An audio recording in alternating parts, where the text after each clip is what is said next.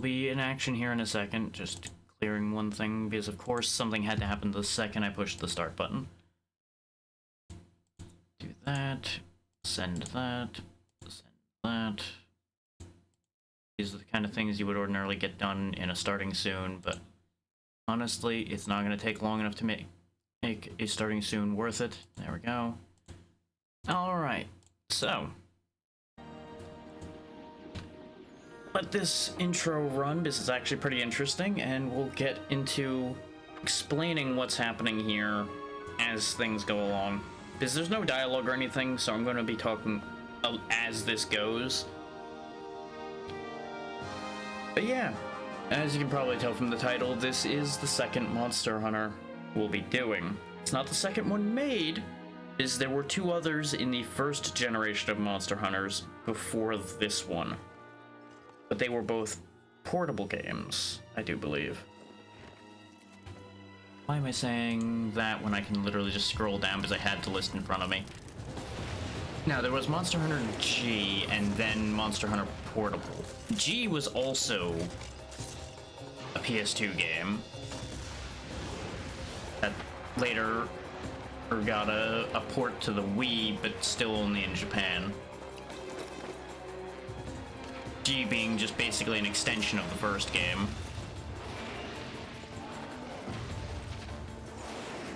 Meanwhile, they're getting beat up by a monkey over here.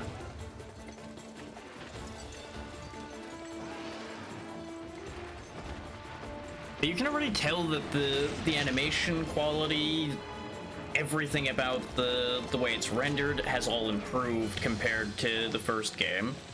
Which, you know, 2 games worth of work between these are gonna make a lot of differences, even when they're on the same console.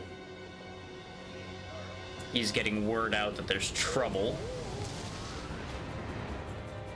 And boy, is there. Some of you out there may recognize that silhouette immediately. Especially with the wind-based attacks. But we don't get a full reveal of what that is yet, so we won't worry about that until it's shown fully. But there's the messenger flying its way over here to a larger portion of the guild. Well, they figure out what the hell's happening.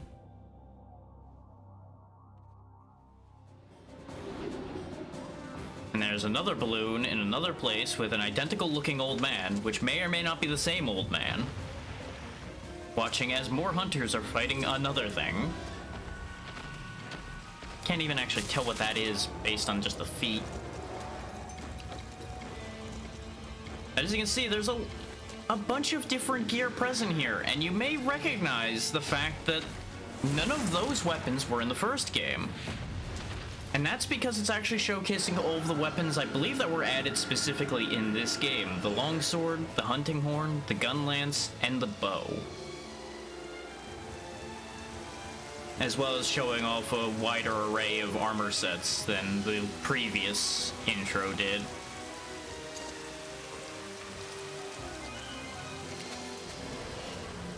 But yeah, that should be relatively familiar to some of the more veteran Monster Hunters out there. That, I do believe, is Kushala Daora, who is introduced in this game, and sticks around to be a menace to many a hunter afterwards. I think even up to Sunbreak. I think Kushala might still be around at that point. I don't actually know everything that's in Sunbreak, because I never actually sat down and finished Sunbreak. I'm very familiar with Kushala Daora because of Unite, and having to learn how to do that fight. That's not the only Elder. Oh, that's definitely not the only Elder that's available in this game. Now, a couple things right out the gate. We, in the rest of the world, did not get this game. This is a translation patch. So there's going to be some weirdness. Don't be surprised if things don't line up with the lingo and everything that you're used to. Even more so than you would ordinarily expect. Yeah, I don't really need to worry about that. I thought I had adjusted all of this, but apparently I did forget. But that's fine. Yeah, these are all absolutely fine. But yeah, so that's gonna be a little bit odd. I'm gonna remain stuck with the the buttons being inverted because of it being a Japanese game, but I can get over that. As you can see there, circle being select and X being cancel. It's the usual deal there.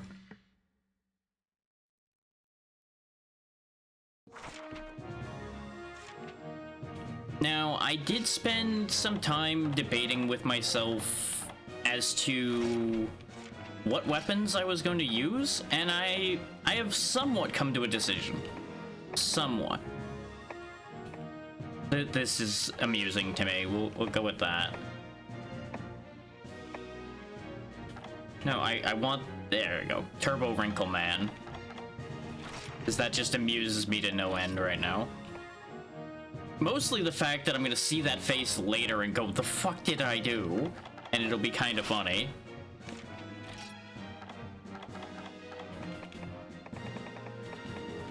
Alright, we'll go with the standards otherwise.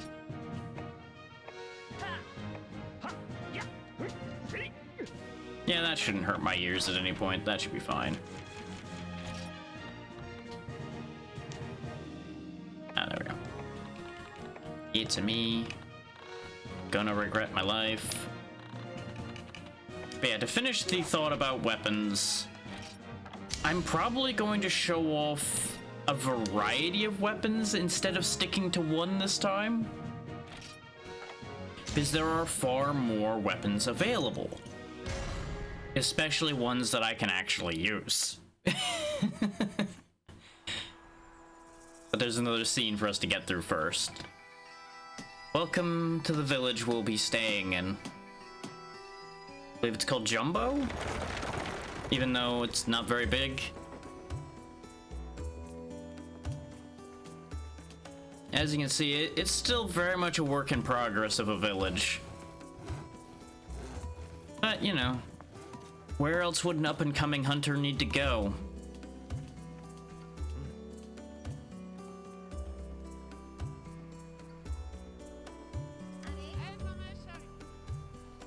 They need all the help they can get, so it'll be our job to clear all the problems from around here.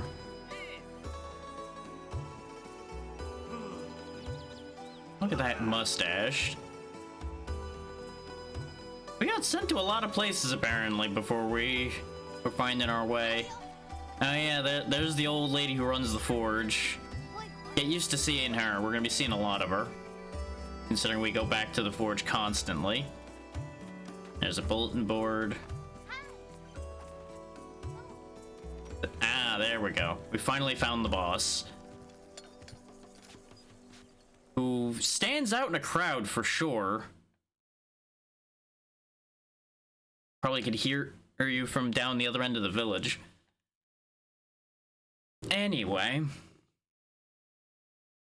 with all that said and done, we finally have control. Take note of that warm season thing that just popped up. That's gonna be important. Hey, ABC.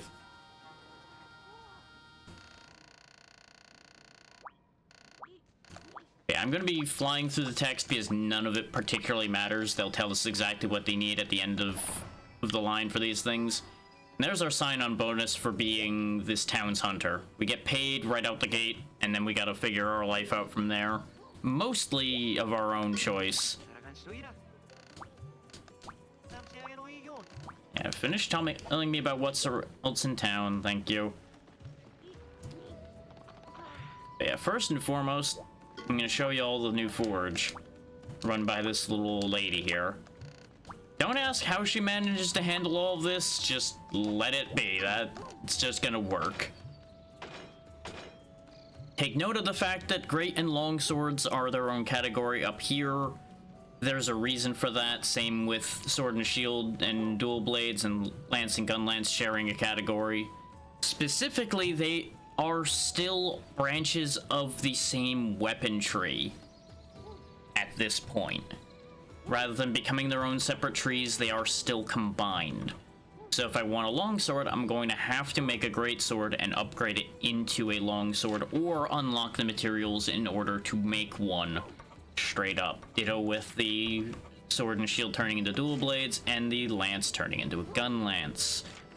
Now, that's going to make my life complicated, because based on the little bit I played of the early game for this, the materials you need to change those into what I want is going to take a little bit.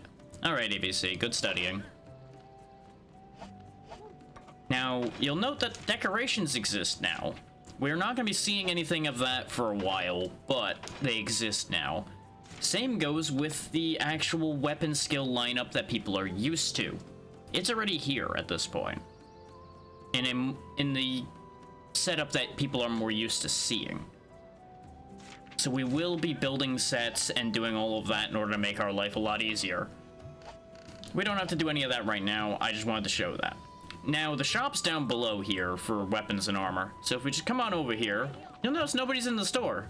But that's because the granny runs the store and the forge, and she will sprint back and forth in order to take care of business.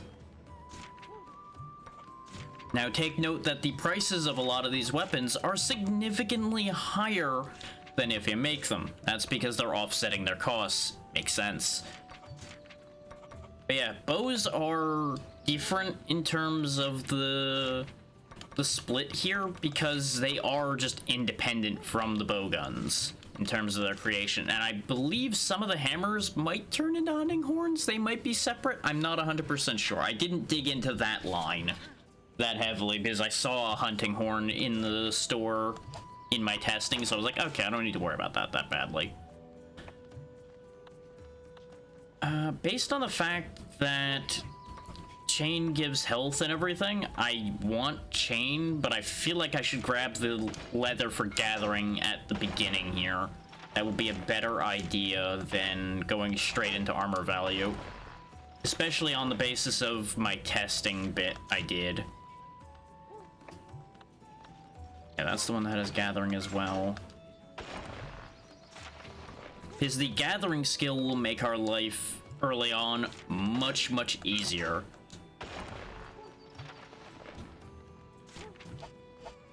Is basically what that'll do for us is it, I believe, raises the amount of times you can gather from a specific gathering spot. We only have +1 right now, and I don't remember if this one affects both the rarity and the amount of gathers, or if it's only amount of gathers. But either way, this will be useful. And, you know, we're not running around in our shorts the whole time, which is probably a much healthier idea than going out into the wild in your shorts and expecting to live. Yeah, this guy's the shipwright. Ship don't work so good right now, so eventually I'm assuming we'll be helping him out. I didn't encounter that part of the game when I was doing my testing. Yeah, they want us to go to the tavern, the workshop. Yeah. This one's the most important place to be because she is our quest book. She's gonna be the one sending us out on the job. Yeah, specifically, we just need to go out into the jungle and go gather stuff. There will be somebody here at this little pad here, but there's nobody here yet. Over here is our house. We have a cat. Cat will take care of business for us. Yep, bed is bed. Bed is different in this game, though. It doesn't just save. Yeah, it is important that it saves, and we do have an item box and all of that. But the fucky thing about sleeping in this game is there's actually time in this game. Take note of the clock that you see up there in the top left. The game will cycle through day and night and through a set of seasons. Depending on what season it is, will vary what hunts you have. It is going to be tricky at times to get what we need. And eating is an option now. We can actually make food at this table here. But as the Chamberlain just told us, we need to get ingredients. And unlike in later games, those ingredients are finite. You have to keep buying them every time you want to use them. So we won't be indulging in cooking for a bit, as we are not going to be flush enough with cash to do such things.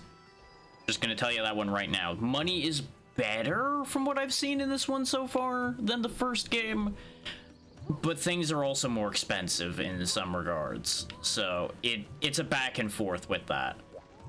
Now, I think I might have overspent, so I might not be able to do what I wanted to do. I don't know, I can still afford at least a iron pickaxe. Excellent. I'm gonna leave off the bug net for now. Oh yeah, these are all your cooking ingredients, by the way. The jungle onion, war wheat, white liver, notefish, rice bug, red oil, and dry margarine. I think felvine is too? No, felvine isn't. That's for keeping malinks off of you. And of course, you have sheet music to go with your hunting horn, so you actually know what your hunting horn songs are. And of course, all the usual info books, ammo. Tranquilizers are available here right off the bat, which I don't think was in the shop in the first game. Field horns are just here, trap tools. Like, they provided more equipment immediately this time, rather than having them split between two shops. Get used to the chief running around, by the way, because he's all over the place doing his thing. Which is kind of convenient at times, because we do have to talk to him sometimes. So him running back and forth, and usually magnetizing to where we are, will make it easy to find him. This is how you can tell what's available right now, without having to scroll through the quest list over and over again. Take note of the special item info as well, because some items are also only available during certain seasons and certain times of day. Right now, sunrise herbs, honey, and blue mushrooms are available, and that's fantastic news. Because sunrise herbs, honey, and blue mushrooms are going to be our healing ingredients, as with the first game. Sunrise herbs are just a longer word for herb. Same effect. It's your healing component. That and blue mushrooms make potions, honey and potion make mega potion. It's gonna be our whole shtick for a bit again. But our main task right now is just to go get some mushrooms again. Just run off into the jungle, get mushrooms, and come back. Note the fact that we have subquests now, which net you extra money, and I think in some cases items instead of money. Your subquest rewards will all be listed here. This is why money's a little bit better in some ways, because you can just get a bunch more money from every quest by paying attention and doing the subquests. Let me go grab a bug net. I did not find the bug spots in the jungle when I was testing, because I was too busy rushing around seeing how far I could push forward and seeing what the pace was like. And the pace is actually a little bit slower in some ways, and faster in others as far as progress goes. Oh yeah, you can also see what monster bounties and such there are, which it looks like you actually get like higher rates for monsters some of the time. I don't entirely understand how that works. This guy's also your tutorial man. We can just ignore him. Hey there, Snork, how's it going? I'm just giving everybody the rundown of the new village we live in now, before we go off on our first journey, which is not going to be particularly exciting, but will actually be way more dangerous than the early game of the first game. Because there's a couple things in this area that are really bad for your health. Nice, nice. Hope you had a good dinner. And I'm doing fine so far. Just getting everything rolling.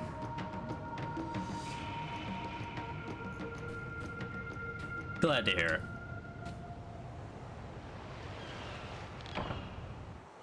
Yeah, and this is your tutorial on how things work. We don't really need that much of any of this. This is mostly what I've been telling you about how the seasons and everything works. As usual, we have a supply box we can pull stuff from. You'll notice some of the values of the supplies in here have changed. Like all the rations are stacked together and there's 4 of them instead of 2. Hanging in there just fine. in some ways still waking up even though it's 2 o'clock, but you know, that's how life works sometimes. Full dragon, full dragon.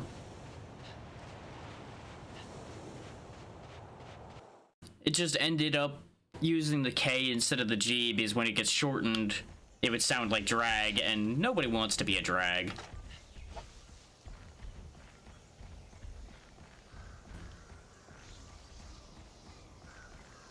That may sound like a joke, but that was genuinely part of the logic that played out on that one. We'll quickly get our mining done.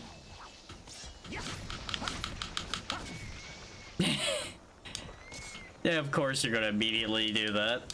But yeah, our weapons are still based on our stick movement. That is still our primary means of attacking. Some of the weapons have their special features now, like you can use items while wielding sword and shield, unlike any other weapon. And I forget what the other special features of the other weapons are that got implemented in this one specifically. Just gonna hop up here. I've done this loop many a time already when I was testing things out, so don't be surprised if I just quickly zip through a loop around here to get us the mushrooms and everything that we want. The big thing I was having a hard time finding was the sunrise herbs, because the spots to gather things aren't all the same anymore. Some of them have changed visually. Some things that haven't changed, well, fangos still are awful.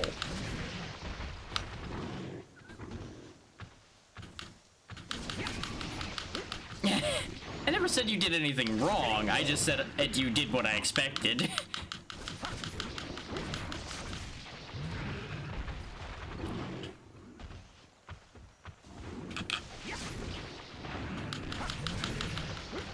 Now, take note that these bulls can't actually rotate as far as they could in the first game. They can't just 360 the way they could in the first game. They actually have a turning radius on launch, which is fantastic news, because it makes them infinitely less awful to deal with, because you just stay to the side of them and you're kind of fine. We're gonna want the pelt off of one of these, both for something coming up, and we're actually gonna need a lot of them for later, because they are material for a bunch of things we're gonna want. I would have rather the mushroom, but raw meat does go toward the subquest, so that helps.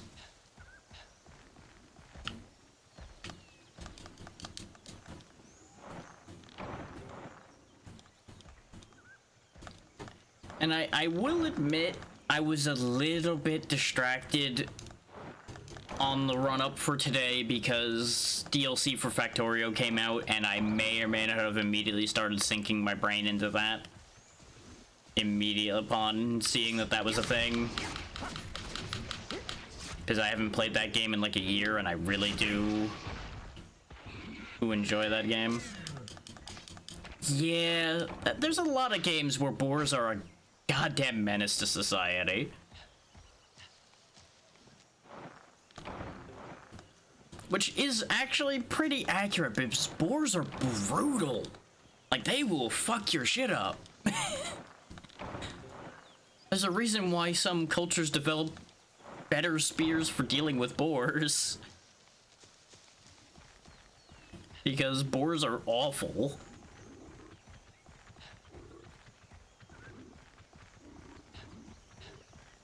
Oh, I can imagine. Because they're still around.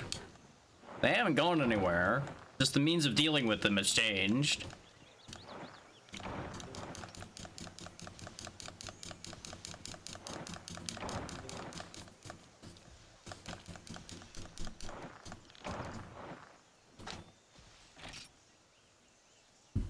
What hasn't changed is the fact that we still only have 2 pages of inventory. Okay, I still need 3 more unique mushrooms, and I need to get 3 more raw meat if I want to do that subquest. How'd that work out? Because that would either be an outbreak of wolves because they do too well, or I can definitely picture boars giving wolves a run for their money depending on the type of wolves and how far along those boars are.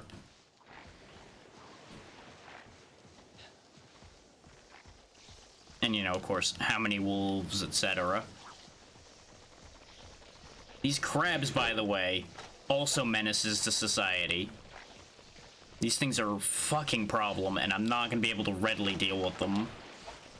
Because they are durable and hit very hard. Hard for the early parts. See the bugs I want, though. I don't know if I'll get royal rhinos from them. But either way, bugs will lead to money. But yeah, your big play with the crabs, as you'd expect, is circle around to the side of them, because they can't really hit sideways very well, even though they can walk sideways. They tend to try to go for their forward attacks anyway, though they will do this, which is a thing. But yeah, I don't think it's this game that the crabs were implemented in. Actually, no. Carnotaurs are unique to this one. Carapaceons, rather, yeah. That's the one. That's the word. Oh, good. Okay. Because I know some areas, when they implemented wolves that weren't there originally, they ended up with way too many wolves because there was nothing to keep the wolf population in check. Like, same thing that happens anytime you introduce a new species into an area, basically. I am dulling the shit out of my sword killing these crabs. As you'd expect from hitting something with a big fuck-off shell on it.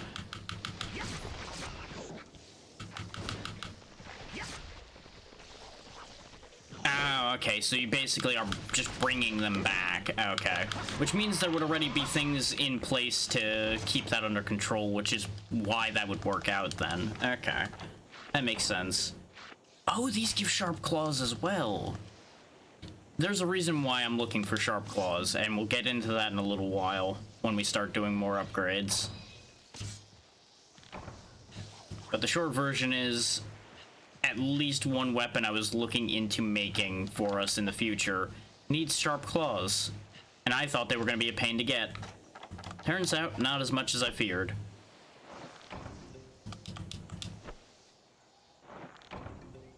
There goes the old bug net.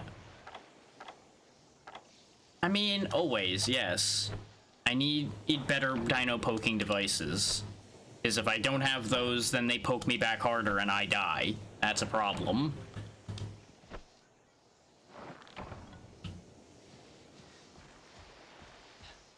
Remember, when muscle fails, better tools solve the problem.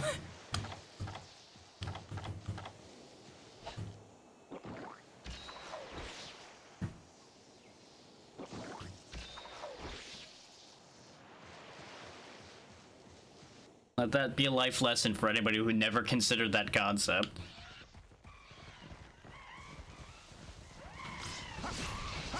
I do need some Kelby hide for things as well. The biggest problem I'm gonna have is I think I'm gonna run out of inventory space trying to pick up all the things I want straight away. Well, that kind of gets filed under muscle to a certain degree. But yes, training is a vital component of that whole line.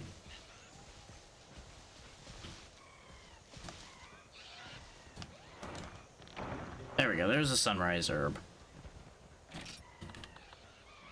You know what, we don't need to worry about the raw meat subquest. He says he probably is going to immediately get raw meat from the next Kelby he kills, and he's going to be upset again.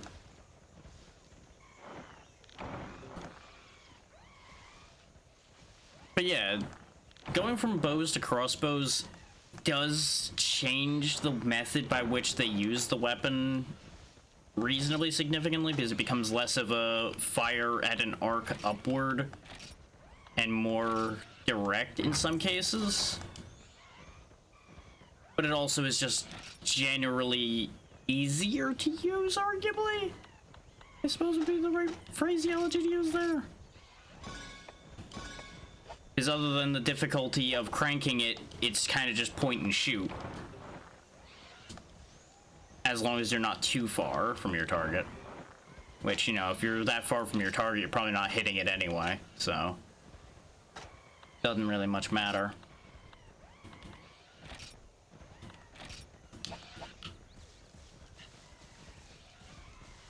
Yeah, because you basically, to use a crossbow, just need to be strong enough to pull the mechanism back, or if it's got one of those cranks, it's even less of an issue because you just crank it, depending on the type of crossbow you're dealing with. And of course, you know, as all of that develops further, those mechanisms take a lot of the strain off the arm when you're pulling the string back to ready it in the first place.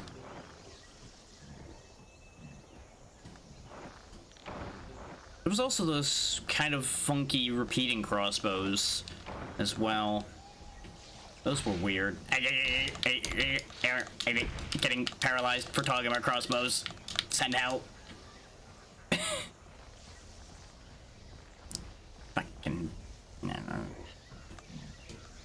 You'll notice that the Vespid AI has not changed. They're still a bunch of bastards. They will continue to be a bunch of bastards throughout the entire series. This will never change.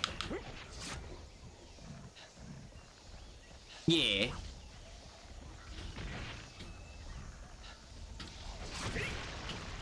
There we go.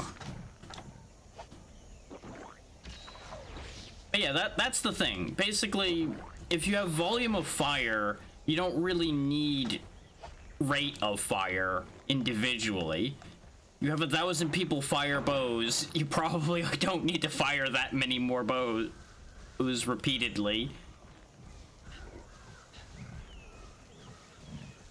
It's a similar logic to why early gunpowder weapons still kind of worked, even though they took a while to load. One volley of fire from a few thousand people means a few thousand people on the other side are probably gone. Give or take, things not going where they're supposed to.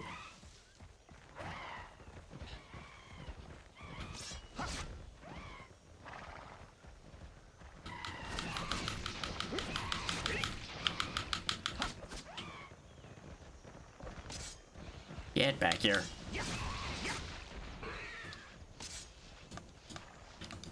This is gonna be the point where I realize that I forgot where the other mushroom patch is, isn't it? Because there's like 4 mushroom patches on this map. And they're all pretty easy to get to. And I think I did the 2 that were over by 9. Which are usually the good ones, but I guess apparently I got unlucky this time as far as unique mushrooms go. Do I want to kill Behorn right now?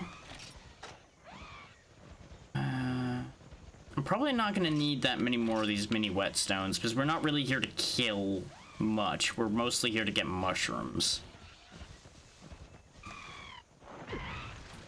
Okay, you know what? You asked for this. Get back here.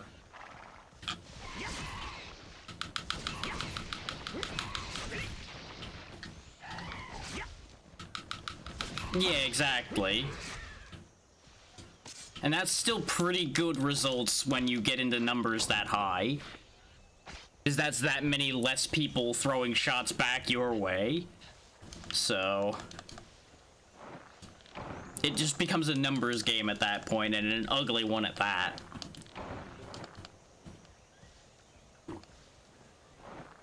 I swear, I'm having the worst luck with these mushrooms right now. I'm not getting the ones I need, but I'm getting the ones I wanted. So I don't know how to feel right now. This might actually be Gather +1 biting me in the ass a little bit. Yeah. Because by that point, you're gonna start getting diminishing returns, probably, because by then... If you're firing and approaching, for example, you'll have approached far enough that you either may as well charge in, or you better get the hell out before they charge in and your day's ruined.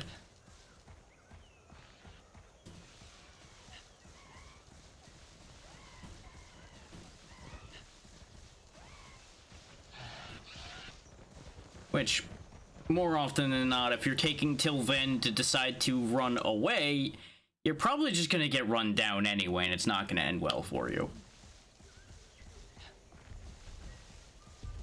But our work here is done, and I think I gathered everything I needed. No, I didn't. Is I'm an idiot and I used those blue mushrooms up. Oh well, that's fine. We'll have to redo this because of a certain thing, but that's fine. Because there's actually a delivery quest we're going to have to do here in a minute, and I was going to expedite it, and then I forgot because I went, ooh, I have the things to make mushrooms. Oh, I only got one royal rhino. Oh well, we won't deliver or any of the sub-quests, that's fine.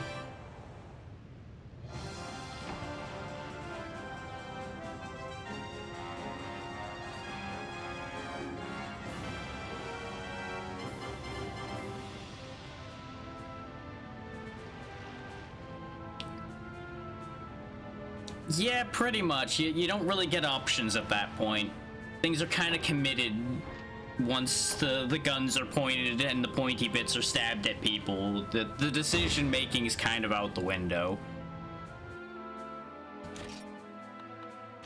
Oh yeah, we do get 4 more mushrooms back. One unfortunate thing about this one is you have to have room in your inventory for those items, as in room in your pockets for those items. I have not found a way to send them to box. So if you don't have room, you're just gonna have to sell the things and be sad that you don't get the extras because it just doesn't work that way for some reason. Even though even in the first game you were able to send things to box when you had full space, I think. I might also be wrong about that because I think I might have just consistently been lucky. That said, important thing to note about the box is items can be used from there now. You don't have to worry about pulling everything out in order to go do the things at the workshop. It can all stay in the box. You can even sell things from the box, which is fantastic. It saves a lot of bookkeeping.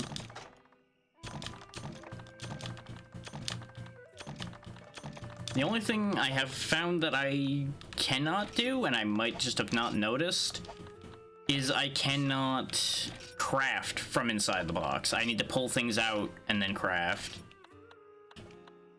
So, like, if I wanted to combine these blue mushrooms with more sunrise herbs, I'd need to pull the mushrooms out of the box. Which is inconvenient, but also completely fine. I think it's really, really late in the series that you start being able to combine things within the box. And yeah, now that we did our one quest, now he's got a job for us to do. Because now that we know our way around, he wants us to go get him a few things. Yeah, sure, I will stay here. He gives us a free mega potion, and he wants us to... Oh, it's only 5 blue mushrooms, not 10. Okay, we're fine then. We can just give him this immediately. Here you go. I have these things in my pocket.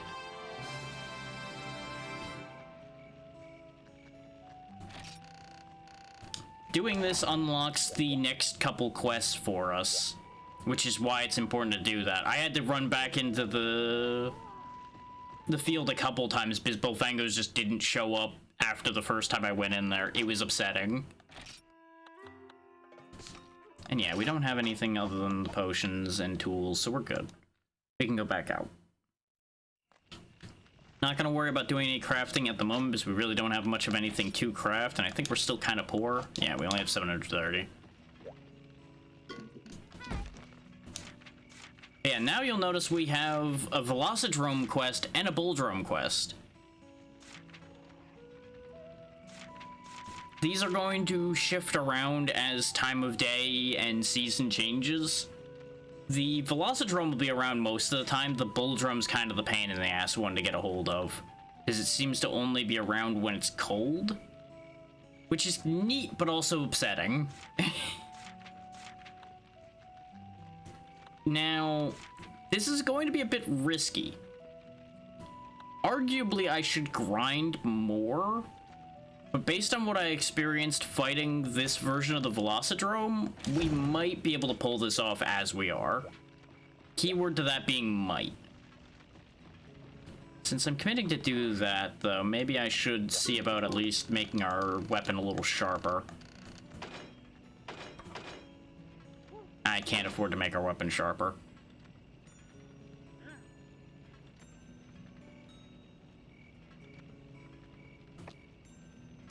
I don't even know what they'd be being sued for, but at the same time, it's just like, yep, that's not really a shock. Oh, because we found a sharp claw. We now know about bone size immediately. This is the weapon I was planning on making off of sharp claws. But I was gonna make the bone cries, upgrade it, and then make the bone size as the upgrade path. But if I could just go straight to that if I get enough sharp claws, well, that saves me some time. Did anything else open up? There's the bone horn, which is just off of the mushrooms. That's our first hunting horn option.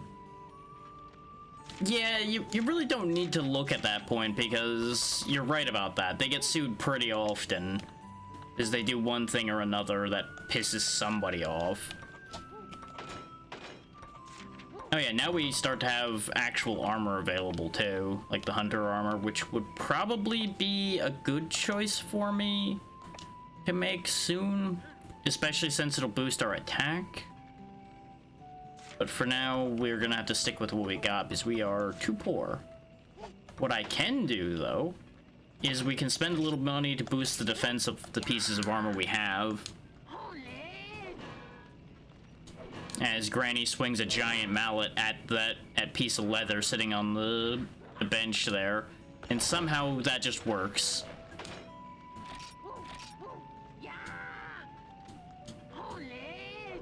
And no, we can't skip this. We're gonna have to sit through this every time. Which makes upgrading a full set of armor kind of inconvenient, but it's important. We're only gaining 1 defense each time, but it makes a difference when your defense is a total of like 6 when you add 4 more defense.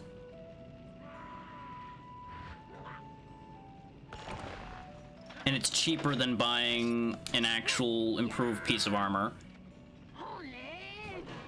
Nope, I don't watch reviews, so that would not have been something that would have crossed my path. I am aware of what Space Station 13 is, though, because that's been around for a while.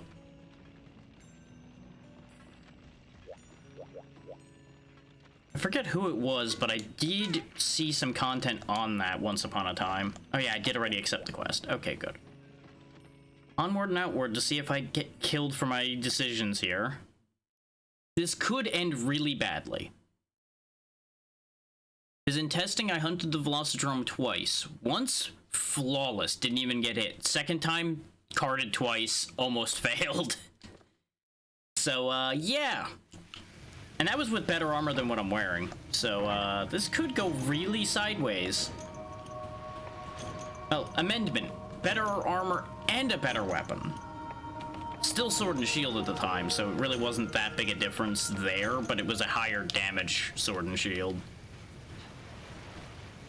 So the trick I did to make the Velocidrome easy might be a thing. Okay, that's a little bit better. When it's presented to me with the word review, I am just immediately tuned out because I've never been a believer in reviews, because very frequently I get inaccurate information out of them, even if it's to the perception of the person making the review accurate. I don't care how objective a reviewer you are, it is going to be subjective to a certain degree, and it's going to be subject to your perception of things, which does not guarantee concrete information like I would want it to be.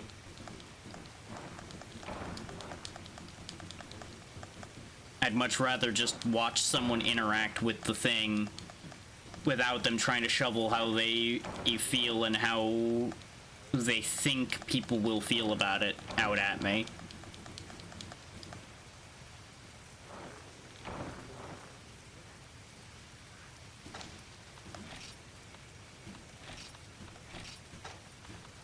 And honestly, a lot of the time, even I've fallen prey to this, but people that are reviewing something don't play it in necessarily a natural way at that point.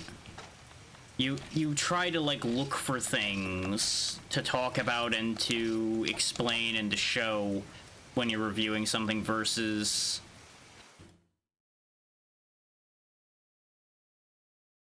Like, if you're just playing it to play it.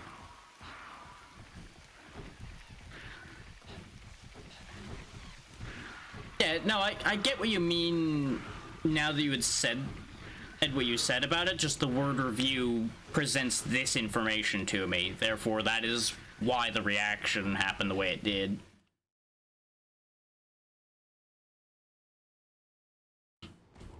Now, where is this Velocidrome? He's almost always in the blue section somewhere. I think I have to go specifically into 8 the first time, though. So we'll just sweep up through here, turn around. All those spots with arrows, as you might imagine, are one-way paths. So I gotta go around this way to get in there. And before we go in there, let's eat our rations so we have our stamina up. There's actually a reason to wait before using your rations, because I believe it resets the timer for the stamina maximum dropping each time you eat as well. But there he is. There's the blue and orange boy that we've beaten up so many times before. He really hasn't changed at all. He's just a little smarter, arguably. Oh, I will. I don't exactly have a choice. There we go. Consider him touched.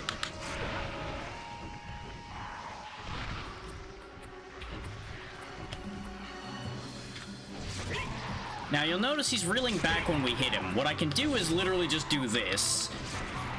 And just keep spin hitting. You'll have to use your imagination on that one there, Snork.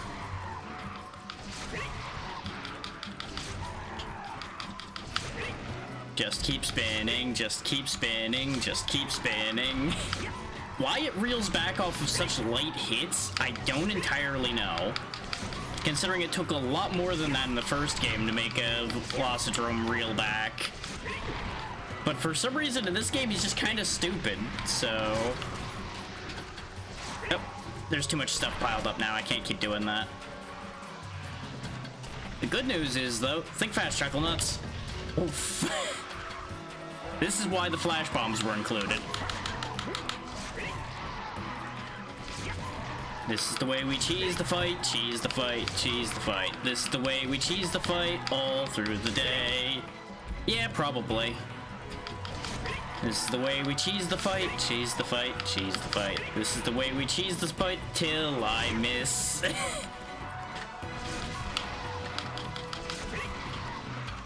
You can make him reel back on regular hits too, but it takes a couple of the regular hits to make him do it. So the spin is way more consistent for keeping him stun locked. You just gotta watch out for his whole gang. When I did this without getting hit, I happened to manage to pull him into a room where there wasn't anything else in it, which is very hard to find.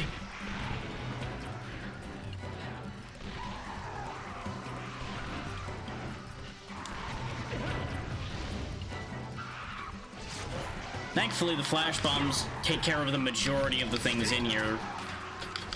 Though you'll notice the bugs didn't really care about the flash bomb. I really should stop hitting him and sharpen for a moment. But I'm pretty sure I can just get away with this. Worst case, we'll cart once.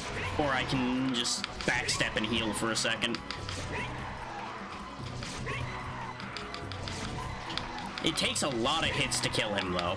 Especially since we're using Baby Starter Sword.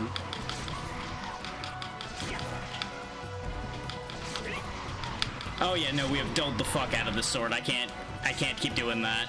He's going to just stop reacting to that at that point. I was worried about that. I wasn't sure if we were gonna get away with it. But he left, so that kind of works out in our favor. Well, bear in mind, I am using literally the starting weapon, which does, like, piddling amounts of damage. And that thing's usually, like, your third or fourth fight, rather than your first real fight. So... it's got a few thousand hit points, and we're hitting it for, like, 90 at a time. Less so once I dulled the sword a bit, so...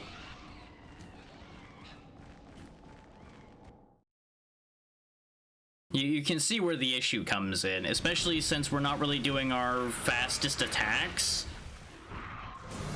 We're kind of doing like the mid-level attack by spinning at him. Is the jump slash, I believe, out of our moveset does the most damage but takes the longest to use. Basic hits obviously start out weak, and I believe the last hit does more. And then, of course, the spin is just mid-damage, mid-speed. Where are you? There you are. Meanwhile, back to doing this. If I had a good enough gauge of where his health was, I would actually try to knock him out, because we were provided with a trap and trank bombs. But I have no good gauge for where his health's at, aside from sitting here and counting the hits, and I'm not gonna do that because I'm just not that interested in keeping this thing alive, if I'm honest. The way he's running, though, he's probably getting hurt enough soon.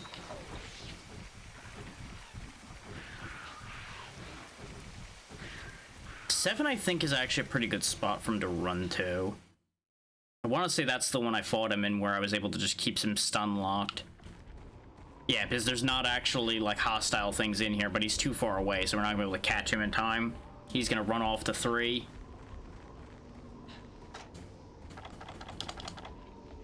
I might go for the trap, though. At worst case, the trap will allow me to kill him easier.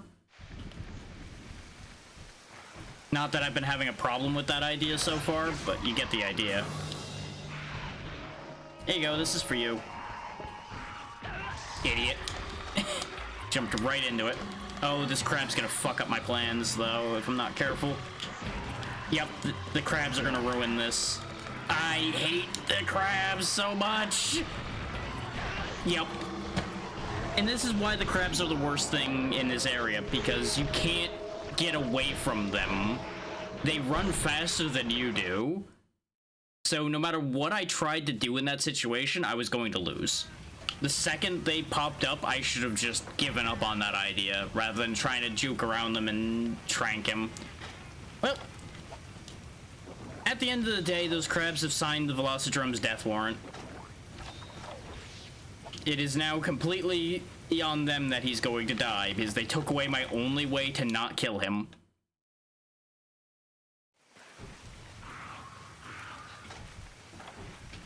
Real shame for him at the end of the day.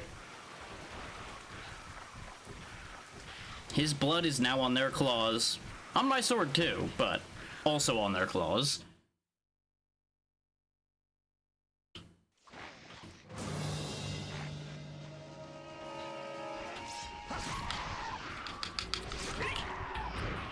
Don't get me wrong, we are still gonna have a bad time here just because those crabs are gonna cause trouble. And there's not really a good way for me to deal with them because his weapon's not strong enough to clear them quickly. So I'm either gonna have an issue with them or with the Velocidrome. Okay, good. He left. I don't know. I think he jumped up here. I'm gonna just kind of hope he jumped up here so I can get away from the crabs of doom and pain. Arguably, I should kill them so I can get the sharp claws, but we can come back for them later.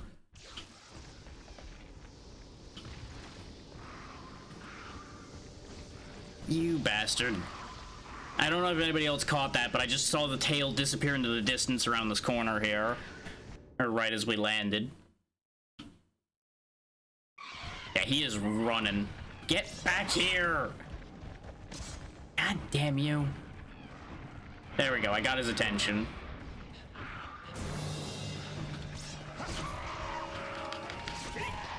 All that running, you're just gonna die tired. And I'm gonna kill you annoyed. It's not good for either of us.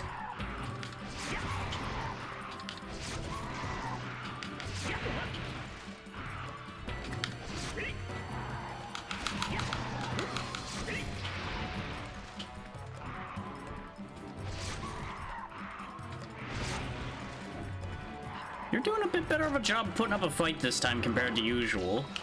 And I'm kind of upset about that.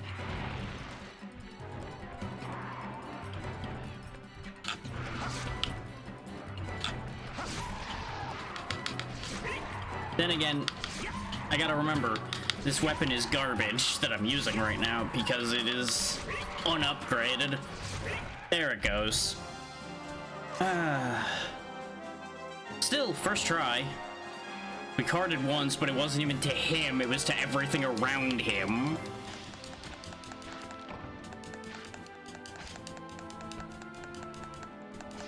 Fucking crabs remaining the worst thing in this goddamn world.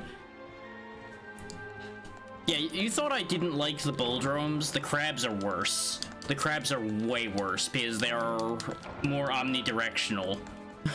They can just charge sideways if they need to.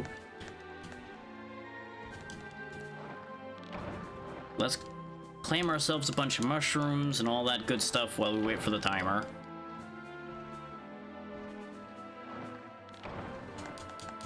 The bulldrome is gonna be more of an issue. I have not actually hunted the bulldrome yet. Because I figured that would be funny to have everybody see me get bodied by it.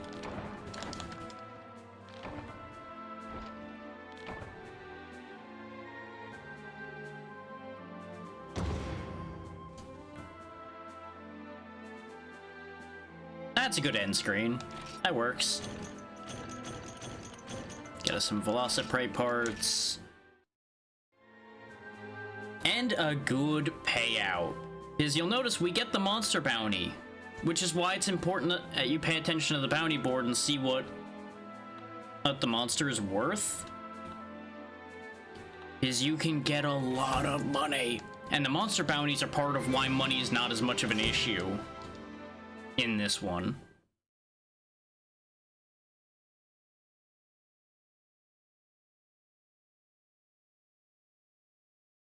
Is that one quest gave us more money than like 6 quests in the first game at this stage of the game gave us. It's very ridiculous by comparison.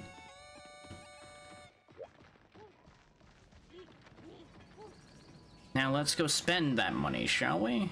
On making ourselves stronger. Yeah, she's telling us about skills, which I already explained to all of you. Though, she did mention one part that I didn't, and that is that your skills can go negative. And if your skills go negative, if it's a defensive skill, for example, your life's gonna suck. Because, that means you take increased damage from said thing instead of less. Or in the case of, like, the negative paralysis they mentioned, you become incredibly easy to paralyze, which is really unhealthy. Don't do that if you can help it, or you are going to have a bad day. That would be the dream, wouldn't it? The unfortunate part about that is it is a dream, not a reality. Okay, yeah, Velociprey has Sharpener in this reality. The skills are out of alignment with what people would remember in later games in the series because they hadn't figured out what they wanted on what skills yet. I mean, what skills they wanted on what armors yet, rather. But at least they are there. Okay, you can upgrade this again. Okay. When I tried to upgrade the chainmail multiple times, it didn't look like it would work, so maybe it was just a matter of I misunderstood what it said. Because when I was doing my testing, I'd used the chainmail the whole way. We're gonna go ahead and upgrade the Hunter's Knife for now. I'm not intending on staying on Sword and Shield, but we need something, and, well, this is the something we have.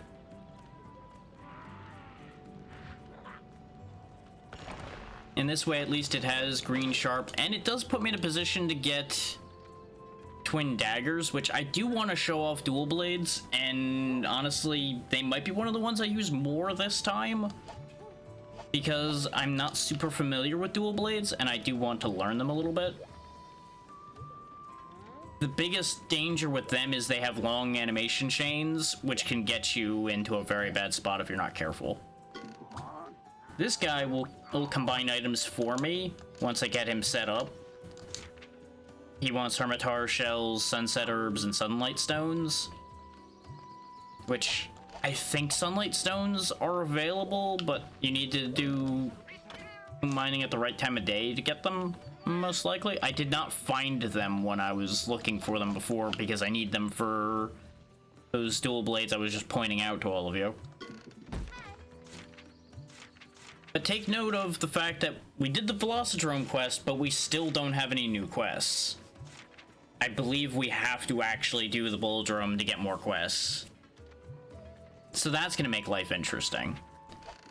I'm not sure if I want to do the Bulldrome right this second, or if I want to do like another Velocidrome or something first. I feel like I'm allowing myself to be intimidated by this boar in a way that is incorrect. But I just have bad experience with Bulldrome and bulls in general that make me sketch on the idea of doing that. But, like I said, it would be funny if I got bodied by it, so I guess let's go try it. Worst case, we fail it and we go do something like more Velocidrome or something. And I don't want to wait for this thing to cycle back around anyway. So hopefully we can just get this cleared out.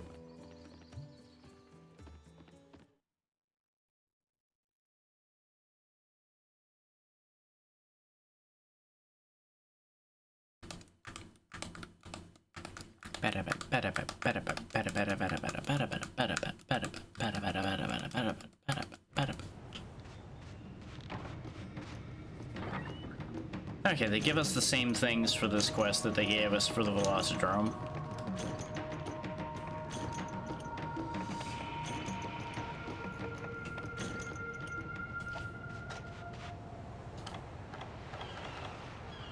Six first aid meds. Notice there's only 3 rations, though. I think they gave me more meds and less rations, actually, now that I look at that again. Now, where would the Bulldrome live? Fucking crab.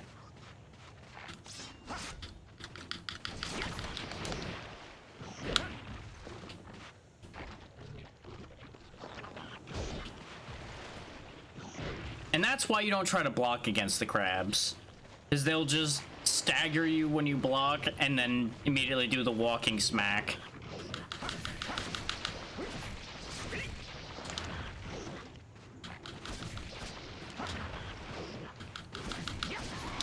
There we go. I'm trying to get sharp claws, is why I'm even bothering with these. And, you know, a bit of vengeance never hurt anybody, except the one people are getting vengeance on. Which, you know, real shame for them at the end of the day. And that's why the tiny bit of green sharpness on this isn't great. Hit one crab, hit one pig, immediately back down to yellow. But that's, at the end of the day, completely fine.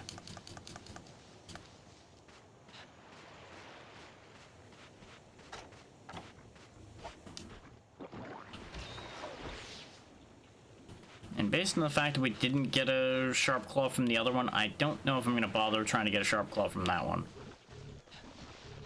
Oh, of course he's coming for me, so you know what? Fine. You want to go, Mr. Krabs?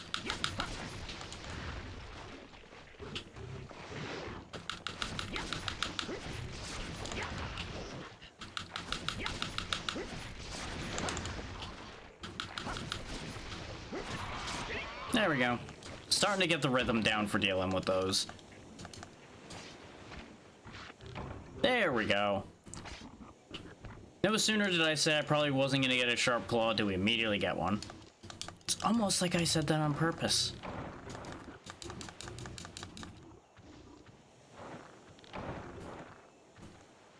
But I wanted to get my herbs.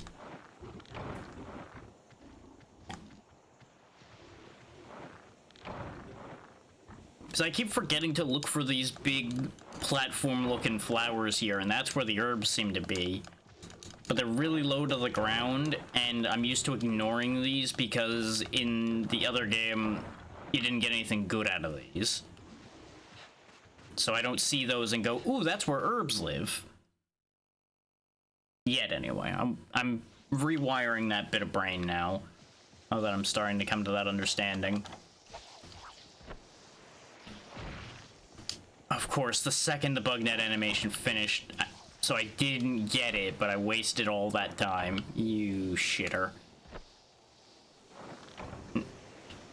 Oh, and now I broke the net, having only gotten one bitter bug. I sure am bitter, that's for sure.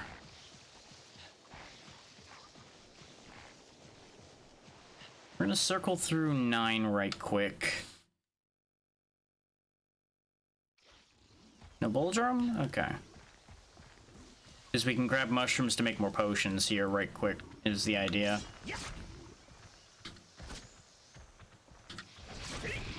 Don't you dodge me, bacon.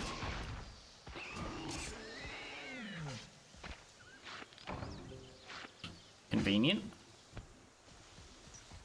Considering that's what we came over here for.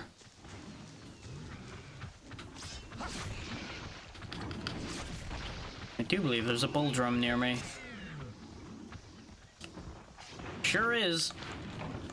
This is gonna go bad for me.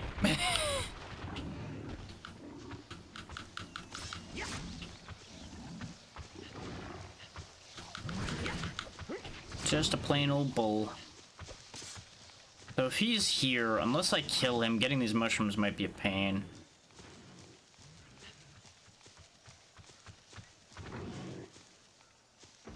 Oh, you have a charge distance, huh? Well, that's gonna be unfortunate. I thought he was gonna charge past me, so I committed to that animation before realizing that he had stopped. Okay, you know what? Fine. Your life has been forfeited by the fact you've attacked me.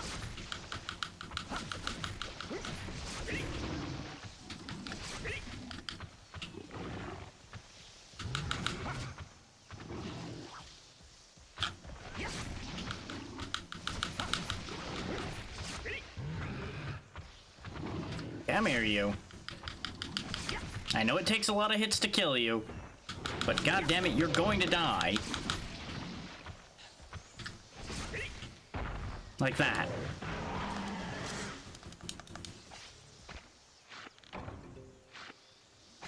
So far, so good, Zin. How about you?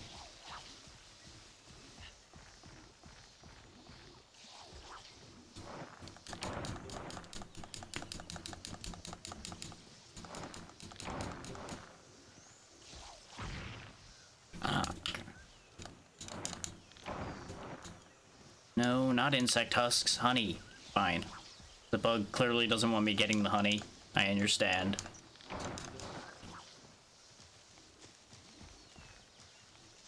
Though killing 8 Vespids was one of the sub-quests, so maybe I should just clear those out. Nice, nice. Always good to hear. There we go, that's emptied out. So let's go check 7 to see if the bull drum lives in there. I don't think it'll be in one of the blue... Actually, no, it might be, because remember, we only can have the bull drum show up when it's cold season. Or at least that was the main time I was seeing it. I just realized, wait, we're not in cold season right now, but it was there. So that's interesting. Yeah, it's not here. Perhaps it lives in 5 where it'd be nice and easy to charge? First and foremost, we'll mine on our way through here.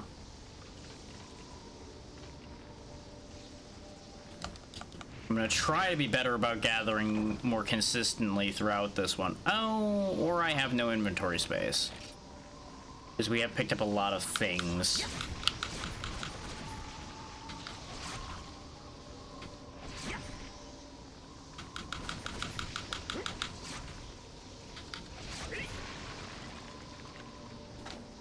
What do I have?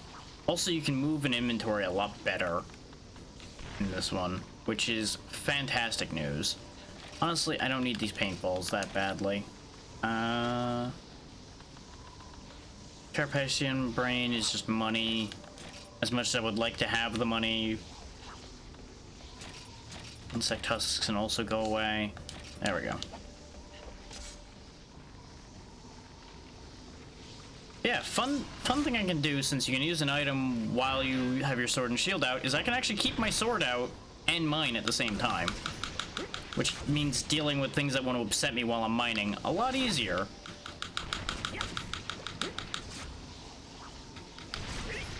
How that works, who knows? Oh, there are so many bugs in this room again, goddamn. I mean, it works out for me at the end of the day because it means we get that progress toward that subquest, but it also doesn't work out because I'm trying to mine. Thankfully, they keep hitting each other, which helps immensely.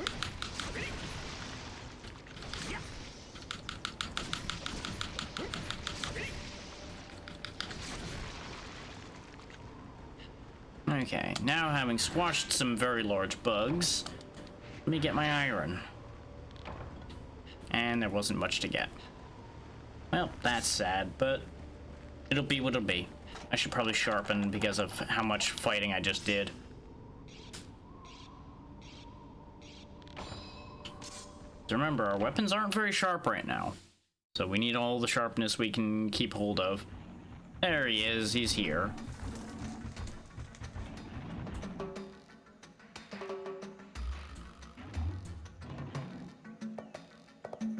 And he's a big boy. He's a big pig, yes he is.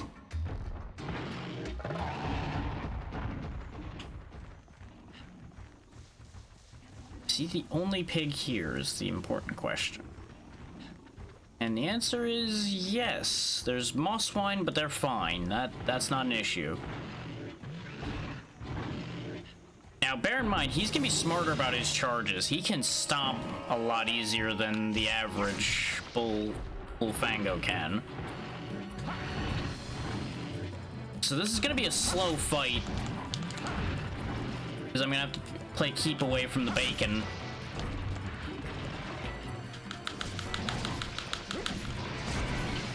Yeah, he can thrash around, he can charge, and I believe that's about all he's got. Like, his moveset's not diverse, but he's very dangerous if he can hit you. Because he charges pretty fast. And since he can stop on a dime pretty much, he can reorient to get you if you make a mistake somewhere. And there goes the green.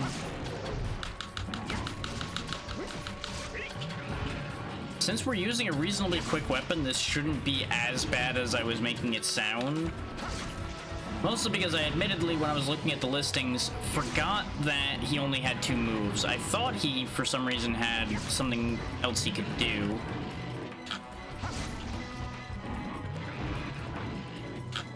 And I might be remembering right, his AI is just not choosing to use it.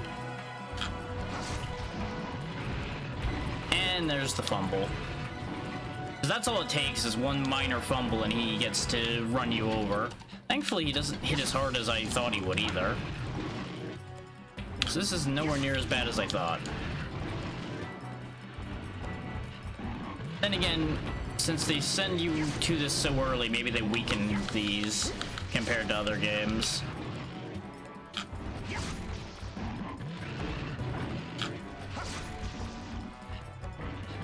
Not that the drones are ever really meant to be a filter of any kind for people. You know, you're not meant to get walled by them. They're meant to be just introductions to, hey, this is how to actually fight something.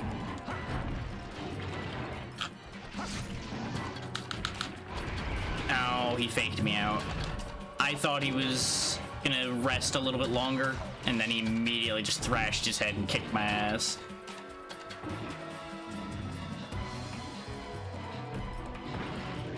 Like, take note of the fact that his tusks are uneven, for example.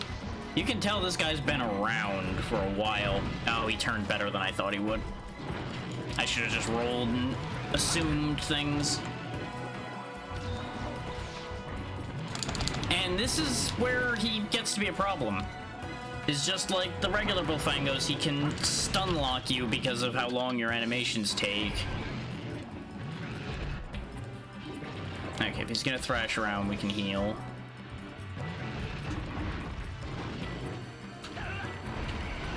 Oh, you bastard. He's presenting a threat now because he's mad. Well, he swung his head. I understand how I got hit. It just was real rude that he had no warning time on that one at all. He just went straight into the head swing. Okay, so he went in there. We may as well sharpen up, and then we'll follow him.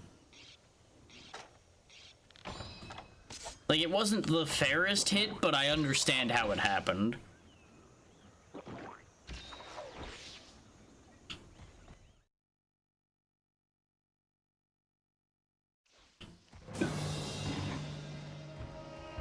Really doing all that and you're still in the entryway? Shenanigans, I say. Shenanigans.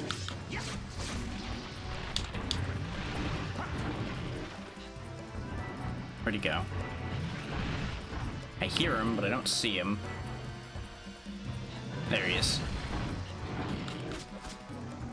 Missed.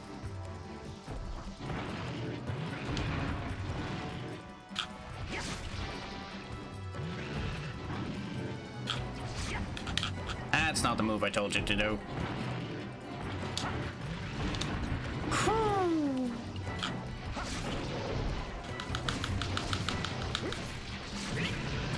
Nice, I actually managed to slide across Os's model the way I wanted to.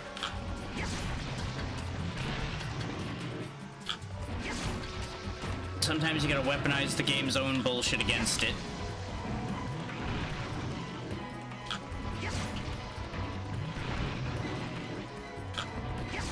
Missed. Because every time he shakes his head after that charge, we can kind of use that to push ourselves to the side, is the idea behind that trick. Lay into him a little bit. There we go. Rolled just to make sure I didn't get clipped by the edge of that one since we were in a weird spot.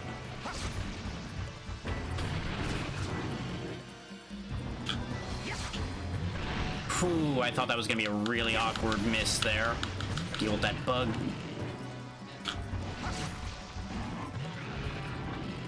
Just keep pinballing off of his head when he's not doing the head swing.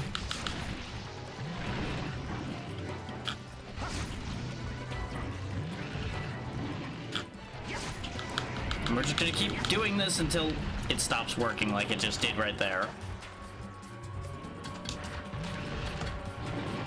I'm not sure we have enough time here. Nope, he's taking it easy on that spin, so we're good.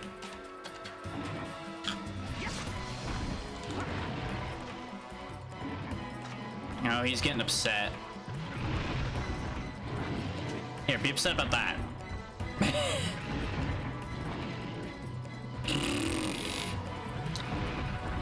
I'm not even over there.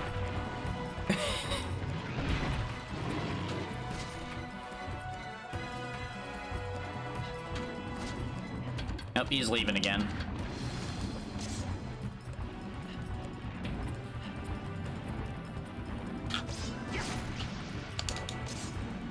Let's get a few free hits as he's leaving. I was hoping to trip him one of those hits, but he didn't fall. We could get our green sharp back, and we have hit him a lot since the green sharp went, so probably is a good idea. This is our last sharpen, but that'll be fine. I don't think he's got that much more left in him. Like, he's a tanky boy, but I don't think he's that tanky. I did not mean to do that second hit. That was the stick fucking me on that one because it reset and then it actually did an extra swing based on the recentering of the stick. Yeah, I could have swore the Bullfango could, like, kick. Maybe that is only a later game thing. You can believe whatever you want, Snork, but that is genuinely what happened. You've heard me own many a stupid mistake.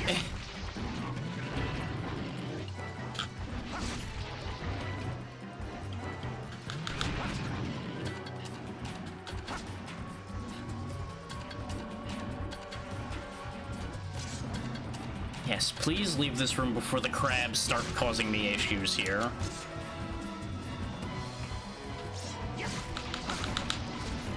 Yep, there went the green sharpness again.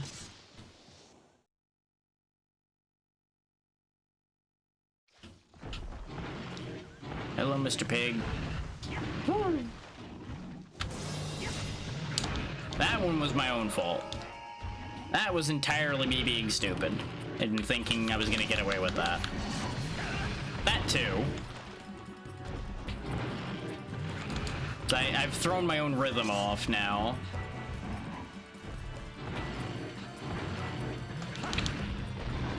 And that one I will not take responsibility for, because that was me not being able to have any angle to move and thinking I could fit there.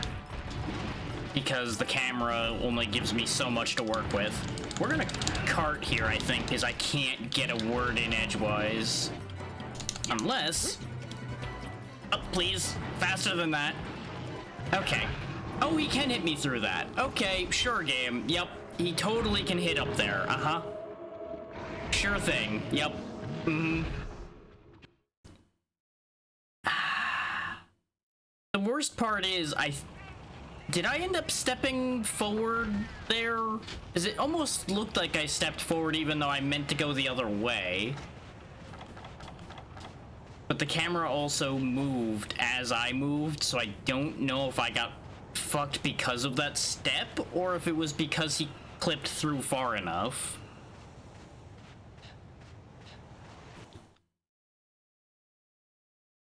Like, he obviously clipped through, but it might actually not be as much the game's fault because of that weird step that happened, but the step might have also been the game's fault.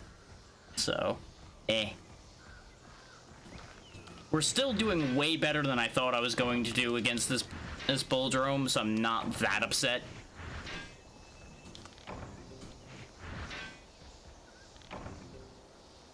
Now I'm upset. Now I'm upset because my pickaxe broke at a stupid time.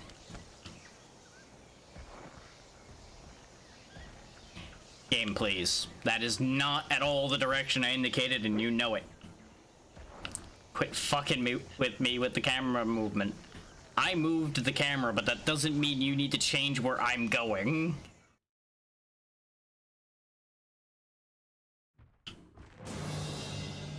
Where's the big bully boy? There he is, he's back there. Oh, he's got friends now. Well, this is upsetting. Did he leave? He literally... No, he's just all the way over there. Well, had I known that he wasn't leaving, I would not have run over here and triggered him in addition to the other one.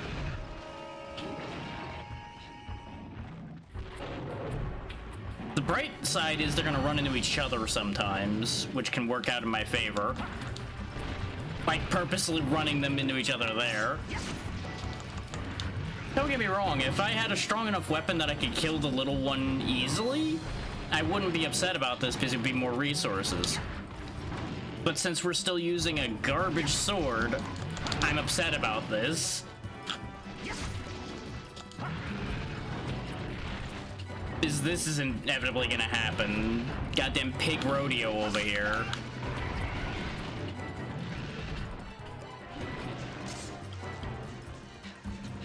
I'm just gonna move more because I don't trust the situation we're in. Yep, and I'm right not to have trusted it because there were multiple pigs inbound on that location immediately. That's not the direction I told you to roll, and you know it.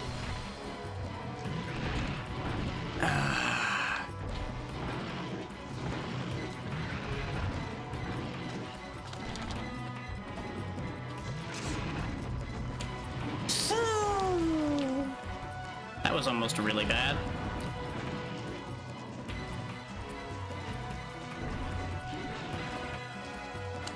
Stay out of a direct line with them for a second. Hi. Gotta go. I need to heal more before I go back into that mess.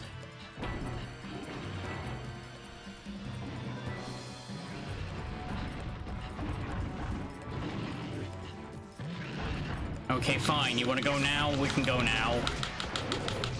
Yeah, not so smart an idea now, is it? Here, this is for you. Oh, you fucking Vespin. I hate the small monsters in these games so much. You can literally be a frame away from accomplishing what you wanted and get fucked. This is the worst. The good news is he killed the last Vespid we needed for that subquest, so we got that going for us. It is so annoying when that happens because it is completely unnecessary that that happens. It should have allowed for that to work because of the fact that the animation was literally completing. Like, the trap was already there, but no, because I can't do the animation of standing up, the trap just disappears back into my pocket. That's the part I'm upset about. I don't care about getting hit. I just hate the fact that you get robbed of an entire animation's worth of time for no good reason.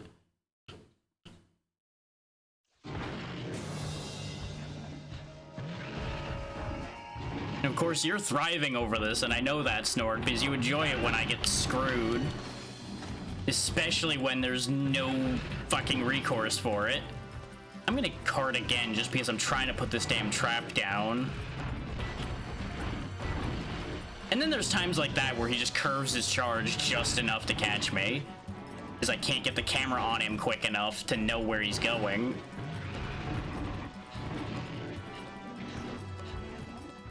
Trust me, if I could just throw the trap on the floor and have it activate, I would. Such a fucking problem. Because here's the thing, I cannot get this trap down at all. There's no way.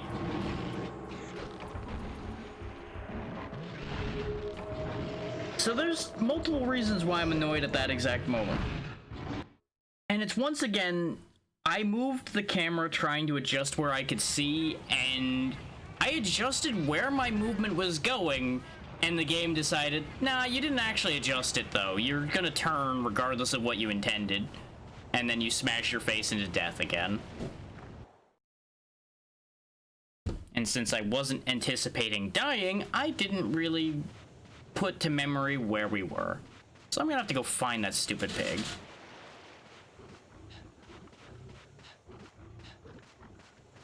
And let this be a lesson why using traps can sometimes be a thing. It depends on what you're looking up.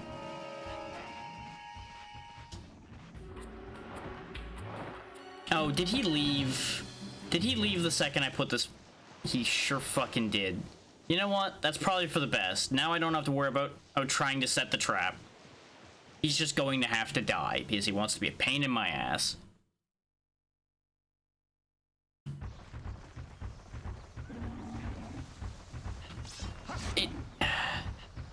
It's not actually a bug or a problem. It's just the way they designed it isn't good. That's the actual issue. Because your movement is based on where the camera is facing, and sometimes as it's turning, the camera misunderstands what you're trying to tell it, thus leading to the issues I've been having. I know exactly what's happening and why it's happening, even down to a mechanical level, but the problem is there's no way to fix that because the camera is the way it is. There's no changing that.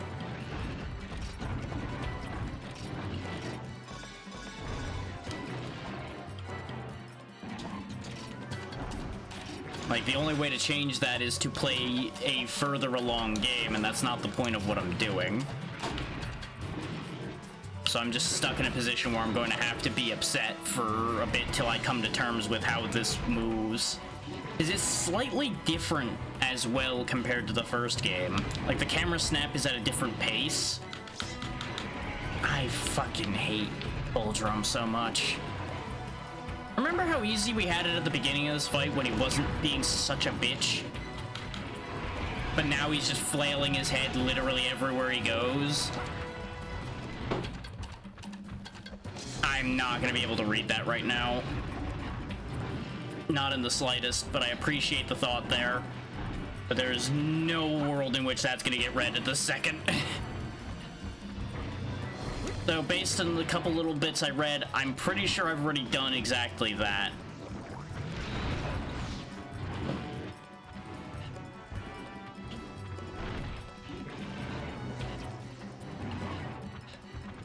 Also, with it mentioning big picture mode, I think that's the wrong game. Unless they're for some reason running an emulator with Steam's big picture mode open, which would make some sense, but be very weird at the same time.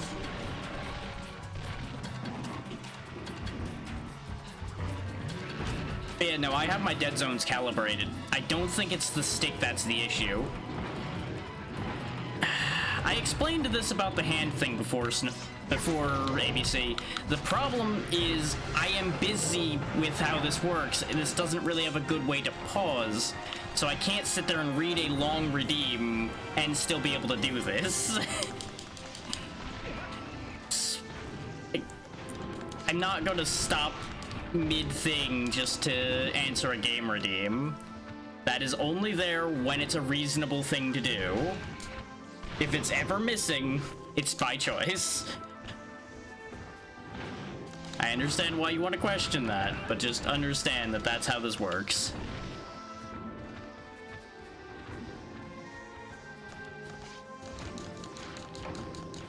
Okay, I think that's only got 3 carves. And at least we managed to pull through this, but man, that was a huge resource burner. For no good reason other than this thing wanted to shake its head every 5 seconds.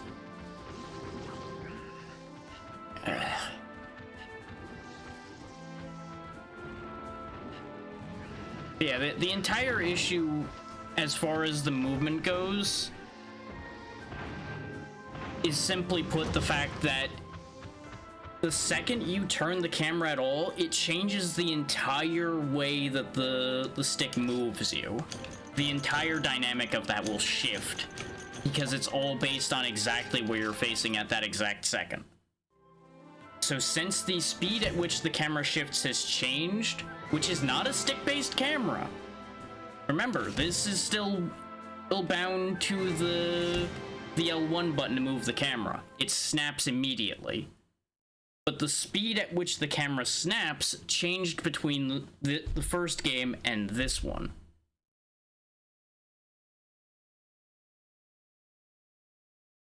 Like, the camera rotation speed changed, and I just need to adjust to the way they have it snapping in this one.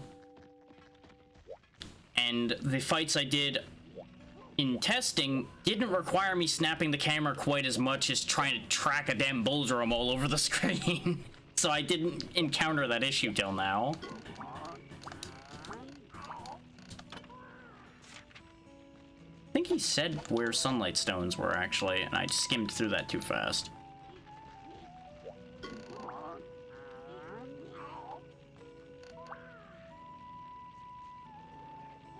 Okay, yeah. That's what I had already assumed. And the worst part is, I don't even think we really have a use for bull drum parts. Well, on the basis of that fix that was presented there, that's not going to fix the problem, because the right stick has nothing to do with this. The right stick is my attacking function. But other fixes that may have to do with other parts may do something, potentially. I don't think there's enough reason to look for it, but I appreciate the thought. And yeah, the Steam-only one would be completely useless, because this isn't running through Steam at all. Steam has nothing to do with this either.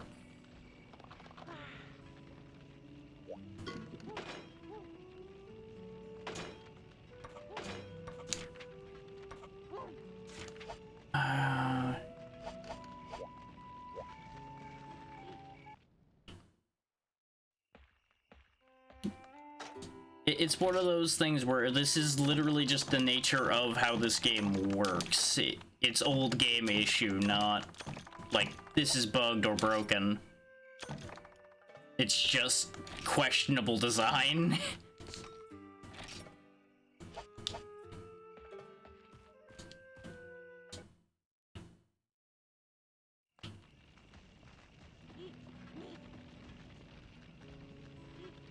Well, that's the thing, is which game were you looking up for when you were looking for the answer, and which game did they say those fixes were for? Because it's very easy. for them to just be giving you answers for, say, world, which is the thing people spent a lot of time fixing, because even with the stick-based camera,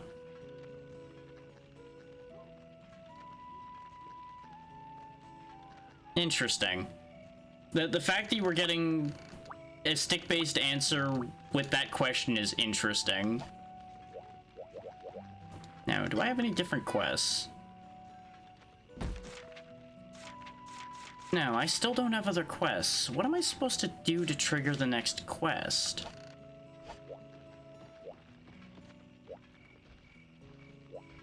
Well, there's actually a decent way for me to be the only one. Actually, a couple decent ways for that to be the only one. One, if you're only looking at English answers, this game didn't come out in English. This is a fan translation.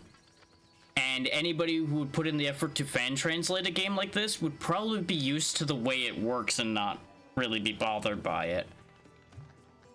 And then you also just have the simple fact that this is way left behind and not actually relevant to anybody outside of fools like me that go back for it. Maybe I need to open up the combination store in order for me to get my other quests? Because he is the only one with dialogue. So I need to get Sunlight Stone. Like, sunset herbs aren't gonna be too bad. I just have to go out at night and gather herbs. Hermitar shells are gonna be annoying, but not too bad. Is like, even the wiki page, which has been very accurate for every other Monster Hunter game, doesn't have much info on this game. Because not much info available, is it, for... or at all? Honestly, if they did, they would immediately be bouncing off it for the most part, because they play so differently. Like, the main baseline's the same, but most people probably would be immediately bouncing off the control changes.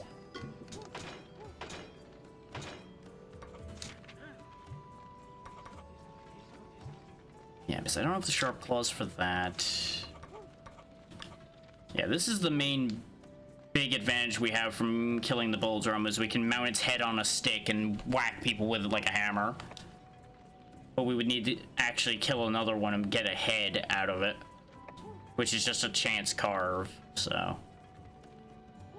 It's a very good hammer, but doesn't help us right now. Yeah, the hunting horn's actually really potent as far as the one we get first. We just don't have the money for it.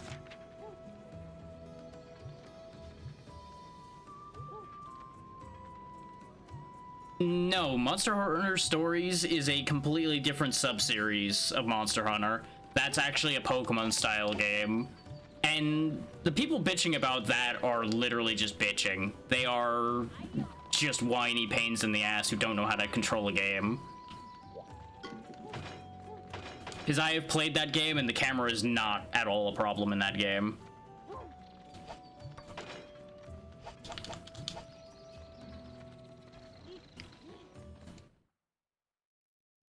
Like, I played that both with keyboard and mouse and with controller, and neither of them presented a problem for me. But people are very quick to bitch about camera controls and things like that if they don't move perfectly. And it's honestly just embarrassing when people whine that much.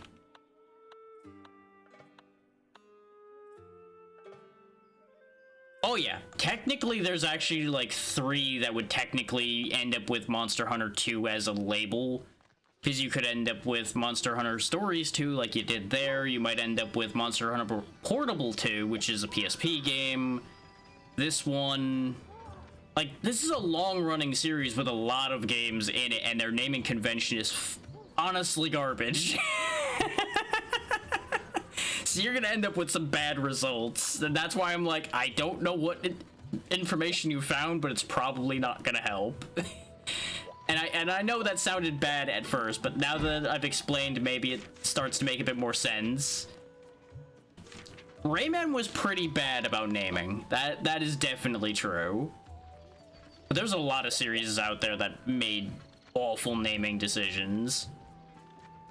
Especially when you consider games traversing from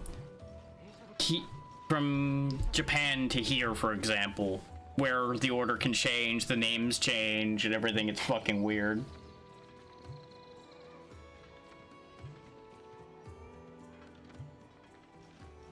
Oh yeah, there are a lot of versions, and they usually have like very small differences, I believe, to some of them, and then some of them are completely different games. And you have no idea, no way of knowing which one unless you ask somebody who already figured it out. I'm just gonna go ahead and do the gather quest a couple times to go get what we need. I should be able to get the sunlight stones because it's daytime. I'm just gonna get a bunch of pickaxes and then hope we accomplish our goal. Because for the time being, we actually have money. So I'm also gonna grab bug nets. Yeah, no, Rayman's one of those series that I would say play like what people say the best versions of the main line are and then just stay there. Is trying to do the entire thing, madness. That's why I'm not even doing all of the Monster Hunter games. Like, I'm not doing every single one.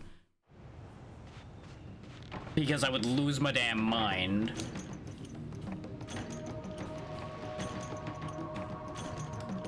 Like, even doing every single one that came out in English is actually more than what I'm ending up actually doing. Because there's a lot of redundancy, for one, and for two, it's just a lot. I can actually just give you the count right now.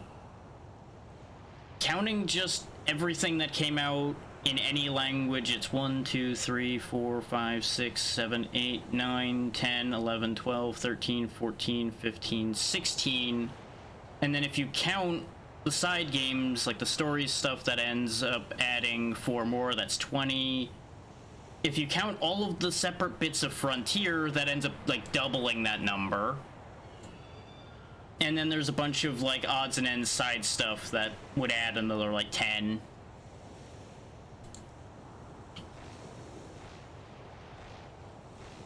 But if you're only counting based off of like things we got over here in English, 1, 2, 3, 4, 5, 6, 7, 8, 9, 10, 11, 12, 13, 14, 15, 16 counting a weird side thing. And I would love to show off Frontier, but Frontier is Japanese only outside of some private servers that I don't know if are running a translated version or not, or if they just give people that don't have a Japanese IP access. I just don't know how any of that works because it's a whole thing.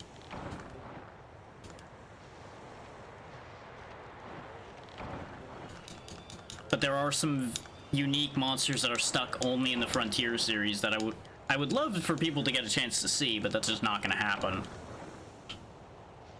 Because that's just entirely too much work that I cannot guarantee would even work. So I will leave that to others to solve.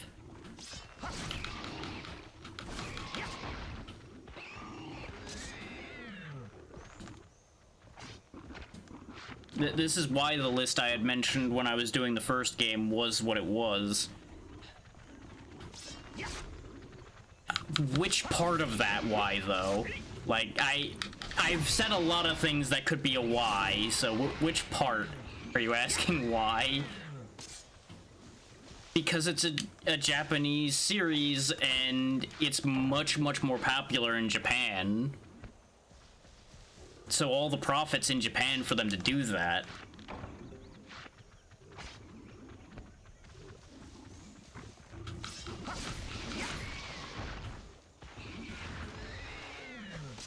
Because it makes money.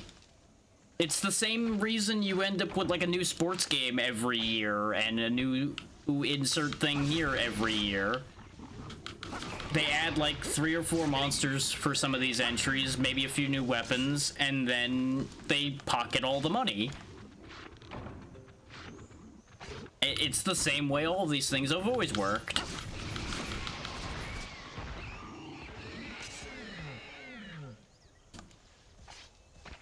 hell, some of these different variations came out the same year.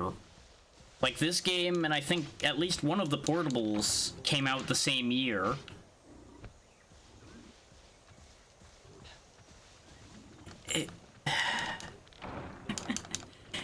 Translation at this point is way easier than it was like 20-ish years ago when a lot of these came out. These were, I want to say majority of these were between like 2004 and 2010. Like obviously it wasn't that bad, but they also would have to ship cartridge, ship discs, ship everything, and the metrics they had just showed that nobody cared about the series over here, so they just didn't bother.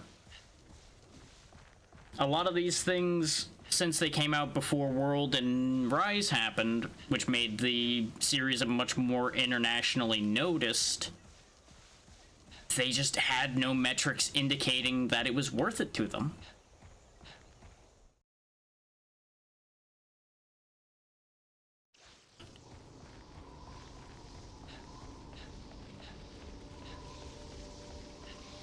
Like, it's just that simple. There's plenty of things we didn't get over here that people have learned to love as soon as we ended up actually getting a version of it. But it's all because the market research and such they did indicated that that wasn't going to be the case. And at the time, it probably wouldn't have been.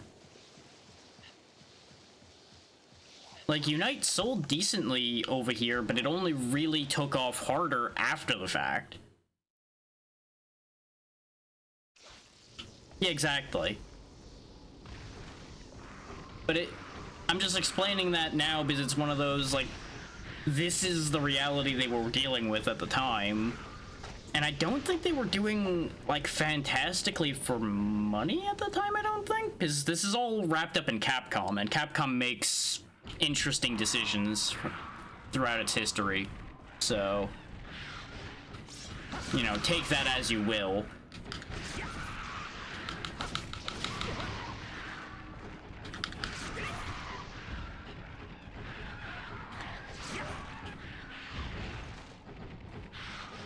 And it may even be that it just was a simple matter of they just didn't want to share or some of these things. Because that has been a thing that has come up before too. It's like, well, you know what? We're just not going to translate this, even though it might sell. We just don't want to share it with other cultures. We just want this for ourselves. We only want to make this for our group. I forget what game it was, but that was actually the reason the leadership on a company gave for why it never actually saw the light of day outside of their country. It's kind of wild to think about sometimes, especially in this day and age of everything kind of making its way around a lot more. How much more common it was that things just wouldn't get localized, especially since localization teams would fuck up properties a lot of the time. Like how localizations end up completely off base of what the intent of the thing was.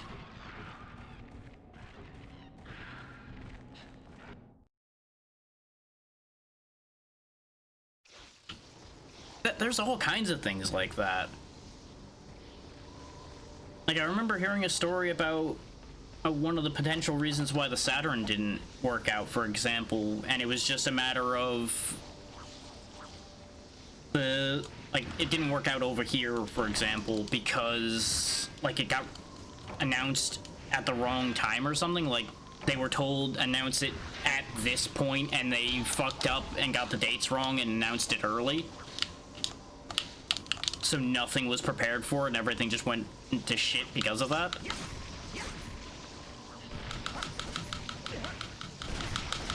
I don't know the full story because I remember only hearing pieces of this in passing because it was brought up in another context.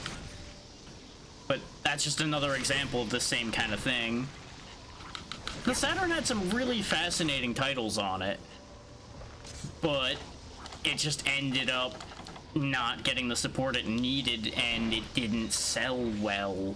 Because I believe the pricing on it also was kind of wacky at the time. I don't I don't remember the details on that one. Somebody would have to look that up to know the answers better on that one.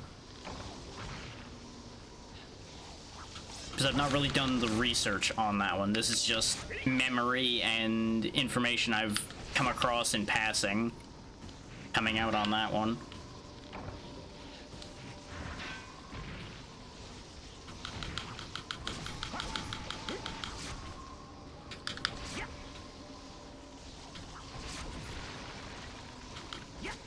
Like both Saturn and the Dreamcast, I believe, had a lot more going on for them in Japan, and then we only got a portion of any of that here. Not that it mattered, because both systems ended up failing overall, but that's just the nature of how that ended up playing out.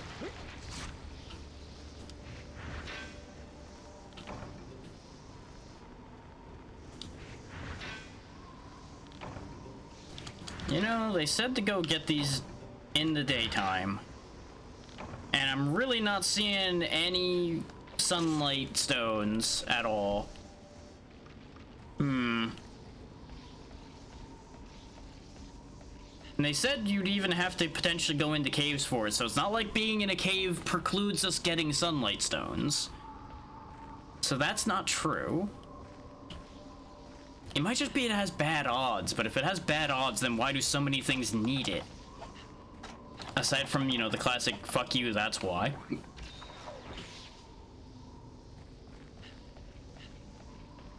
Yeah, that sounds about right. If you're talking about the PlayStation 1, yeah, I believe that is exactly how that went down. They basically were gonna work together, Nintendo pulled out, and then Sony went ahead with it anyway, which worked out for them. Could you imagine if they were stuck together with Nintendo because of needing their help for the PS1? How different the landscape could have ended up being because of that?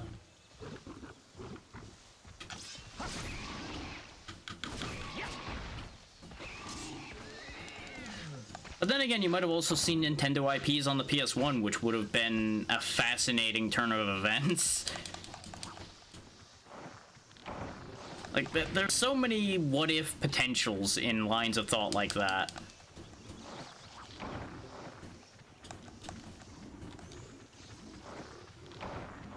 Okay, we are maxed out on unique mushrooms, which means we have all we need for the quest and more.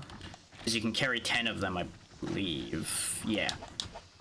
So I have twice as many as I need, so the rest will turn into money, which is great.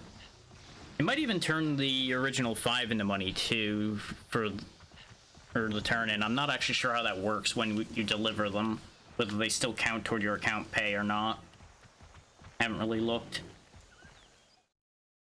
But we hit the 2 mining points that I know about, so I'm just double checking this one to make sure I didn't forget to hit this one. No, I did forget to hit this one. This is why we double check these things.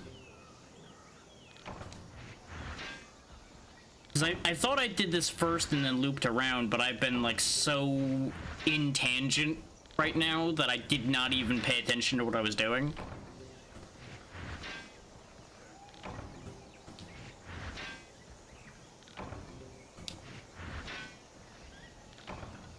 Well, time to turn this in, reset the area, and do it again.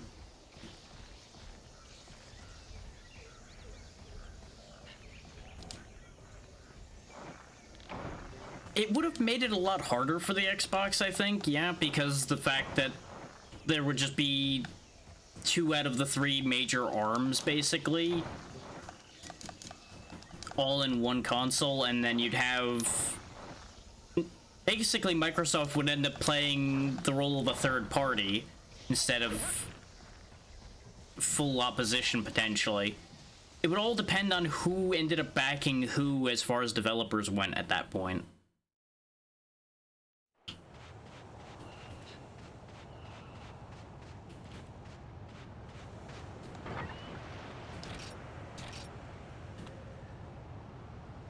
Oh, that would have been fantastic. I would buy that. That would be so funny.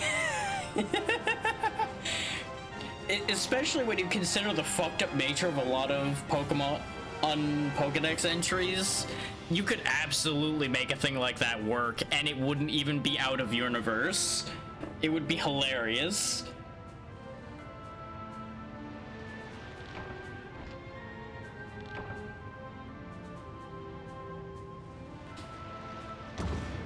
Nintendo would never do it, especially modern Nintendo. But it would be incredible. And it would literally print money. 100%, it would just legitimately print money. Because you'd have all the Nintendo fanboys losing their minds over it because it's got Pokemon in it. And you'd have all the Sony fans and all the Souls fans losing their minds because it's got Bloodborne in it. It's a win across the board. All you'd have to do at that point is then put it on PC as well, and you are done. The market is over. You have won.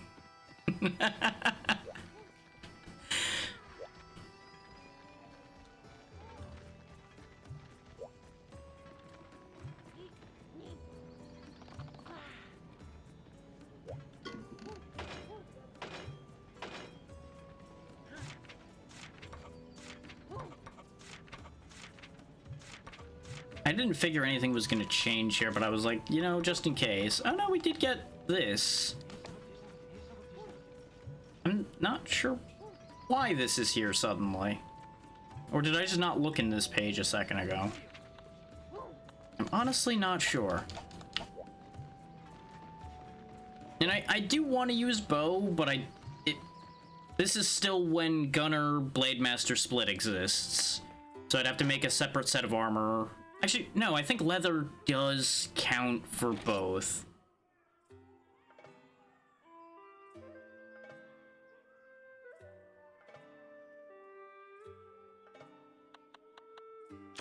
Your thought process currently is wide enough that I think there are games that do what you're talking about already, but I need you to narrow this thought down more before I can say yay or nay that it's a thing. So there's definitely not a recent thing. Oh yeah, there's always going to be win thing, lose thing. That's always going to be the nature of the beast. Some things have to be given up in order for a product to function. Because if you go too wide, you're going to please no one. I can't afford to buy the bow straight up. Does this armor actually count both? Yeah, this is Blademaster and Gunner, so yes, I could wield a bow or a bow gun right now without having to trade armor.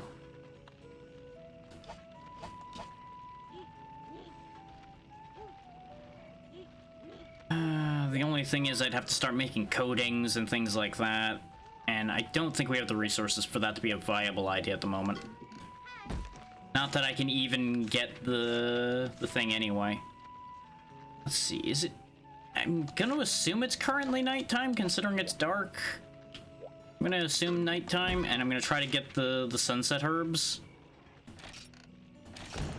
Like, this part's not gonna be particularly exciting because I'm trying to build that combo shack. But that seems to be the nature of the beast at the moment. Let me see if the page I have has a quest listing here that'll tell me if I'm actually doing the right thing here. If it'll even tell me what the unlock requirements are.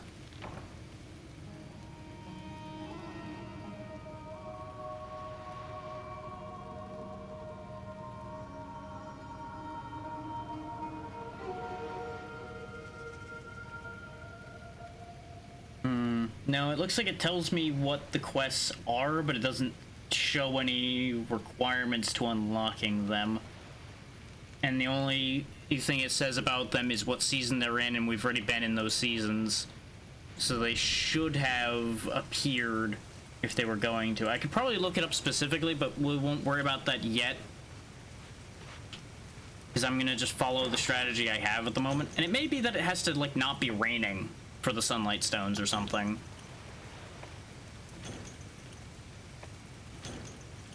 Which would be really stupid, but this seems to, like, go hard into the weather being a mechanic. So I wouldn't be shocked if they've actually committed that hard.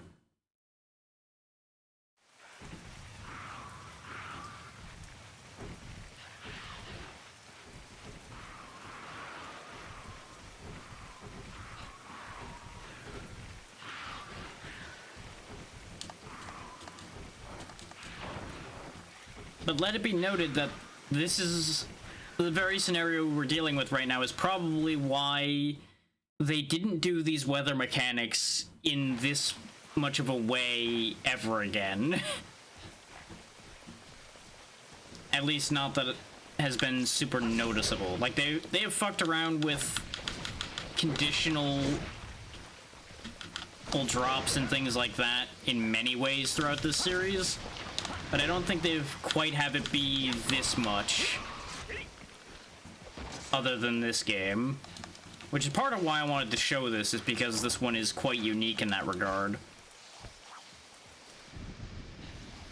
Because, like, I think there are, like, day-night heat monsters and things like that, but they're not, like, super exclusive on that regard. They're just, like, easier to find at certain times and things like that in some of the later games, but not insanely so. This is also me talking not from, like, deep knowledge. This is just like, hey, this is what I'm remembering. Yeah, pretty much. It's like, well, have you considered not being able to make the thing you're trying to do? It's like, well, yeah, I did, but if I considered doing that and actually didn't do that, that would be, you know, that would be me not doing the thing, and that's the opposite of what I want. But you know, what if you have you considered just perishing? Case in point, right now, Team Double Crab over here.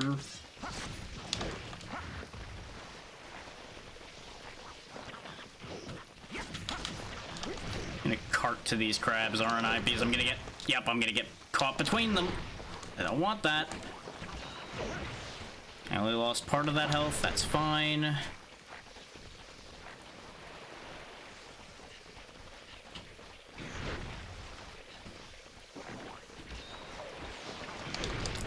Yeah, see, they're paced just right that you can't manipulate them with the animations the way I want to. The good news is I got one to kill the other, so...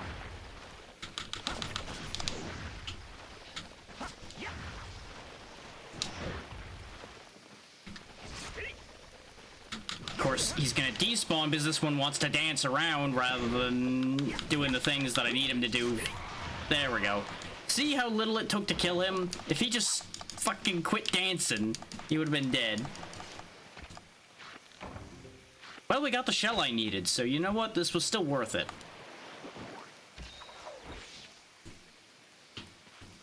It's not even death on top, that's the problem. It's, what if we took away everything you wanted and gave you death instead? It's the death equivalent of, is Coke okay? Or is Pepsi okay?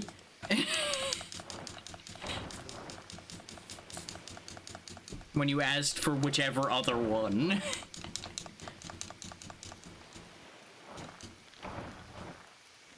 Like, it's kind of fucked up when you think about it.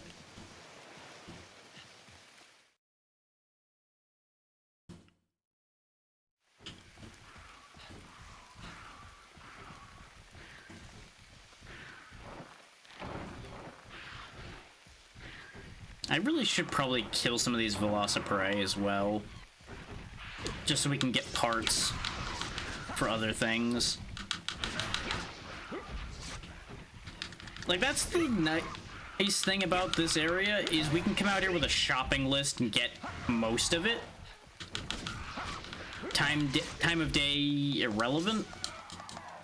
The Velociprey also stick around a little bit longer, I've noticed. The corpses, that is. They don't stick around a lot longer, but just enough longer that you can actually fight and still clean things up afterwards. Compared to the last game where it hits the ground and it's the 5-second rule. You better grab it quick. I don't know what kind of advanced rotting was happening in that world, but oh boy. No, there's a few too many of them here for me to really want to gather these at the minute.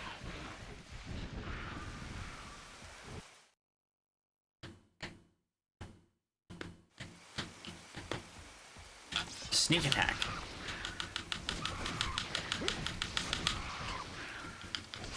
Like, you can't present me an opportunity like that and expect me not to take that. Oh, fun fact, by the way, because of this positioning, when I was doing my testing, I knocked a Velocidrome into that load zone over there, and I couldn't carve it because it was all the way in the load zone. So, you know, remember that that's a thing that can happen. Because technically it can walk there, so it can also get knocked back into there, and, well, haha, fuck you happened. The Earth reclaims its own.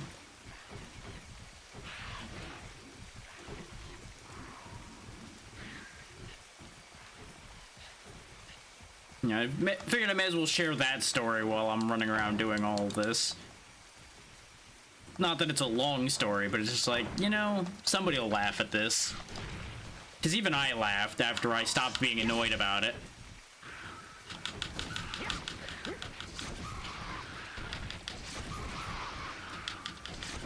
Is one of those, god damn it. Oh, you know what? Fine. Good joke, game. You got me. Pretty much. It was my own fault because I knocked him into there. It's kind of like if you're playing golf or something and you smack your ball into the water. It's like, well, you have no one to blame but yourself for that. You put it there. You knew the water was there.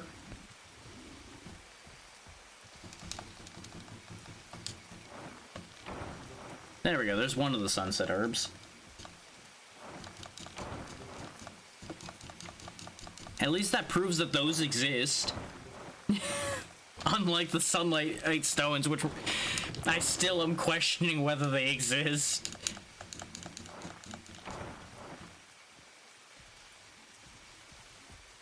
Like, for all I know, they may not be real. Like, a mistranslation happened, and it's listed in what you need as a sunlight stone, but it's actually like a completely different rock. Up in the labeling, and just nightmare ensues from there, and I hate everything. God, could you imagine if that was true? And the scariest thing is that could entirely be true.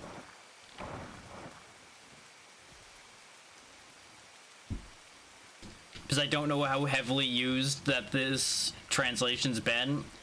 I know one larger streamer played this game, and she made it through a lot of it, so presumably it's workable, but I don't know if it's the same version of the translation, and I believe she also can read Japanese, and I can't, so, you know, there's that. Sunlight Stone, specifically, is what I'm looking for. And I know it's supposed to be available during the day, but the only times we've mined during the day, we didn't see it so far. And it may just be, like I said, bad RNG.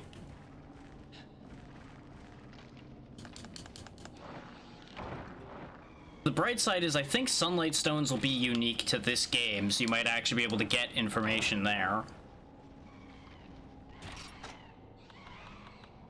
Because I don't think any of the later games use those, because I don't remember ever seeing them in any other Monster Hunter.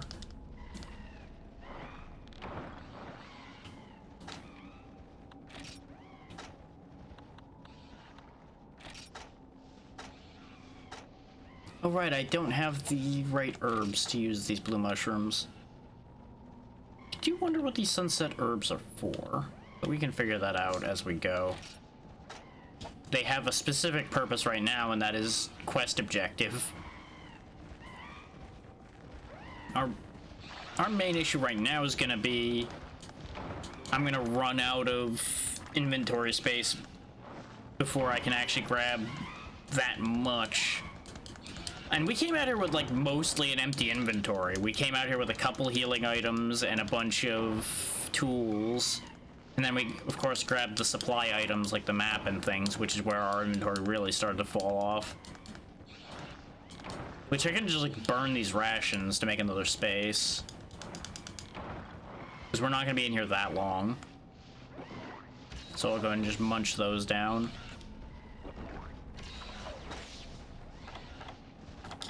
Go ahead and use up our first aid med as well. Because we have health space for it, so it's not a waste. So now we got 2 more inventory spaces to use. And I think there were still mushrooms left here. Because I stopped because we had no inventory. No, this is empty. Okay. I need to find more herb spots, which means leaving the caves, but I also wanted to mine.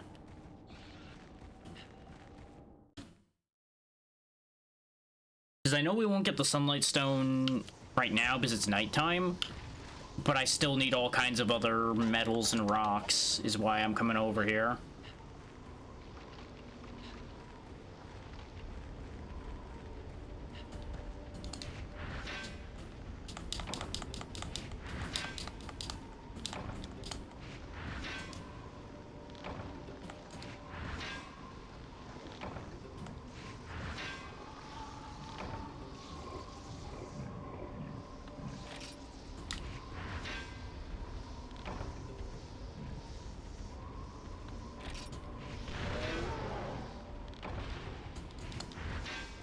What might help your search, by the way, Snork, is for some reason this is also referred to as Monster Hunter Dose. And that's not even a joke description or anything, that's even on the wiki referred to as Monster Hunter Dose, in addition to being Monster Hunter 2. As in the Spanish dose, or the operating form, whichever way you want to look at it, it's the same spelling for both of those.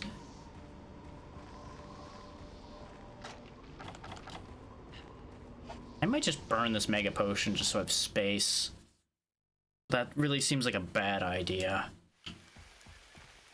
That's the level of, like, I just want to pick up all the things I can. Okay, so basically what we already know then. But that does sound right. That matches the description I was given for it. So that's just verification that yes, it does in fact appear during the day. Why does this have to be the best Velociprey in the game? Why does he have to have the best timing? You know, aside from the fact that it upsets me.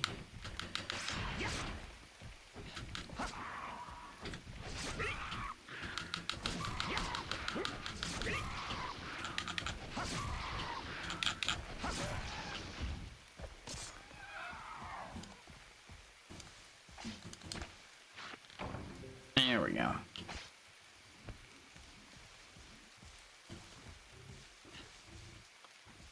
Yeah, at the very least, since that information matches, there's decent odds that the source you're looking at is accurate.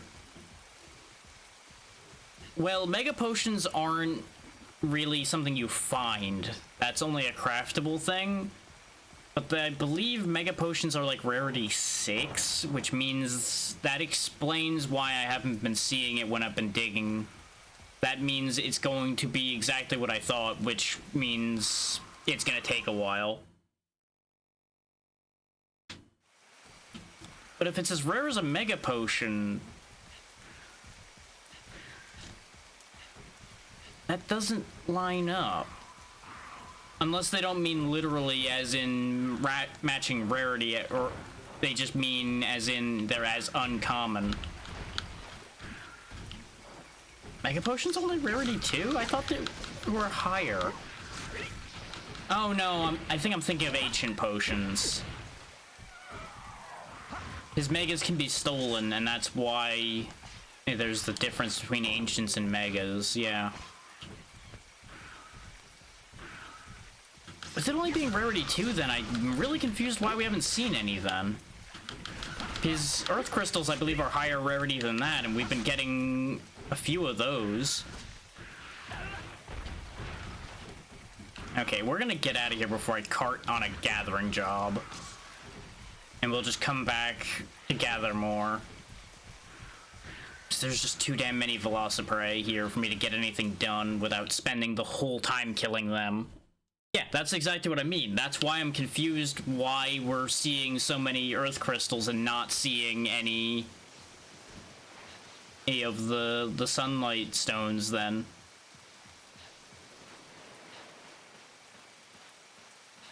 His Iron Ore, I think, is like a 1 or a 2 as well, so it should be about even odds between getting Iron Ore and getting Sunlight Stones during the day then at that point. And we've gotten a lot of Iron Ore and a lot of stones, but no Sunlight Stones. So you see where the logic's tracking this and not making sense. And I can just look at my box to remind myself what the rarity of some of those things are, since we're leaving anyway. Mind you, I did a lot of mining when I was testing too, and I straight up never saw a Sunlight Stone then either. Like, I was having trips where I was coming back with like 11 Iron Ore, a handful of Earth Crystals, and things like that, and still not a single Sunlight Stone.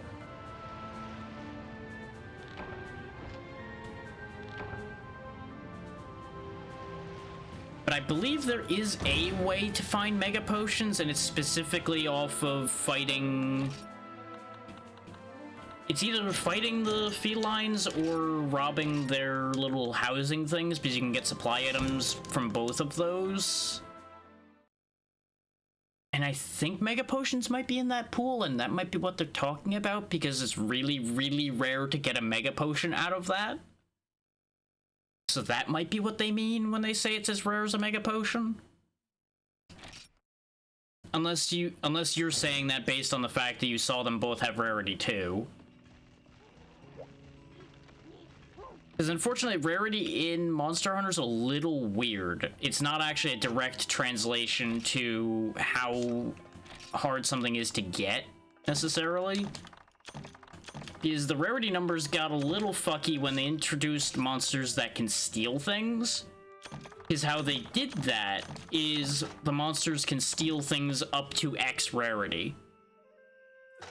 So they made a lot of things higher rarity listing so that they couldn't be stolen.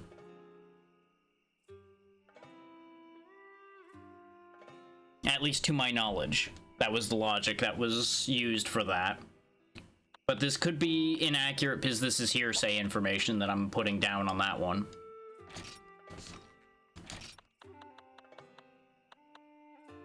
Yeah, we got Sunrise Herbs, and now we have 1 Sunset Herb.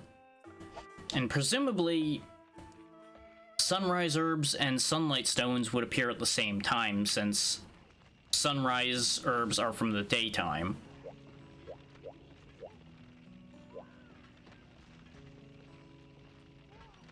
Yeah, those are all the places I've already been gathering from, though that means there's more mining points than I thought.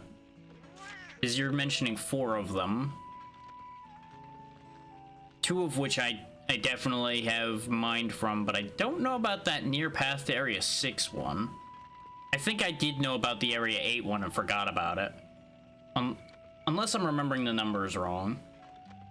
40% chance to get one, huh? That sounds like a lie, but I'm not saying that you're lying, I'm saying they may have had some real skewed odds there.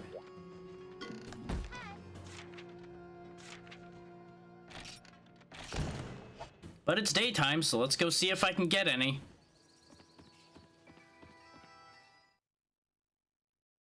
No, you listed 4 places. Or do you oh, you mean Area 7... But it's the path to Area 6 that the node's in. Okay. I read that as 2 separate locations.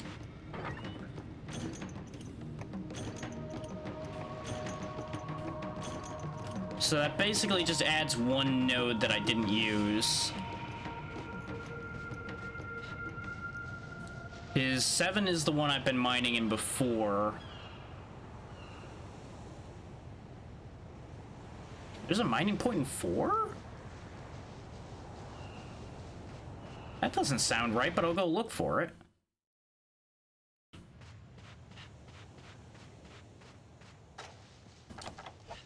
I'll get my pickaxe out and walk around by the wall and see if I find a spot. Because there might be one that's just, like, kind of hard to see, and that might be the one I missed.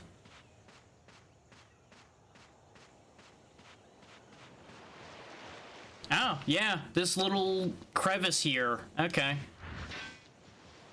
You could easily walk past this 100 times and never see this unless you... And there's the sunlight stone. So that's one.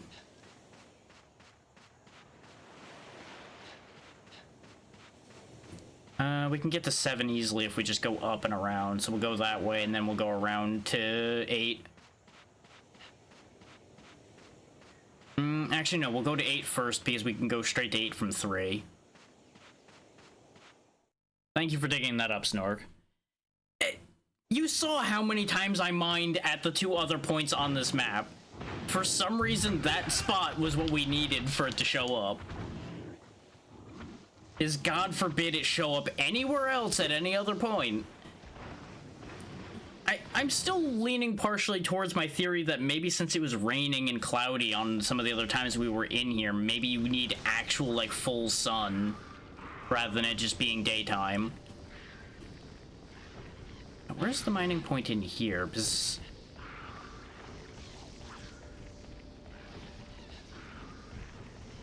Are we sure that it's area 8 that one of them's in? Because... That would mean there's 4 in here, because...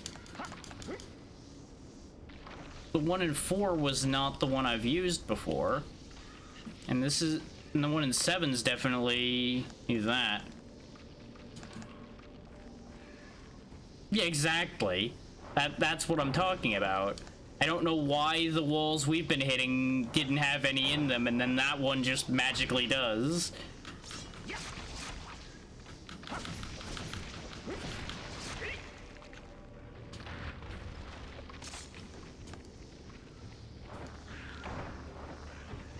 Okay.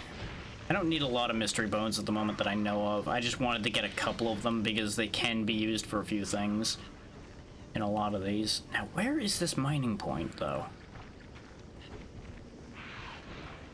Ah, there it is. Again, just have to look at it from the right angle. But that means there's one that wasn't listed there that I do know about. There's one where I climb up a lot, as well as the one in 7. I really wish this place wasn't so full of Velociprey, though. Yeah, I think it literally either A, was waiting for us to look it up, or B, we happen to not have weather now, and that's the key to it, was not having weather. Or there's a season layer to it, because there's no way we'd be getting them this commonly if I never got them at any other time. Like, there has to be another facet to this, because we've now gotten nothing but sunlight stones from this spot. There's no fucking way.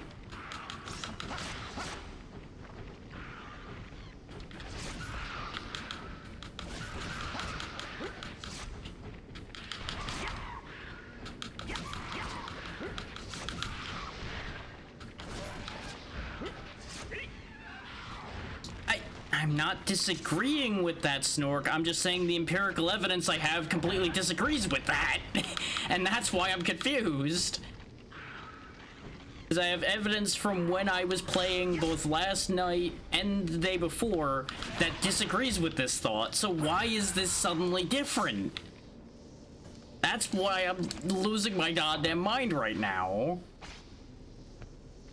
Because it doesn't make sense. That there has to be a factor missing. Like, the Monster Hunter Desire sensor is very powerful and is a motherfucker, but it doesn't usually pull shit this hard. Because we got 1 sunlight stone out of the other rock, and we got 8 out of this one. Like, that is insanity compared to never seeing a single one. But we have 2 variables that might be true. One, it may actually be from those specific points at 4 and 8, which can actually happen in this series. That there have been some nodes that actually have different tables. 2, the weather thing I was talking about. Is very frequently when I was going out in the previous times when I was testing things, it was raining or cloudy or some variety of weather was occurring. The key to this is going to be whether we get a bunch of sunlight stones from here. Because it may be that the 2 points I was mining have iron ore, like, overriding sunlight stones or something. Like, I'm trying to reason this out.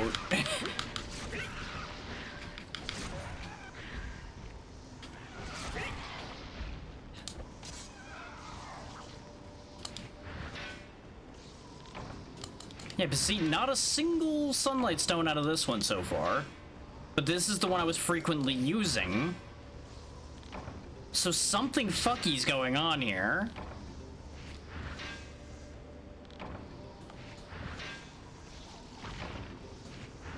Like, if it was a pure odds-based thing, we would have seen a sunlight stone out of this node by now. It's so weird.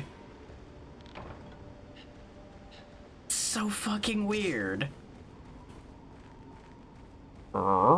Yes, Swarm, I know, I'm losing my mind. And hello. I'm being bullshitted by rocks and I don't understand.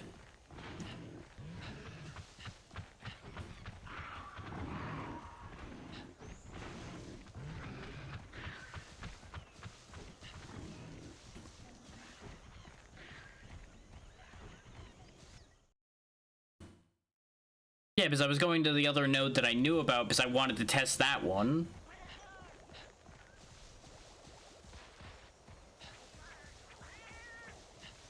Because there's another node that matches the icon of the nodes we were getting that stuff out of, and I wanted to see... See, and this is exactly... That's exactly what I was saying. Yeah, there must be a different drop table to them. Because, like, this one is also not giving us any sunlight stones. And this proves the theory that, yeah, that there's just something weird with the drop tables in here, and that's why I never found them. Because I just happen to not mine the 2 nodes that have the sunlight stones in them. Which is infuriating, but also hilarious at the same time. Because with nodes having the exact same graphic to them, but having different drop tables, is insanity.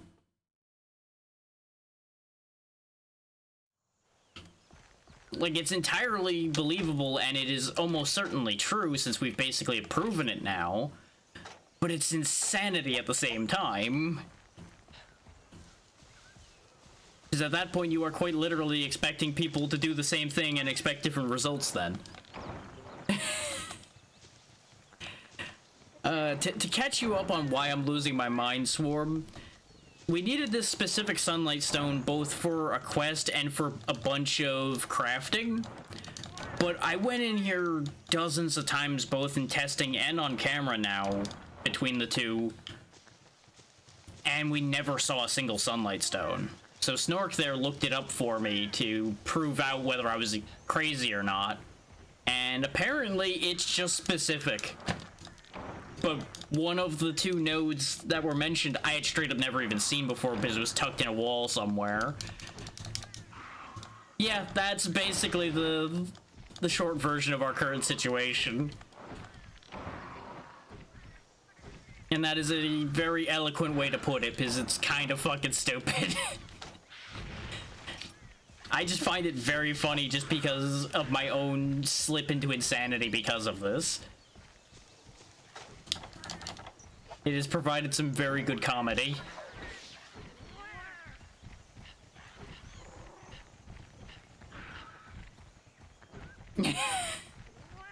To be fair, I've been making great progress in this one. Yeah, that's basically what I had reached at this point. Yeah. It's based on literally everything. I think they just might have just went a little too hard with this version, basically, on the variables. But I'm happy that you were making progress there, Swarm.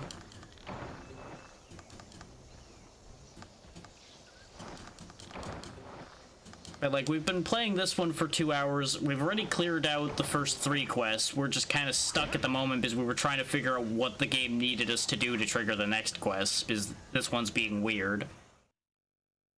But we've cleared out a Velocidrome, a Bulldrome, and this stupid Gathering quest that I keep repeating. Nice. Primal Malzeno is not easy to my knowledge. And I assume you did it solo, considering, much like how I do a lot of things, you do most of your stuff solo.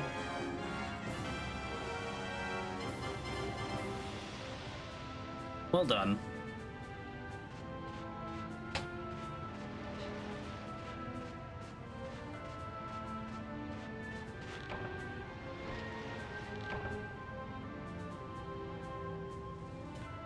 But you know what this means, Snork? All I have to do is, like, start running in a circle to the left, and I'll get iron ore. If I run in a circle to the right, I'll get sunlight stones. It's a perfect plan. Yeah, you want to learn the fight and experience it for yourself first, by yourself, and then you do more, yeah. I completely understand that feel.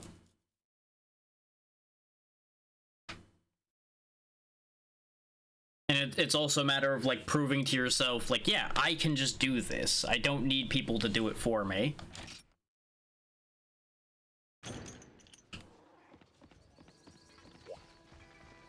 Okay, so I just need the sunset herbs now, I think, which means waiting for night. Yeah, we have literally everything else, and I can actually make the dual blades now, I think. Oh, I can imagine. I can imagine those would be kind of awful. Personally, I've not fought... I don't think I've fought either of them. So I think they're past the part where I stopped. Not because I couldn't do it, but because I got distracted with other things and just never kept going. Which is another layer to why I'm doing what I'm doing now.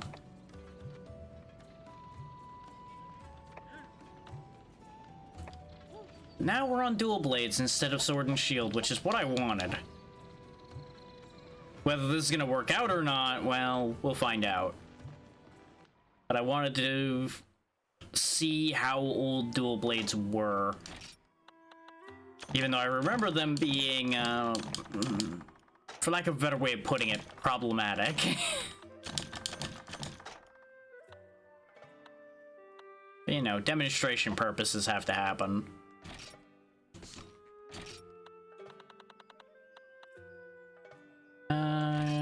If I am gonna hunt with these... I've already played Charge Blade. I will probably show it off, but I don't know if I would main it even then, because I didn't have trouble figuring Charge Blade out necessarily, but I just didn't enjoy Charge Blade gameplay that much.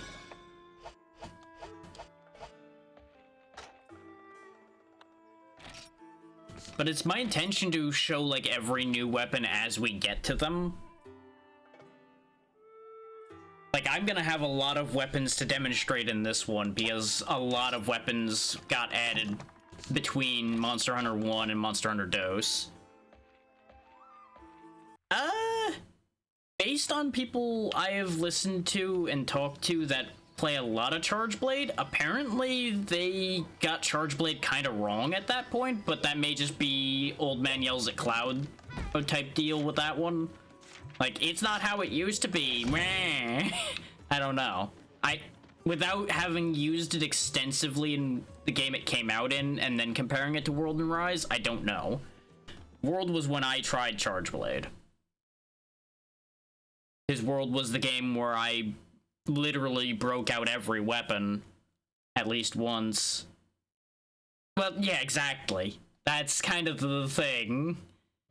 That's part of why I'm doing this to begin with, is to show people what Monster Hunter used to be, so people have a basis for why some people are unhappy with where Monster Hunter has gone and is going.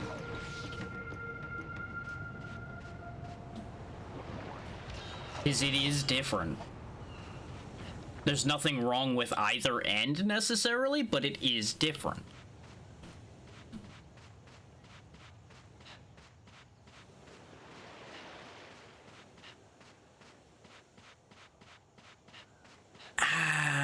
I don't know if I'd say I'm excited to re-experience the swimming. I will be doing try, but I don't know if I would say I'm excited to be doing it. I'm gonna really have to remember what weapons play nice in water, because it's gonna be a bad time otherwise. Oh, I've experienced it, and I can't necessarily say that I am gonna be happy.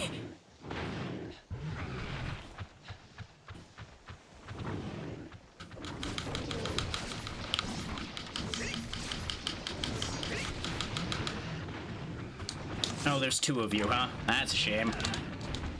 I timed that wrong. Oh, there's three of you. You know what? Fuck this shit. I'm out of here. I ain't dealing with 3 bull drums while I'm learning my animations. No, thank you. That's just asking for trouble. Well, bullfangos, not bull drums, but eh. A lot of people got in at Gen. If they didn't get in at World, they got in at Gen. A lot of people played 4 Ultimate as well.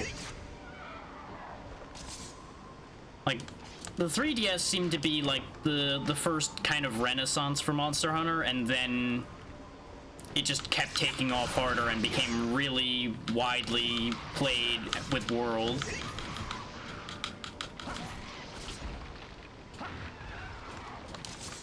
And then, you know, of course, Rise came out and became even more accessible by being more multi-platform, so it just kept going. Oh right, I didn't buy new pickaxes after all of them broke. Well, that's fine. That just means more inventory space for other things.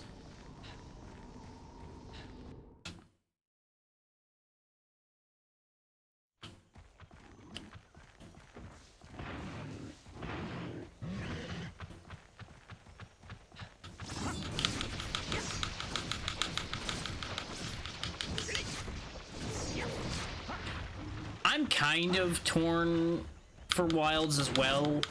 Like, enough people are excited about it that I kind of want to get it, if for nothing else, but because that's the platform a lot of people are going to be playing Monster Hunter at this point, for lack of a better way of putting it. But I'm also not sure about how the game's actually going to be in general. I don't say this super often, but I really was not that stoked on Rise.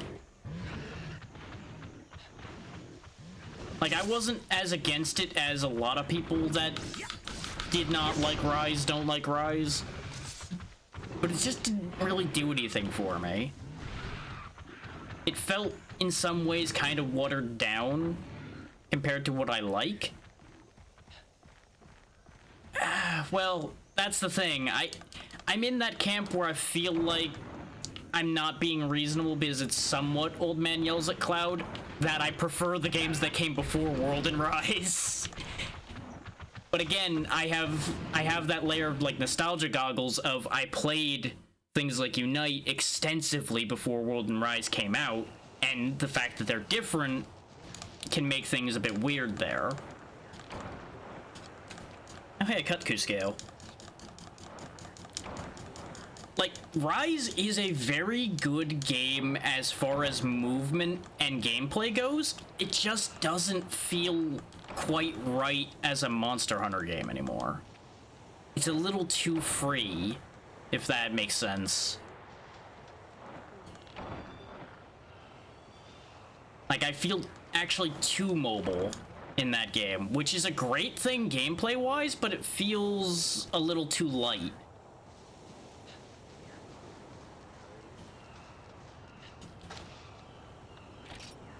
Which I know is exactly what people like about it too, and I fully respect and appreciate that people like that. But it just leaves me with mixed feelings.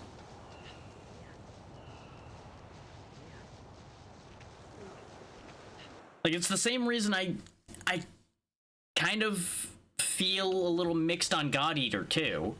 Because I enjoy the idea of God Eater, but it also feels a little weightless and weird.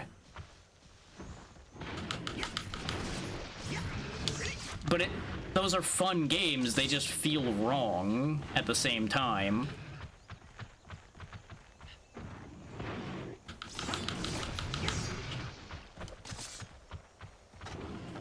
Like, there are plenty of people that complain, like, your actions have no consequences and things like that when you get up to Rise, and I'm like, I don't care about that part. I'm fine with Wirebugs removing a lot of consequences from actions and a lot of things being a lot more fluid because you can just do things while moving and all of that. That's fine as far as I'm concerned. That makes the game more accessible and more of a fun experience for a lot of people, so that's fine. Like, even for me, that makes it more fun in some ways. Yeah. That's what I'm saying, is... That's why I try to look at them as, like, a different entity.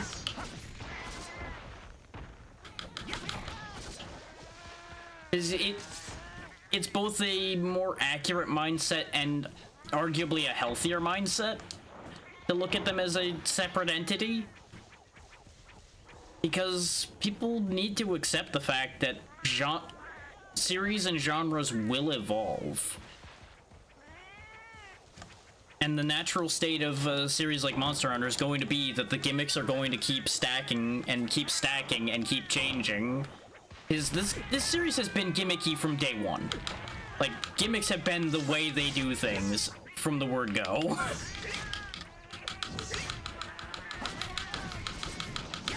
Exactly.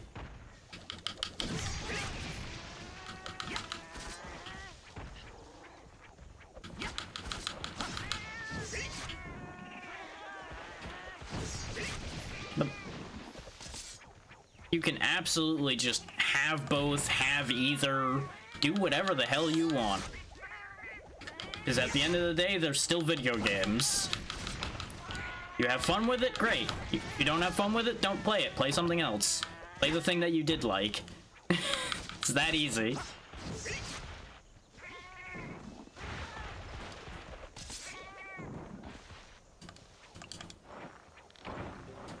No need, we got a glutton tuna.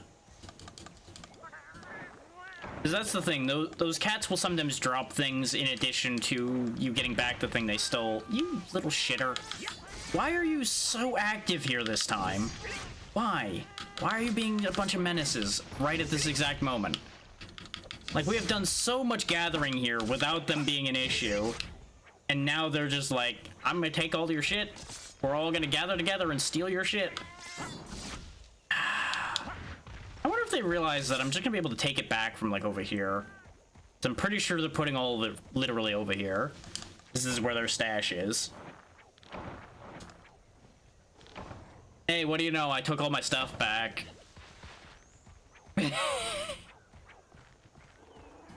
Well, here's the thing. I wouldn't even say the movement in world is that crazy until you get, like, way far down and get some of the other mantles, or if you have Iceborne and use the Clutch Claw.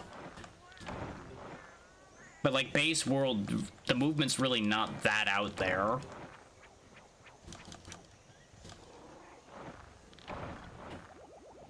Like, there was a lot more space to run around in, and that's a blessing and a curse. Like, if you really enjoy the way they built things and enjoy just walking around in that world's fantastic for that. If you just want to get to the point and get something done, it can be such a ball ache.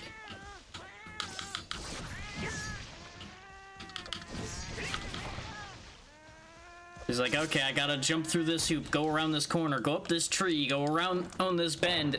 Oh, hey, there's the monster, and he's leaving. Now I gotta go around this corner, through this tube, over this cliff, down this corner.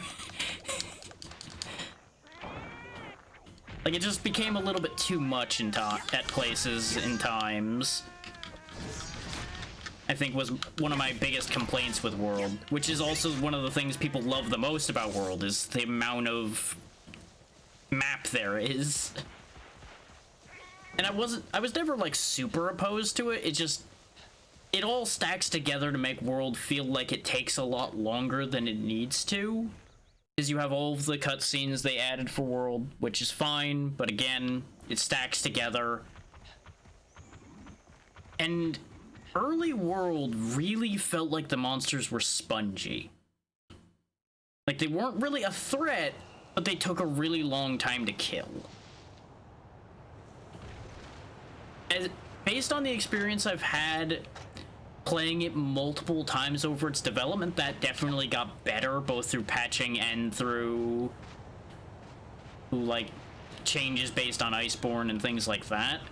But early World definitely made the monsters feel like they were just big, spongy punching bags in the early game. Which just was not great. Yeah. And that's the thing.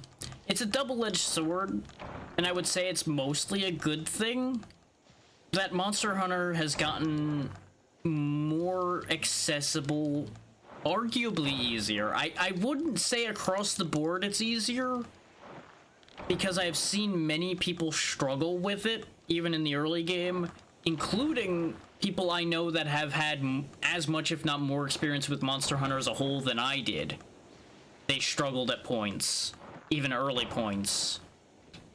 Some of that being refusal to adapt and things like that, but that's neither here nor there.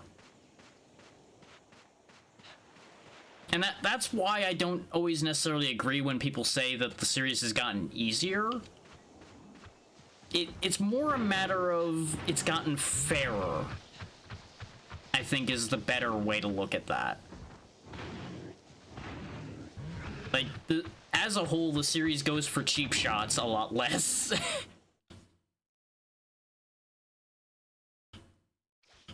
As much as I love older Monster Hunter, there are definitely a plethora of cheap shots that early Monster Hunter will take at you.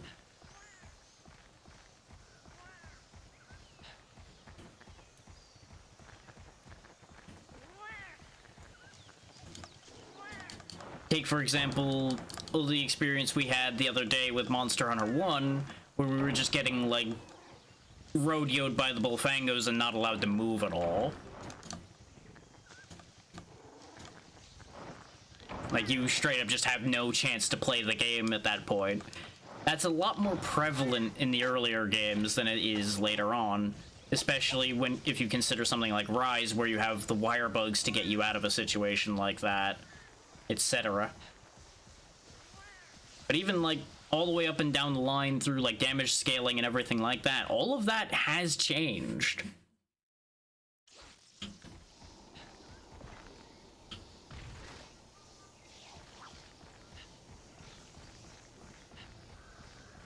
And this is another layer to why I'm doing what I'm doing here.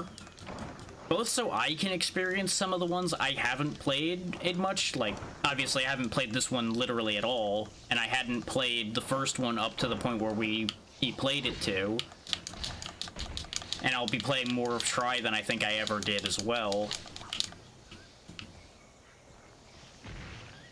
Is both so I can see them with fresh eyes, because I haven't touched them in so long, and so everybody gets to see as the series changes.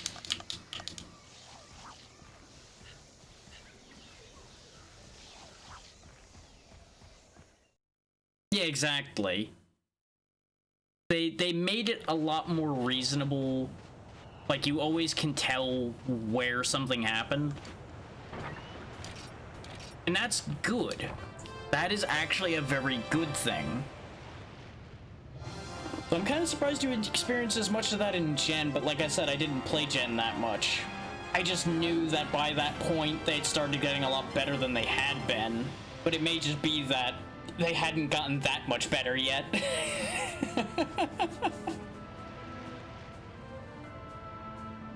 But yeah, this is why retrospectives like this are important.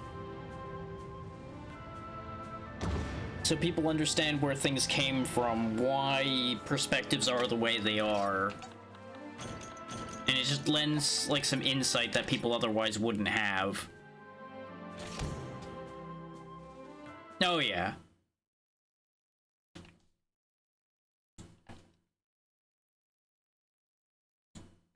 I forgot to mute this conversation, so I'll just go ahead and mute that now. This way I don't get notifications on that till I'm done.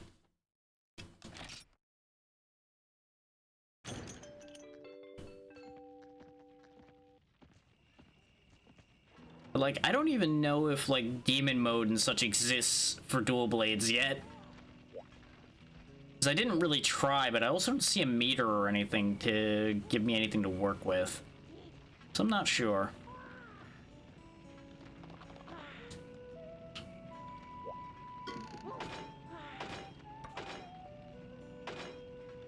Yeah, we just need more money for this, right? Yeah, because we have all the parts. The most frustrating thing with this one, though, so far has been the fact that I do feel kind of stuck. Because of the fact that we can't seem to get other quests to pop, and I'm assuming that that combo guy is what we need to do to trigger the rest of the quests.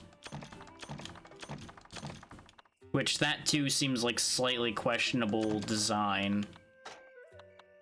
But it's fine. We'll get through that idea here soon. Because I just need more sunset herbs, which we'll be going to go get now. That's the thing, is I'm in the weird spot of I know just enough to get myself in trouble. Because I've used every weapon, but I've not used every weapon extensively. And the amount of time that's passed since I last used a lot of these weapons has been a while. Like, I think it's been a good, like, 3 years since I've last properly used dual blades. Because I think I made dual blades with the intent to practice them again in Rise, but I never actually did it. I mean, they had to put a progression system in there somewhere. And it's honestly better in recent times than it ever was in these early days. Like, the fact that we had to do basically completely random ones in the first game, for example. Like, till key quests got added in order to trigger urgence, it was a fucking nightmare. Like, at least the fact that they added a label so you can tell what quests you actually needed to do. Which was not a thing for a very long time. You basically had to look up what quests you needed to do if you didn't want to sit there and just do a bunch of random quests. Which, you know, it also doesn't really matter, though. Because if you think about it, half the point is just to hunt the monsters. It's not really supposed to be a chase all the way up the ranks, necessarily. But a lot of the time it ends up becoming that for people, where they try to rush up the ranks so they can get to the monsters they're interested in, instead of just meandering through all the monsters that exist.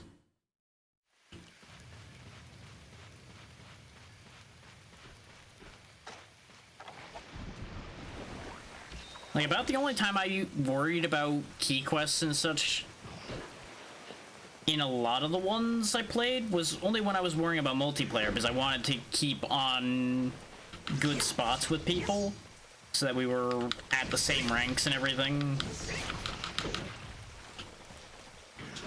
And that takes time. Okay, yeah, demon mode does exist, because I just activated it. And that changes my moveset and starts eating my stamina. But it works. I just don't know if... I think Archdemon mode didn't get added till later is the thing. Because I want to say there was a meter to tell when you could shift from Demon to Archdemon. And that was the thing.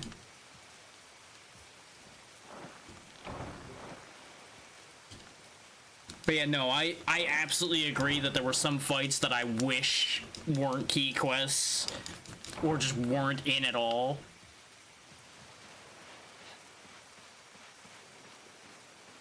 Yeah.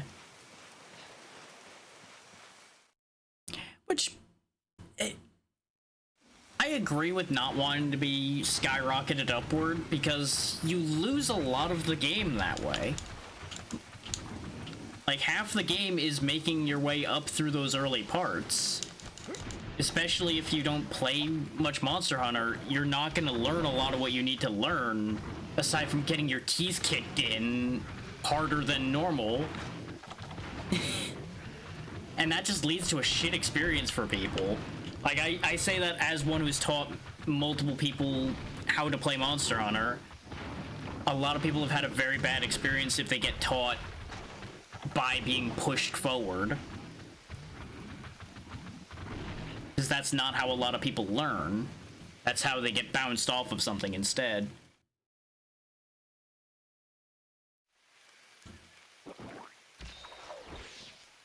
But you gotta be careful, like in a situation like you're in, where you made lower level hunters, that you can end up burning out that way too. Because that's what killed me for a little bit with Monster Hunter and things like that, is making multiple realities for myself. Though an easy workaround for making lower level hunters is the rank for you doesn't matter, really. Just wear lower level gear and it works out the same way. That's what I ended up learning to do after getting into that situation multiple times, is I would just leave like some lower rank gear on weapons I'm less used to as an excuse both for me to learn that weapon and so that I'm on par with what they would have, so they can learn their way up, but I still don't have to redo entire lines of quests. At least that's how I solved that. That's not, of course, you should do this. That's just this is how I did.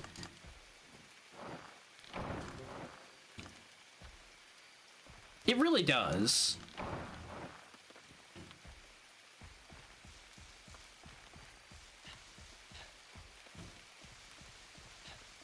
But there's also only so many times you can do that where it still feels meaningful.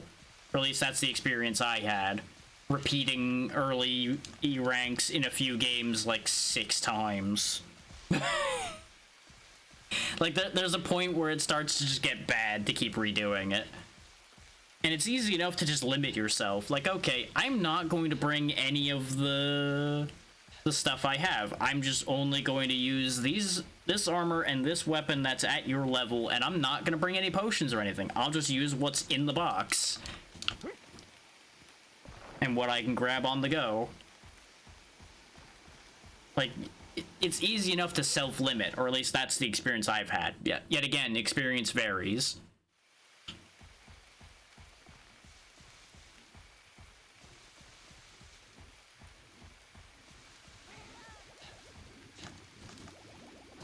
I mean, if that works for you, that's good. I just wouldn't be able to do it that way, because it would start mixing my memory up too much. Not to mention, it just becomes too much hunting to do both and keep both maintained. But I know to some people there's no such thing as too much hunting.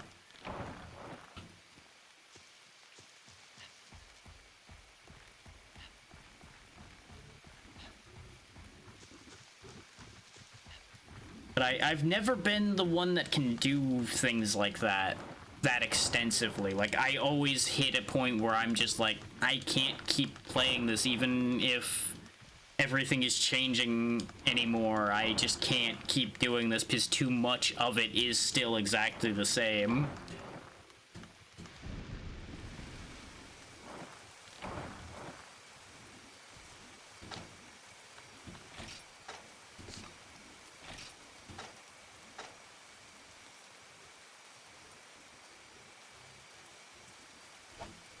I did that for a long time, though I was arguably more extreme than that, because I was making every weapon.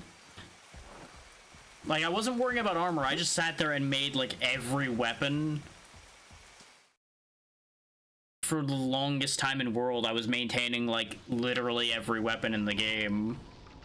It was insanity, and I should never have done it.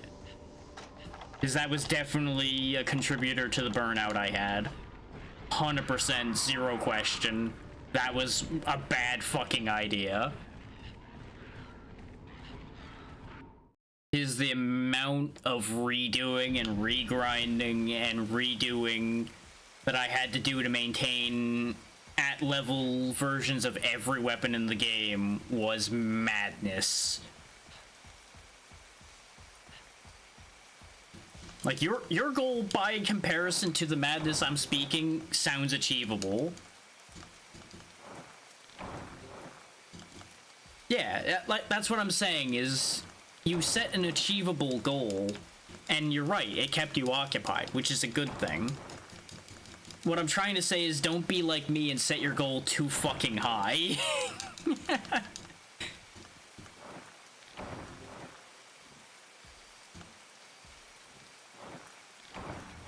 Is, you know me, I don't do without overdo.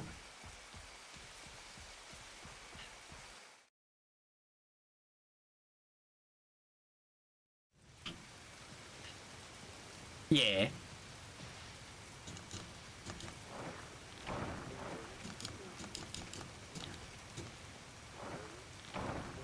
Which, thinking about it, isn't Switch Axe, or at least wasn't Switch Axe one of the weapons with one of the smaller pools, which also made that probably not that bad?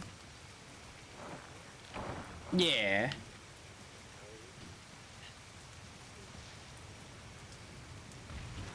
Like, I think I was making it toward the end of High Rank in World before I just couldn't do it anymore, sanity-wise. Because I'm just like, I am playing this entirely too much in order to make this work. This is just, no, I can't keep doing that. Yeah. I wasn't saying that informed your decision at all. I'm just remembering, like, there's a lot of the ones since the Switch Axe came out where the Switch Axe pool was kind of small, but I don't know what the pool was in World or Generations or Rise, really, because I didn't dig through it that hard. Like, I made a lot of Switch Axes in World, but I don't remember. Rise, I would figure, would have the biggest pool, but I'm not sure. Or at least the most in parity with the rest of the weapons pool. Then again, no. I don't know if the weapon pool for World is bigger or smaller than Rise's now that I think about it. Because I know the armor pool for Rise is smaller.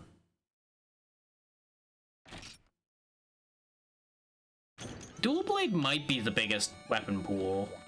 That would make sense considering each blade technically can have separate elements, so they would have had to have covered a lot more options there.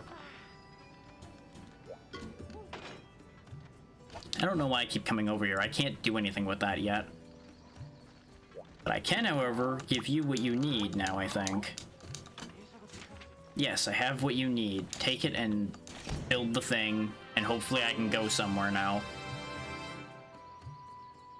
Yeah, that's exactly what I mean. Yeah, now that his thing is done, we presumably have unlocked more quests, because the last item delivery we had also unlocked other quests. Not yet. Wait. Oh, right, because this is a different Bull Drum quest. Yeah, because they mix it with a few other monsters with each version of it, basically.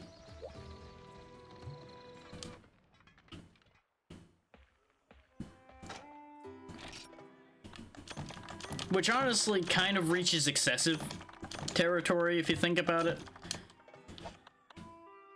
But I'm sure dual blade users are happy to have 50 million dual blades to use. Oh, we do have an extra Hermitar shell left. Okay. Yeah, we have 4 sunlight stones left, which I do need to keep in order to make other things. I might sell the monster fluid because it's worth a lot of money and I don't need it right now.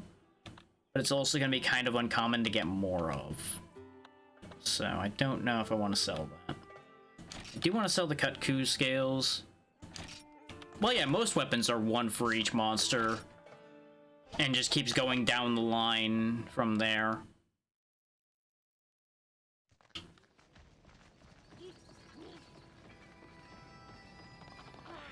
Like, most of the time they branch just because it's going into a different monster, rather than it being, like, too crazy. That got me Sturdy Bone. Bone Club. Yeah, I think the Bone Club and the Sturdy Bone are just because we found Mystery Bones. But now we can make the Hurricane. Yeah. I'm enjoying Dual Blade enough at the moment that I'm willing to keep pushing that. Though I probably should have made the bone ones, because I think those will change more.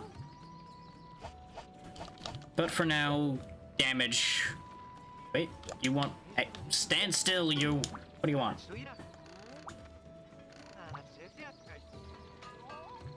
Okay, materials around in the jungle. Aha! A better tavern, you say?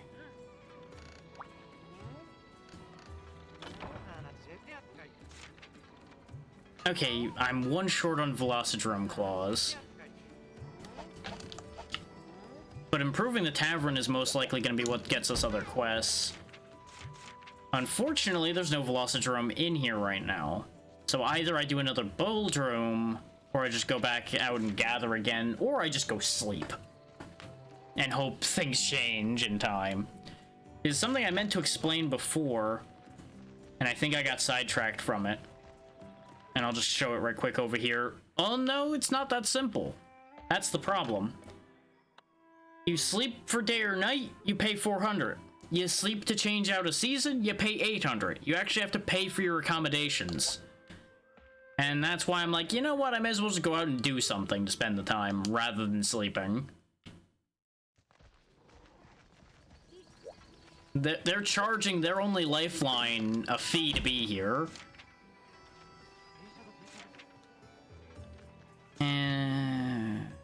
Yeah, I don't want to fight a Bouldrome. And badasses have to pay a price, apparently. I'll grab a couple pickaxes. There we go. This way we can make this trip worth our while a bit. I know, oh, the excitement of me running out and doing the same quest again, but that's just where we're stuck right now till we can trigger the things we need to trigger. We basically just need to wait for cold season to end, and then Velocidrome will be back on the table. Because he's at 2 out of 3 seasons. He just isn't here the one season we're at right now. Which is mildly annoying. I mean, yeah, everybody has to pay for something. But I'm figuring maybe it's just me being crazy with logic here.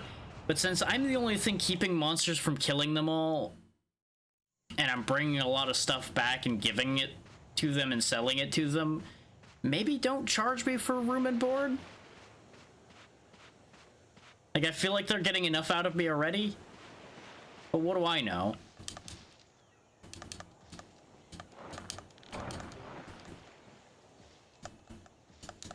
Like, I feel like I'm getting a little bit of a raw deal there. Especially with the rates they charge for everything else.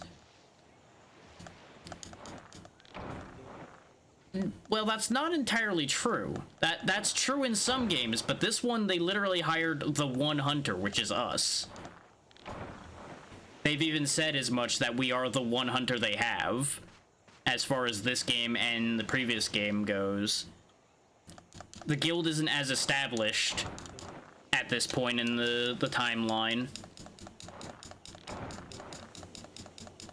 I mean, hell, we don't even have a guild representative here. We're just running through the Tavern Keeper.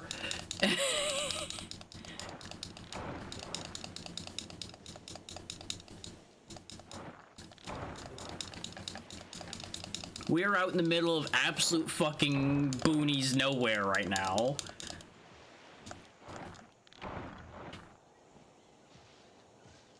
Yeah, that's the thing. A lot of the later ones, the guild is big enough that you just kind of have things like that, and arrangements are made.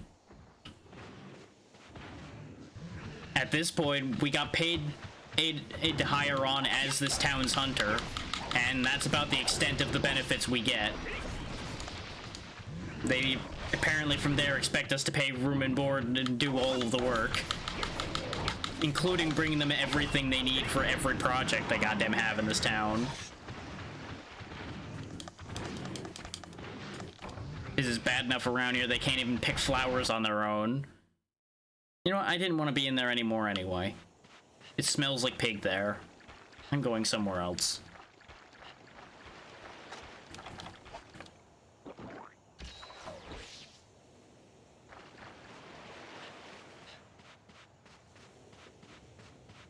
It's like, correct me if I'm wrong, but in both World and Rise, your room and board is free as well. World because it's all run by the guild there anyway. So it's just all accommodations because of the situation you're already in. And in Rise, I believe, similar case, but less stuck there, more like this is where you're working.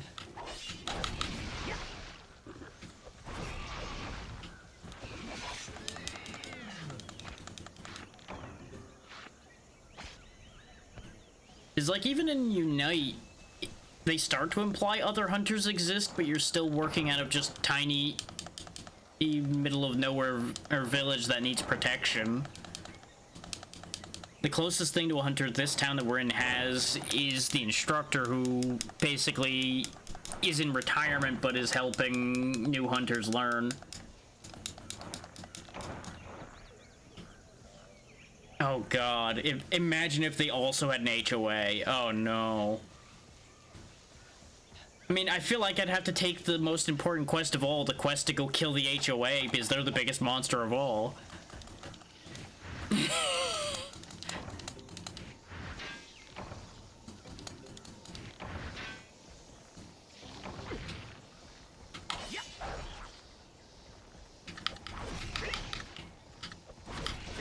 Exactly.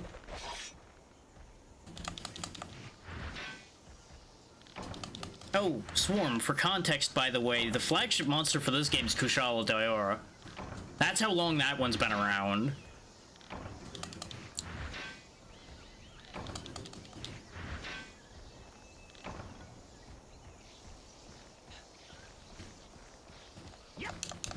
Yeah. I remember hunting it repeatedly in Unite and not having the best time, because boy, was it a pain. Just getting past that stupid wind thing.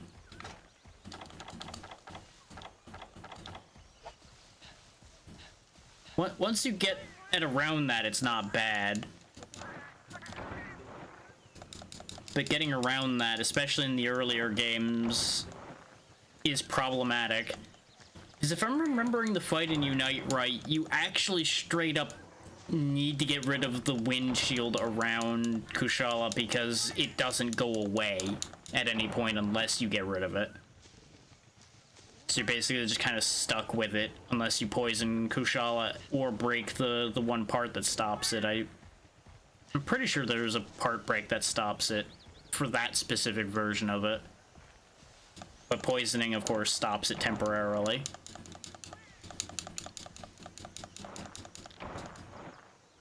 That was actually the fight that encouraged me to learn bow, because I would just take a poison bow and just say, no more of this. Most of the Elder Dragons have a break that stops some mechanic they have. I just don't remember if the windshield, specifically in Unite, was a break mechanic or not, because it's been too long. Because I know that also changes from game to game, too. Like, the blessing and curse to learning so many of these is all that information starts to run together, and it's like, well, which one is this actually true in anymore? And basically, the only response my brain gives me half the time is just a shrug emoji. Just like, eh? I don't know. It's in here somewhere, boss. I got nothing for you.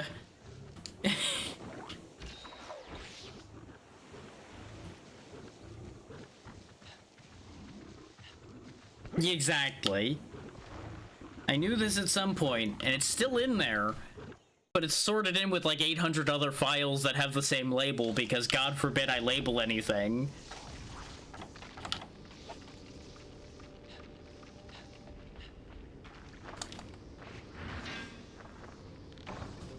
Acolyte. We need that. That will actually be huge. Can I get more of that, please? I would like to be an organized nerd sometimes, just so I can actually fucking remember things. Please and thank you.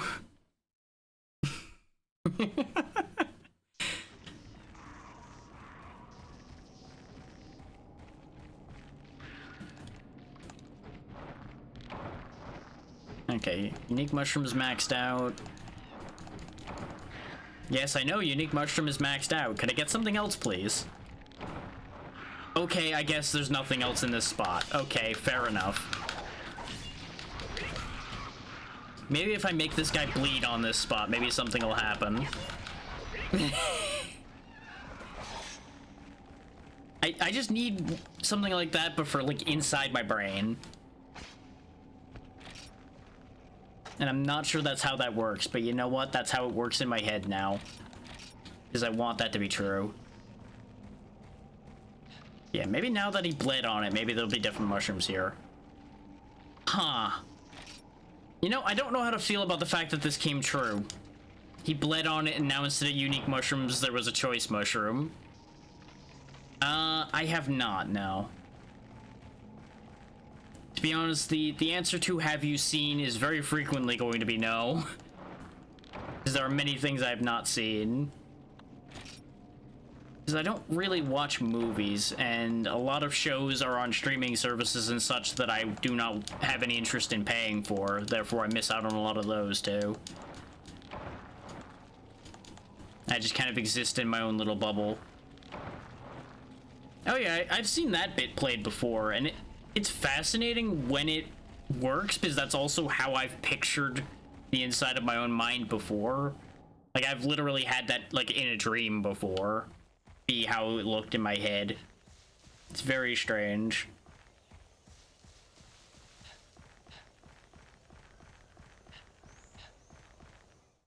I can imagine, considering they wouldn't put that much work into something like that just to have it be, like, a little side thing.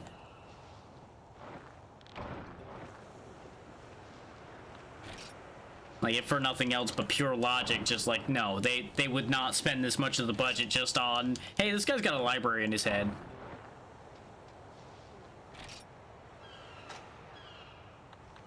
I don't really want to throw it. Well, we're gonna be leaving, so I'll throw the first aid meds away. Because I can't take them with me anyway.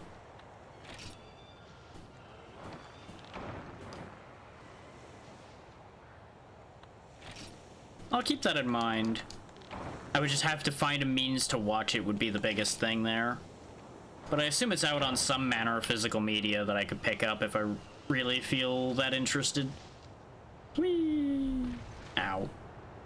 You know, the most amazing thing about these hunters is the fact that they are just completely immune to fall damage.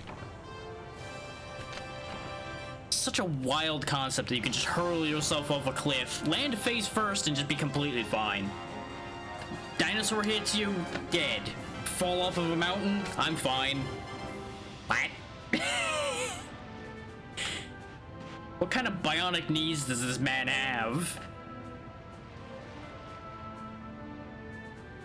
This also disproves my theorizing, because I thought there was one of these that had fall damage. Oh yeah, the little like jewel cases, yeah. I have a lot of things still in cases like that. Some of them are still on my shelf over there, some of them are over there, some of them are over there. Some of them are in a box over there. Those were kind of nice. Sometimes.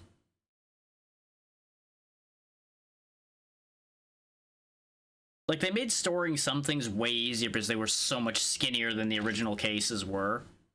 So you could fit a lot more of them on a shelf, but good luck figuring out what's what anymore because there was no spine to look at. Yeah.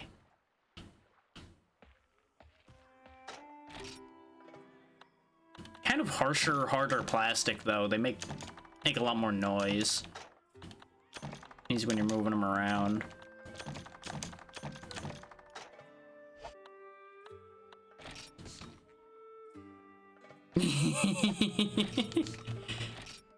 Get the magnifying glass. I'm gonna read the spines.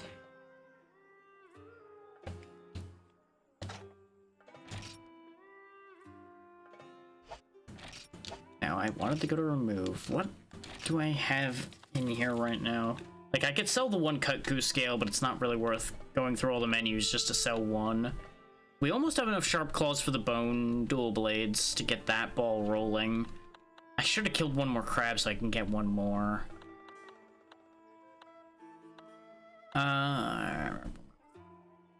Oh god. The people that are willing to sit there and like alphabetize their movie collections and things like that, especially the ones that have big collections, I have endless respect for the insanity that those people experience. Because you have to go through a lot to get that kind of thing done, and I just can't. It's just like, no. No. I'm the kind of person, I would be able to do it once. And the second it gets undone, I'm just like, nope. I'm over it now. It's over. It's all ruined. So over.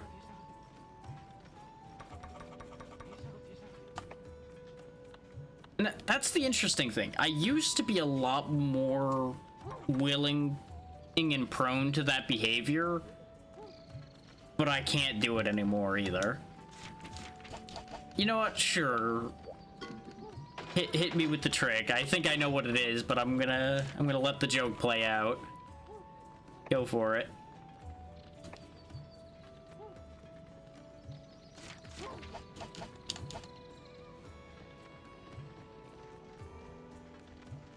I think we're still in cold season, aren't we?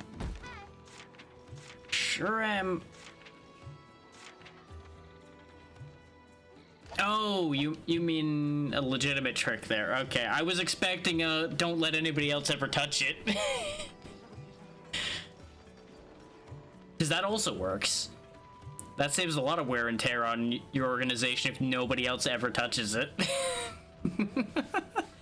But yeah, no, I used to do that. I would put things back in like upside down or sideways so that you can tell that something's different. Upside down was the way I usually did it, because I'd look at the spine and go, why is this upside down? Oh right, this is the one that has something missing from it right now.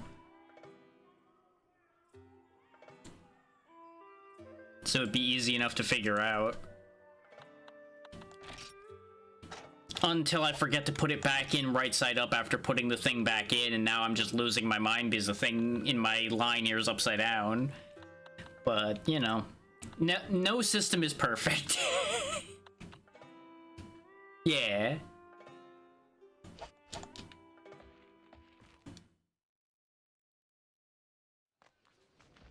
Spot the difference from a distance. You know, I keep looking at this clock here, and I still don't entirely understand how this clock is laid out. Like, I know what the end result is, but I don't know how to tell where it's pointing. I think it's based on the yellow bit that's pointing down, but that would be weird. Like, this whole clock is strange.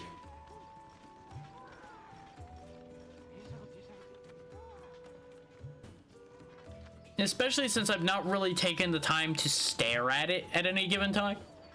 To, like, monitor how it moves or how it works. Every time I look at it, it just remains incomprehensible to me. Okay, no, the yellow thing disappeared. So that's not how that works. So it's based on the ring there, then, that you could tell the seasons. Okay. I'm learning. Oh, yeah. If you ever want to get your ass kicked, you can arm wrestle this guy.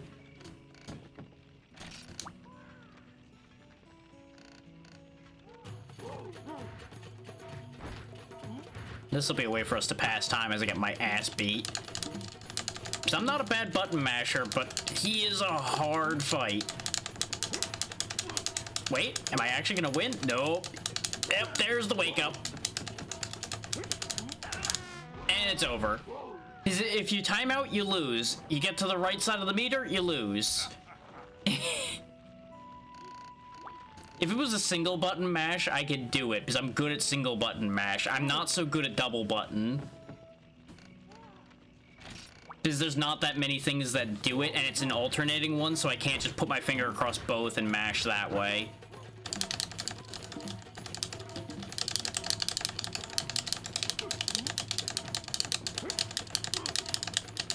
Like, I get off to a good start, and then my fingers get just slightly tired, and it falls apart. He also seems to take it easy at the start, and then just bodies you immediately. I don't know. I honestly don't know. Because here's the thing there, Swarm. I don't know anyone who's played this other than, like, one other person at all. So, you'll want to look for Monster Hunter Dose rather than Monster Hunter 2, because you might end up with a bunch of different Monster Hunter 2s, because there are, like, 3 variations of that.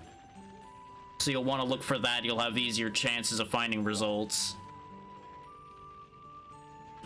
We learned that as we were going earlier, trying to find the Sunlight Stone thing earlier on. Oh, I see. I see how the day-night part works at the very least. It's a pie, and part of the pie is disappearing as time goes on. Okay, so the coloration on the other one just looked weird. But now there's a chunk of the darkness pie up there missing. Okay, now I'm understanding things. I'm learning.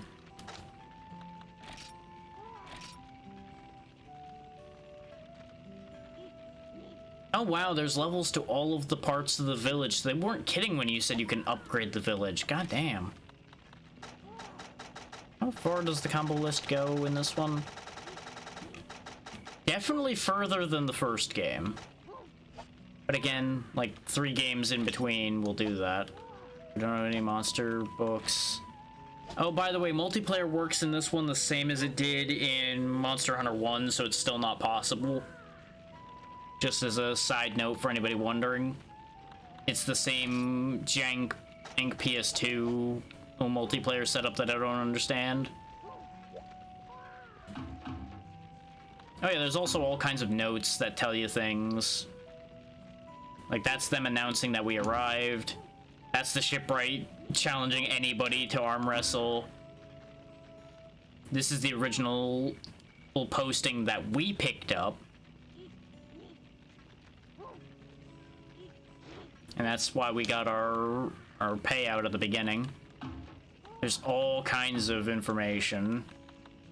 Like, basically, if you need any tutorialization, read this billboard, because it tells you a lot of things. I'm just skipping through it to get rid of the exclamation points, because we know most of these things. This is important, though. Time does keep moving no matter where you are. You can activate a quest that is day or night requiring, etc., but time will pass past that point, I do believe, is what they're getting at. These are all the people in town. Forge Granny is the most important one in town. Forge Granny is powerful. You cannot defeat Forge Granny.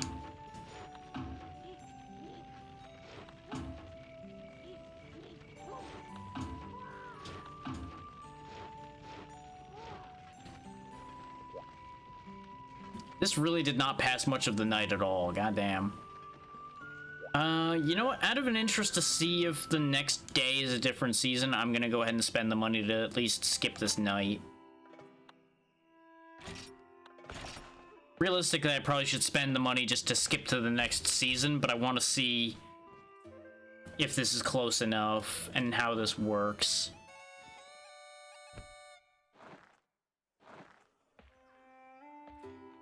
Nope, it's still the same season, I think. It did move across a little bit, but not enough. So we're gonna have to do at least one more quest here in Cold Season.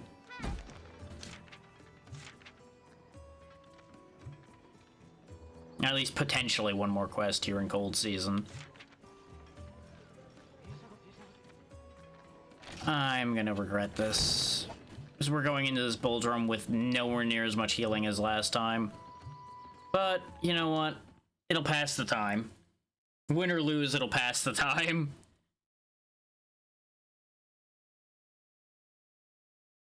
Okay, and what is the answer?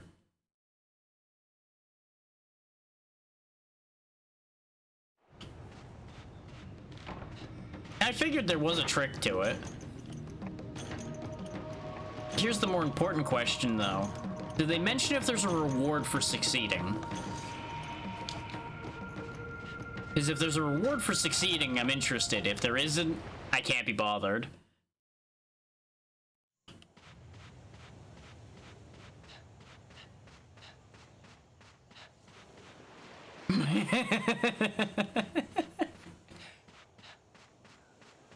That's the bottom line of that situation.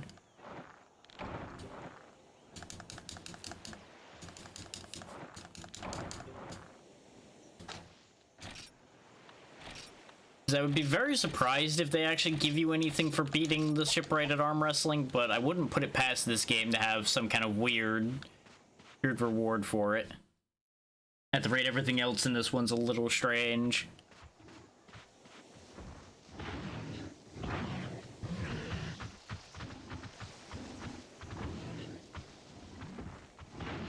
Now, where's the bull drum this time?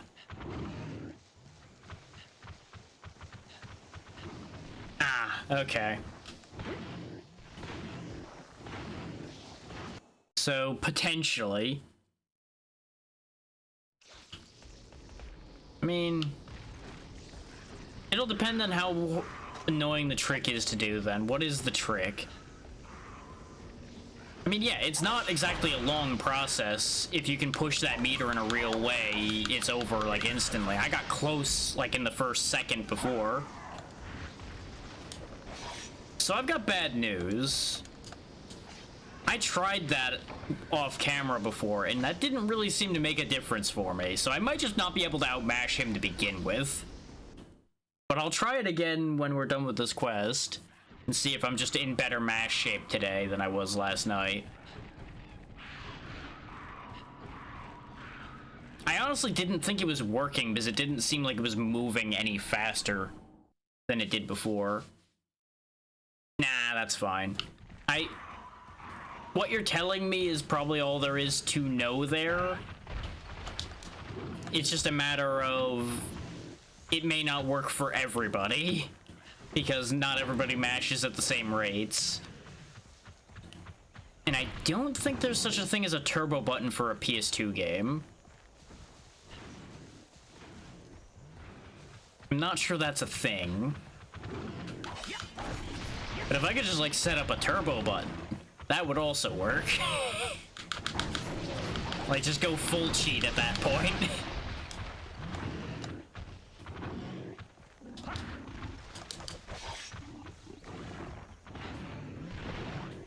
Of course you got loose from the other one. Of course you fucking did.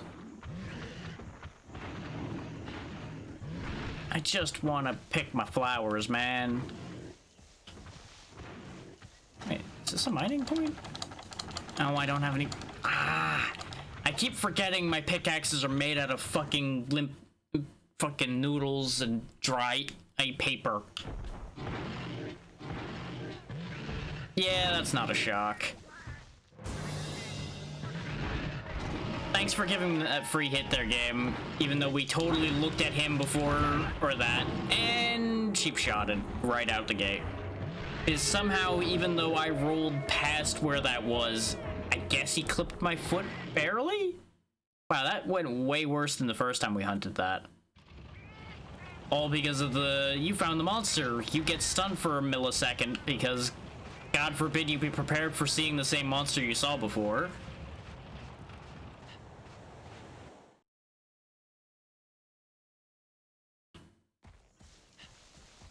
This again sounds like entirely too much effort.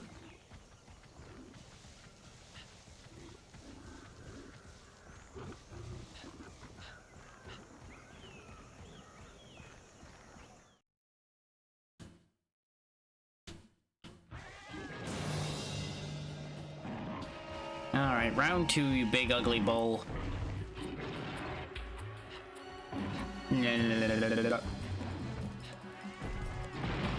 Are you fucking kidding me? Why does the... I swear these things conspire against you sometimes. And of course they stole the shock trap, which I was gonna try to use to catch this thing, but I guess, you know what? Fuck him, he's gonna die. Like, that's the thing. They have a sense of when the worst possible timing is, I swear. Like, a lot of the rest of the time, they won't bother you. And then as soon as they see an opportunity to be a bunch of fuckwits, they're like, oh yeah, we're all in now. We're all going for it. Like, we have done so much in here, and then the last 2 times we've been over here, they have been, like, super rabid. And I don't know why.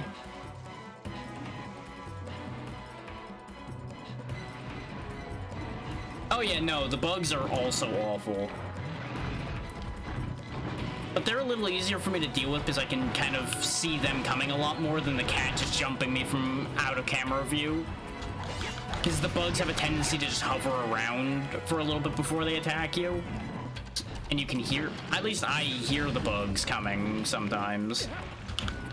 And then there's this shit where they steal my map, my everything. There's also not usually 18 bugs in one room. Whereas there's a million cats in here, apparently. Fuck's sake. Nope, I'm stealing all the shit back. I don't care. See? It's all right here. I'm gonna die for this, and I just don't care anymore, because this shit's stupid.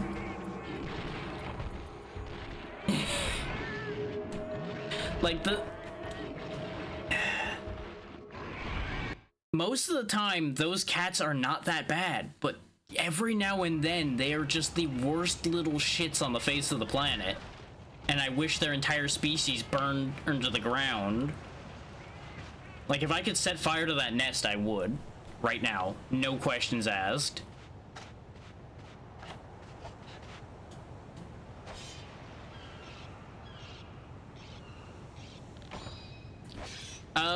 The first game to give you cat companions is Unite. They don't quite become palicos necessarily, I don't think, until a little bit later when the name changes. And they become a little bit more advanced, but the first one where you actually get companions is Unite, I do believe.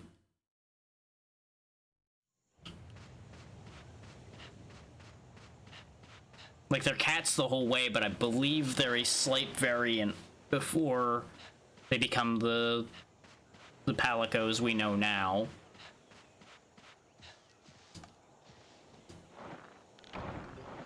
Oh yeah, no, they weren't in for like half the series, basically. Unite is either the end of the second generation of Monster Hunter games or the end of... I think it's the end of the second generation. Hang on, I can answer that question by scrolling down over here on the screen I have over here. Yeah, Unite is second generation out of 5, so it's not quite halfway. Rise and World are the same generation. They're both 5th generation, which is the last generation that is currently. World and Rise are the only ones in said 5th generation. Yeah. Same with 4 and 4 Ultimate and all of that. Generation 3, as you might imagine, was Tri, 3 Ultimate, and 3rd Portable.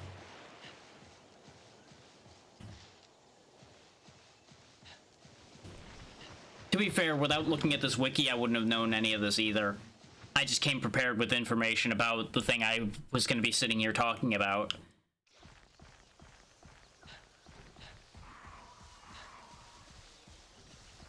Like, I knew that there were different generations, and I knew some of that, but I didn't know all of it. I needed to do this homework so I could do them in the correct order, because I would have put Unite in the wrong place if I hadn't looked at this. I would have put Unite in 3rd generation.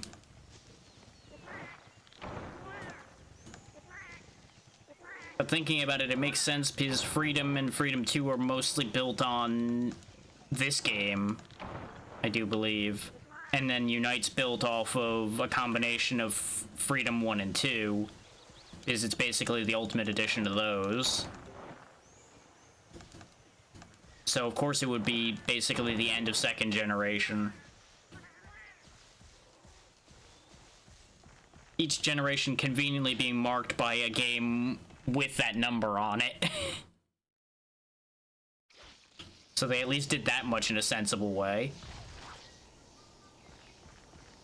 You know, I don't know if that's true.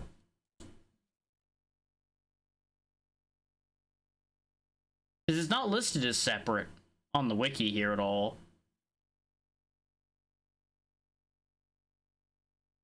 But I also...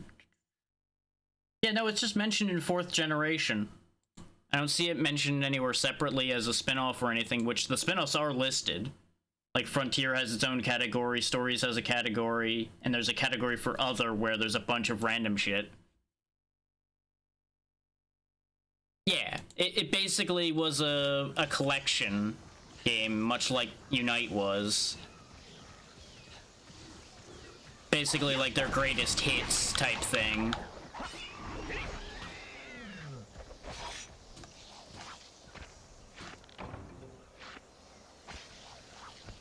They seem to do that every generation, so Wilds might end up being that one for this new generation of Monster Hunter, where it like tries to combine everything that World and Rise had, or at the very least bring like all the monsters together. Or they may make a 4th game, since some of these have 3, some of these have 4, they might do that too. And that'll be the one that tries to bring World, Rise, and Wilds together, which would be insanity, based on the way each of these have been put together. Trying to bring those into one game might be the most fucked up thing imaginable. Which means I kind of want to see that now. Just to see if it's possible. Yeah, exactly.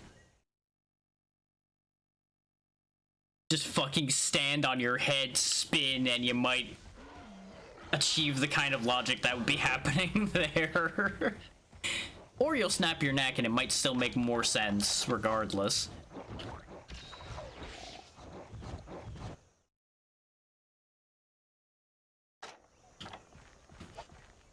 Now, to find that bull drum again, now that we got fucking bodied.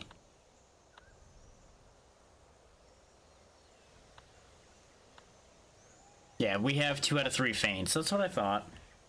Again, I lost track of reality enough that I was like, how many times have I died? I was pretty sure it was 2.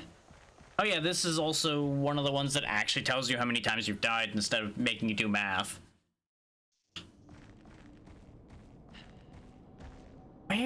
Where did Big Pig go? It would be kind of neat, though. It would actually be kind of neat if that was, like, an option. Where you could trade having your extra weapon for having, like, the gear for wire bugs or the gear for clutch claw. I think that would actually fit together decently. And would lead to some actual really interesting setups. But it would be a nightmare of design.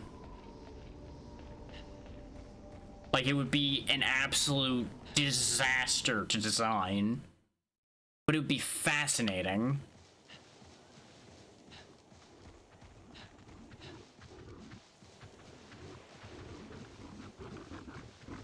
Or, unpopular third option, you start working each of those mechanics into particular weapons' movesets.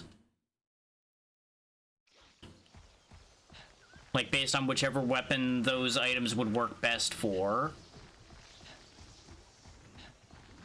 Which, that starts leading into a lot of fucking question marks. Oh yeah.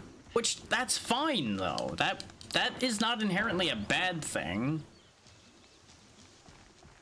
If anything, that actually would arguably make more sense, because being able to hunt every monster the same way is kind of weird if you think about it. considering how different some monsters are from each other. Like, hell, it might even end up being a case where, like, different environments need different gear to even traverse. Which could lead to some very interesting level design. Like, some stages are, like, segmented in such a way that you, like, need to use wire bugs to cross it at all. But I feel like that all gets deep enough that I don't think it would work well anymore at that point. I say as I'm running around trying to find a fucking pig.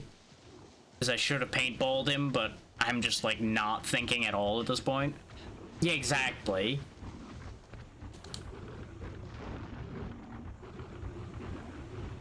Hopped up here to scratch my eye. There he is. Found him.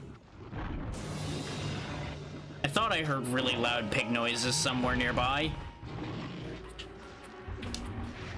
Oh, you bumped me away, you fuck.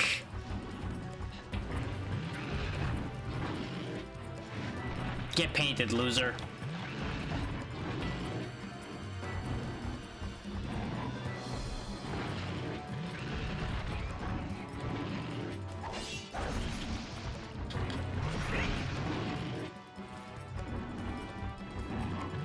Alright, Swarm. Probably not gonna miss much other than me getting beat up by a side of beef and a side of bacon.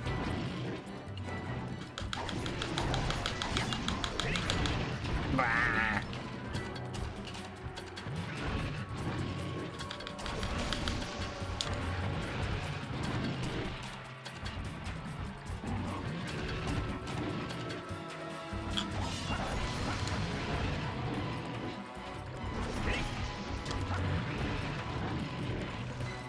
Fucking moss swine picking a fight.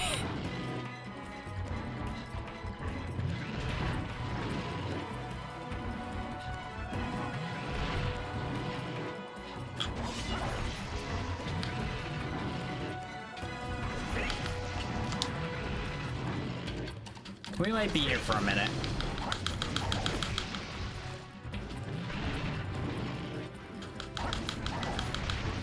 Fucking moss swine, die! Fucking punching above his weight class by a mile over here.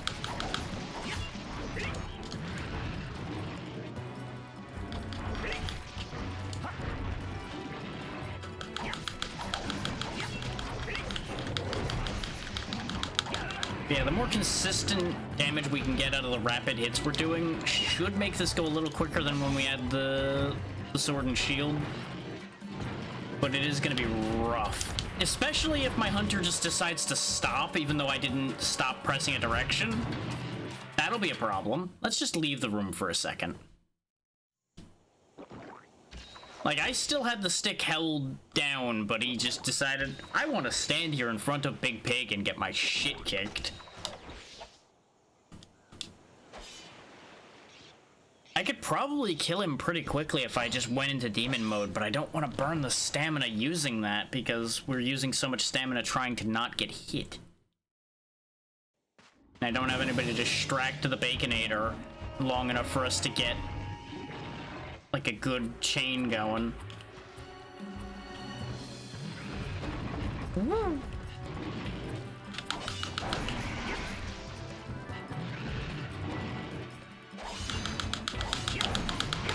Yeah, and that's the real issue there, is as I use demon mode, my animations are going to get longer, is they add longer attack strings to that as well, which is dangerous to use when you don't know what your openings are.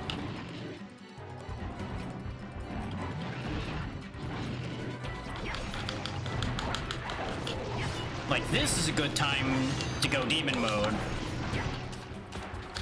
If I didn't miss. Because, like, I can do this and just go ape. Get my stamina back. Like, that's the fun shit with dual blades, is just going nuts on something like that. And just being able to shred them. But you've got to know your your positioning and your openings in order to get away with that without just getting bodied.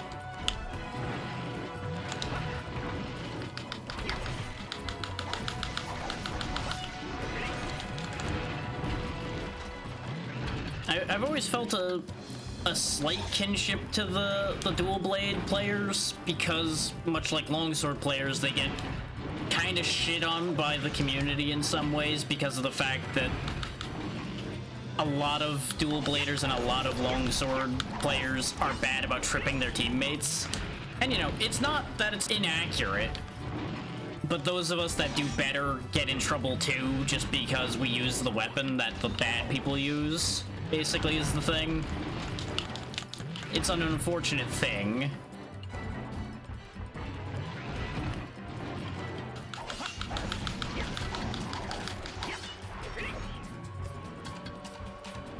And I would honestly at this point acknowledge what some people have said to me, which I didn't agree with at the time, that longsword's easy mode. Like, it's not easy mode against everything, but it's easy mode against quite a few monsters. Especially in the earlier days, where mobility was a lot less common. Having mobility built in your attack set kind of gives you an advantage. But you know, to a certain degree that gets filed under, well, boohoo, cry some more about it. While you hit the thing like 7 times harder than I can. Oh wow, he's hurt enough that he's sleeping? Real shame that I lost my goddamn trap, huh? Well, I know what to do with this information, though. Called draw weapons, demon mode. Yeah! Engage the buzzsaws! And tired now. But thankfully we hit him enough to knock him over, so that was perfect.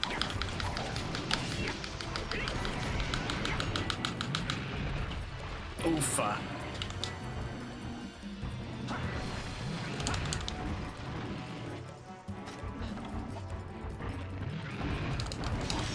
Potion, please.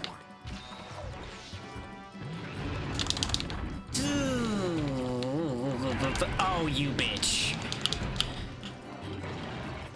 Remember, this predates voluntarily staying on the ground, too. You cheap son of a bitch. Like, I am getting cheated so hard right now trying to get a hit in here.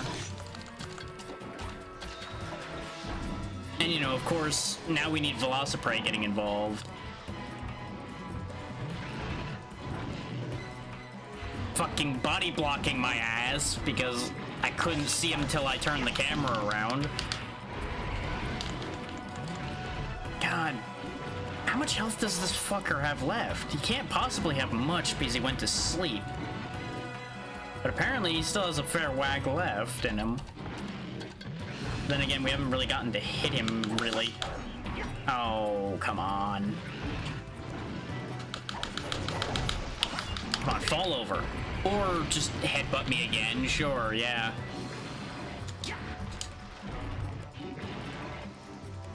Okay, he's not charging.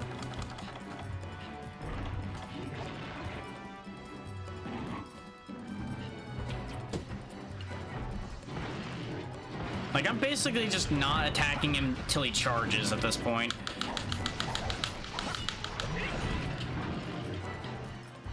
Like, it's gonna be slower, but that's probably the only way we're doing this safely. There we go.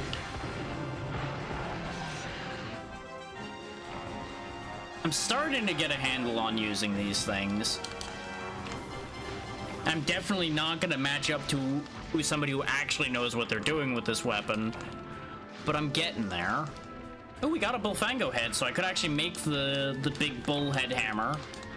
So I probably will do that for when I show hammer. Because I know I didn't use hammer at all in the first game for y'all, but at some point while I'm covering this game, I'll probably use a hammer. Just so you get to see it. And I think it actually has some more of its mechanics now. Instead of just being really awkward to use, it might actually get to do stuff.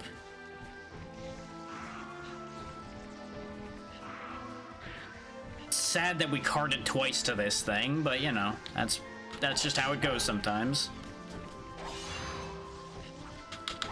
Come here, you fuck. I'm gonna rip you a new one.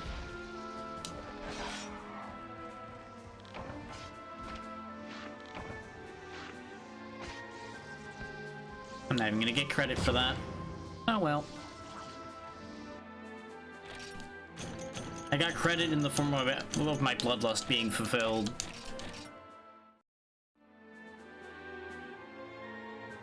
And on the bright side, our pain was worth it, because every kill is worth a good amount of money. Oh, it was 6 centimeters smaller. Huh. Good for it.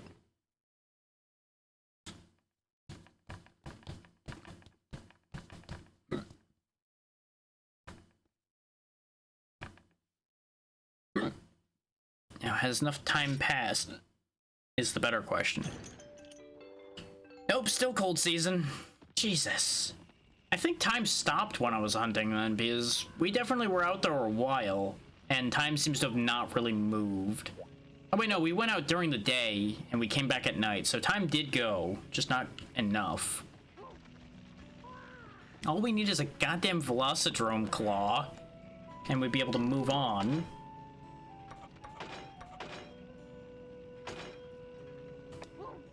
Yeah, I need to go get one more Sunlight Stone as well. But then we can have Cyclone. Hooray.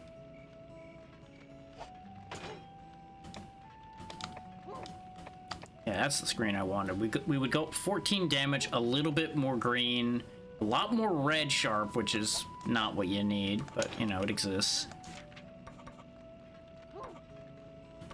Yeah, Twin Daggers is what we were using a moment ago, and then upgraded. Yeah, I need one more Sharp Claw. These aren't great compared to the Twin Daggers we have now, but I think that's where you start getting elemental paths is the thing, because I think Bone's where elementals are.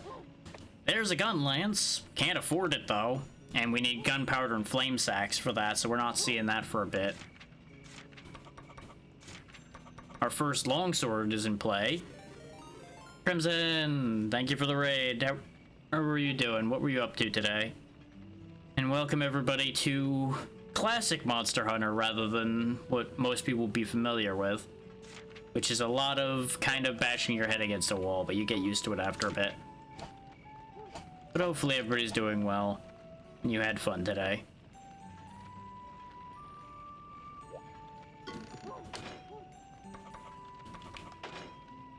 I assume since it was a Monday, you were doing something relatively chill.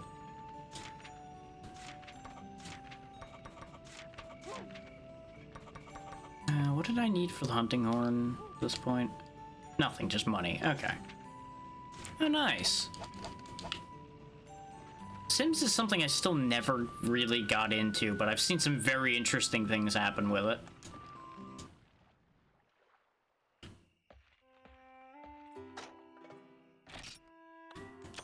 Put away all these parts.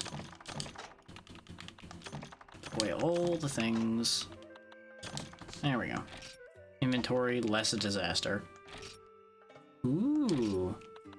What better time to try them out, too?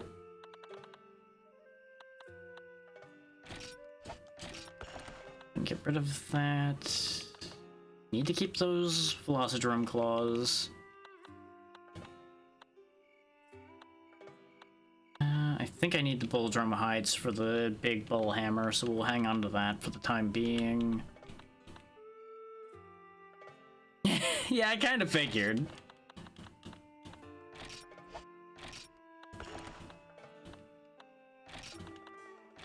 Get rid of a couple of those too, because we don't need tons of them, but I think we're still not going to be able to make up the money to do any of what I'm thinking about doing at the moment. We can get rid of this. Yep, that's about it. So far, so good. We've been stonewalled a little bit because I'm trying to figure out how the progression of this one works, because it's a little different than the norm. But we haven't failed a quest yet, so I'll take that as a victory. And I've just been running around gathering what I need and showing off weapons I'm not used to using. Like these little dual blades that I got now.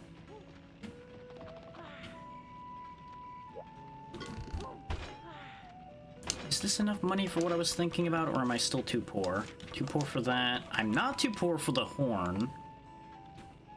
I could be funny. Do I want to be funny? Answer is not right now. Because I don't think that'll work well against what we're going to need to kill next.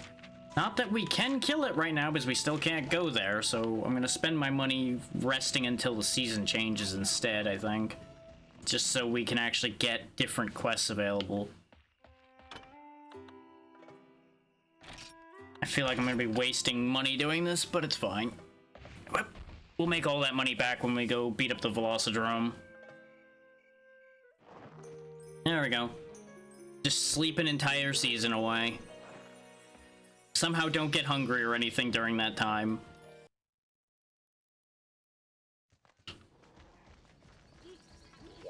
But now it's warm enough that our reptilian opponent will actually be out and about. And we can go deal with him.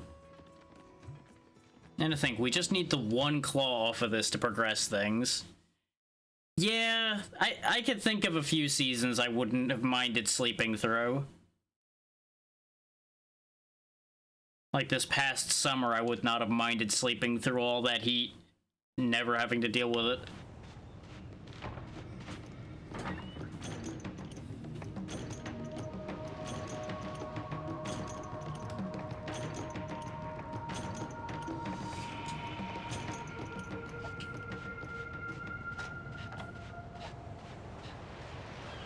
And I would figure that the easy guess would be winter. Yeah, that's what I was gonna say. I was figuring you would be the same line as I was on that one about skipping summer.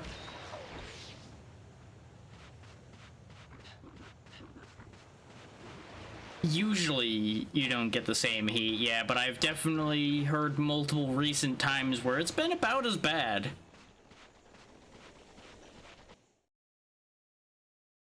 Especially since y'all don't have the same kind of architecture to deal with that.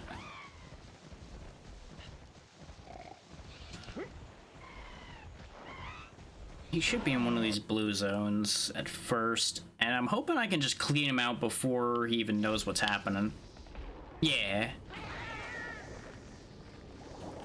I'm glad this past year wasn't as bad, and at least... Oh. You know what? That's fine. Go ahead and take those. I'll take them back from you later. Little menaces. They have been such a problem this go-around because they just keep stealing constantly. There you are. No, that's not you. That's not the big one. He just has a slightly brighter crest than the others, so it looked like the big one.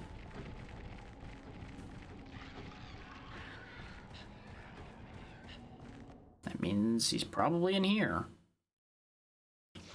I won't have my flash bombs because they were stolen, but that's fine. No, it doesn't look like he's here either. Did I miss him somewhere, or is he actually not in one of the caves to start with this time? Because sometimes they will spawn somewhere weird. We will find him eventually. Worst case, I'll circle back and go get our stuff back from the cats over in Area 3, I think is where... Is it 3 or 4 that their nest's in? It's one of those two. We can go get our stuff from their house. This way I don't have to fight with trying to take it from them directly. Grab some herbs as well, because we're going to need healing.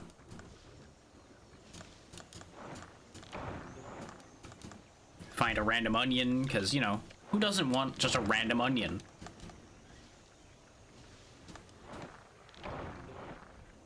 The sap plant I'm less interested in, but everything else is necessary. Wait. Aha! All I needed to do was take some time, and he showed up on his own. Get back here! That's why we couldn't find him. He's running around on like a chicken with his head cut off. Not sure how he saw his own future, but, you know, that's fine.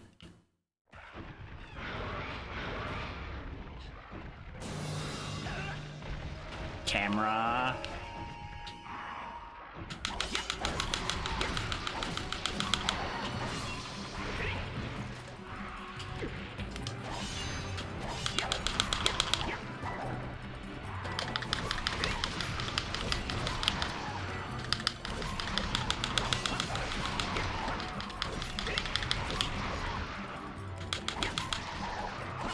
about to run out of power. But thankfully we were able to knock him over during that, so that worked out pretty much exactly how I wanted it to. Plus or minus the amount of damage I took in the process. And he's still trying to figure his life out, so we got plenty of time to heal. Except that worked out very badly for me. I would like to stand up, please. Yes, stomp on your friend. This is why I wanted to have the flash bomb, so I could have gotten away with attacks like that a lot safer. Okay, he missed. Heal up. Heal up again. Missed again. Neener, neener.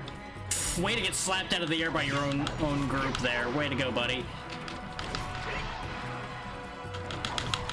I think there might be dissension in the ranks.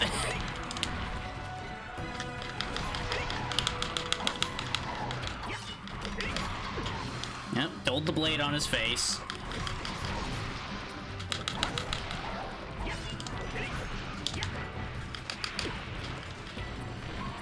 But yeah, this is the risk reward of dual blades. You can do a lot, but you will also get done in if you're not careful. And I am nothing if not the opposite of careful half the time, as we all know.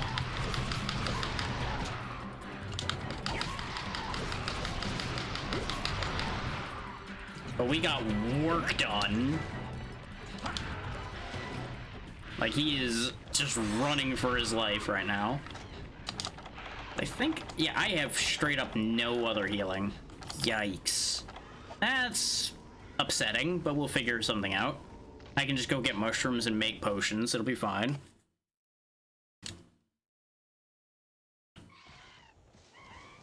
Nope, this isn't where the cats are, so they're in the other one. Go get my shock trap back and see if we can actually catch this one instead of killing it. Nope. Oh, it is the green areas that the cats live in then. I thought it was... Like, I can never remember where that cat nest is. I guess it must be over in 2 then. So I go through 1 all the time and I don't remember seeing it that much. But it's gotta be one of those too, because it's on one of the outer edges. Unless everything I'm thinking is wrong, which wouldn't be the first time.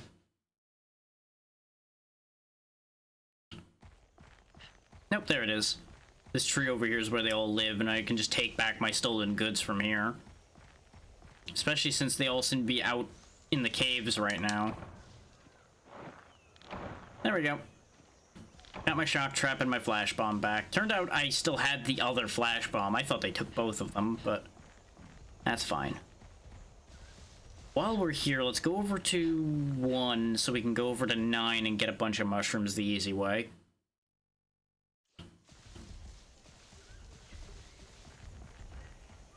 And lament the fact that I once again forgot to buy a new pickaxe, so we can't get an Eeyore. Not that it's a problem aside from sunlight stones. But I'm also still bewildered by the sunlight stone situation, but we don't need to think about that right now.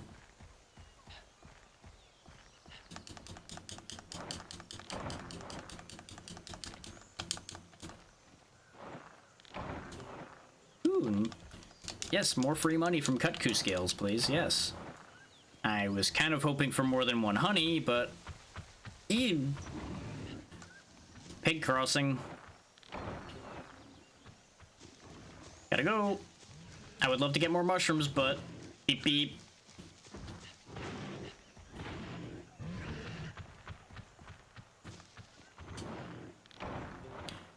No healing mushrooms, huh? That's a shame. I'm gonna need to deal with you, or you're gonna be an issue. This is when I cart fighting him instead. Also, he is a big boy. Like, for being just a regular Bullfango, he is a big boy.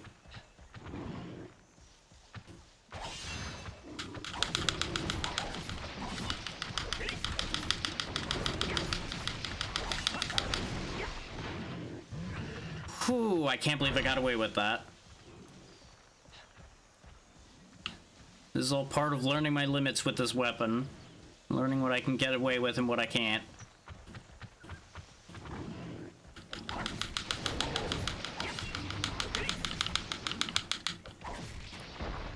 There we go. I was like, there's no way he's got much health left. Okay, now I can pick mushrooms in peace. He could have just went his own way and left me alone, but no, he wanted to have a fight.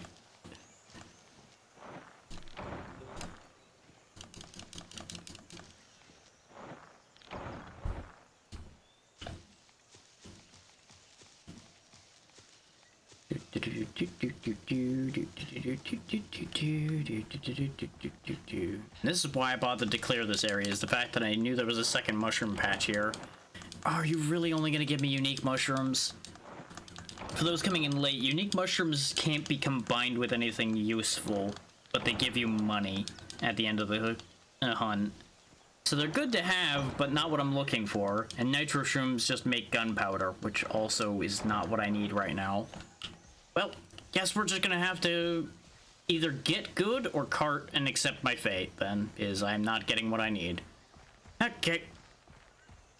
That's fine. We have our flash bombs. I can probably make this work without it being too big an ordeal. I just need to see him before he sees me.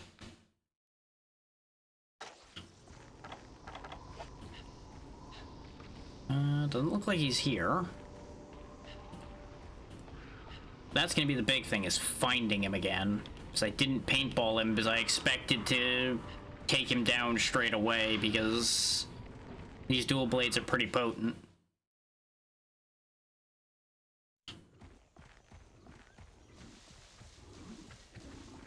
Doesn't look like he's here. I feel like he would have made his presence known by now if he was. Just bear with me as I run around a bunch looking for him again. Anybody home? He's in 8, isn't he? He's in the place I can't get to. Oh no, there he is. He came out of 8. Ironically enough, I was right, but wrong at the same time. Get flashbanged.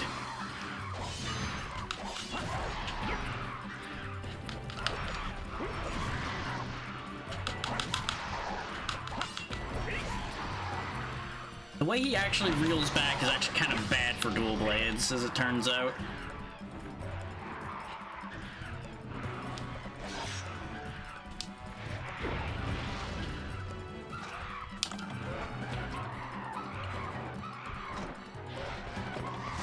I wanted to pretty much just guarantee being able to get him in the trap. 1, 2, 3. Sleepy time for him. He gets to live.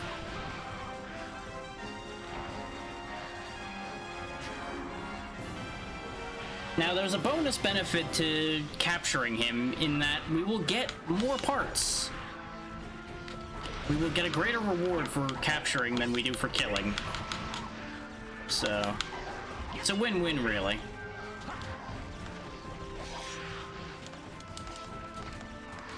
And while we wait, we'll grab some more parts all around. Ow. Rude.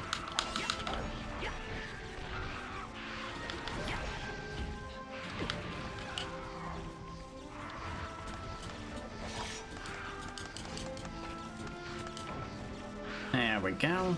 Just keep grabbing more Velociprey parts, because that's probably... Nah, I don't know if that's going to be the armor I upgrade into this time or not. Because it doesn't give the boosts I want compared to the last game.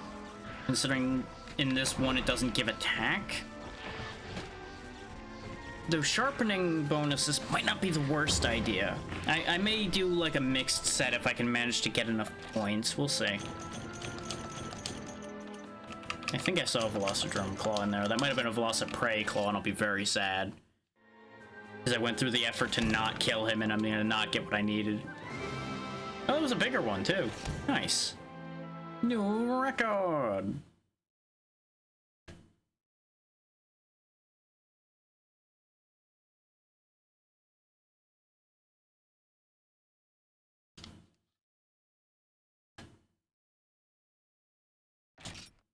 There we go. Commit that one to the books. And we should have a decent amount of time in breeding season to clear a couple more of those. Where's the chief? Chief, where are you? One of the few times I actually need you for something. There you go.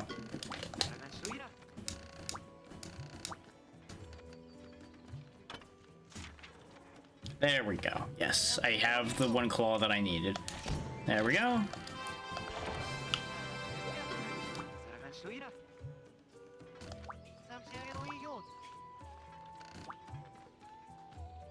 Aha! Information on a new hunting ground. The desert. Oh, not the desert again. Of course, gather new materials. You want Gendrum hide, Kutku webbing, and cactus flowers. Okay. I will keep your interests in mind.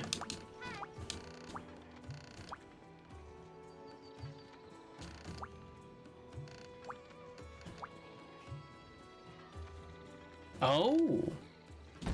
That actually does make sense, not being able to go to the desert during the hottest time of year. Daimyo Hermitar and Gendrome.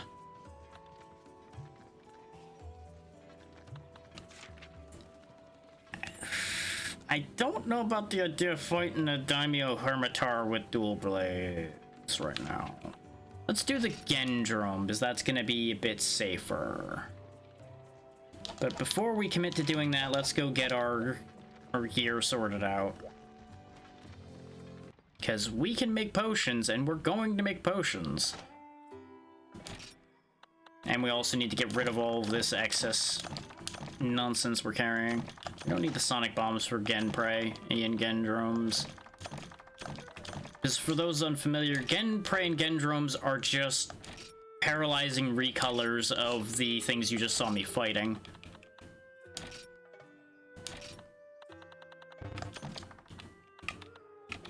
So there's not going to be anything super remarkable there. But they are stronger. So I do need to be somewhat careful.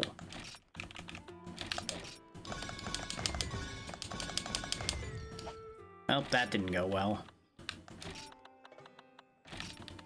Gotta love that failure chance. Do I want to grab any honey in order to make more of those into megas, or do I keep what I have? At the rate they're probably going to damage me, I probably want at least 2 more of those to be megas. Because our armor's not great right now, because I've been kind of lazy on that. Okay, good. I was very concerned that it was going to break and turn into garbage, and I was going to be sad. I do want to buy some pickaxes as well, because we're going to a new area, which means new mining points. Which may net me what I need. I should have read what he was talking about. It was mostly about me being a good customer, I know that. Oh, he's stocking hot and cool drinks now. Okay, we'll grab one of those because we probably are going to be given a couple of them from the quest. So that should be sufficient. This might actually be the first time where I eat before going out on a hunt.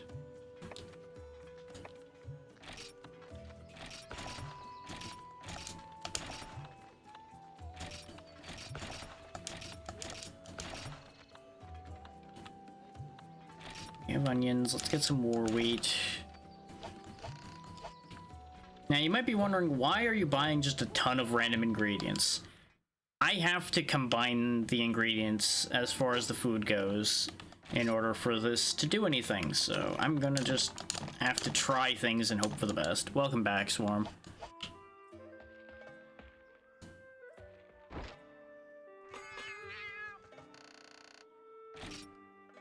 So let's see.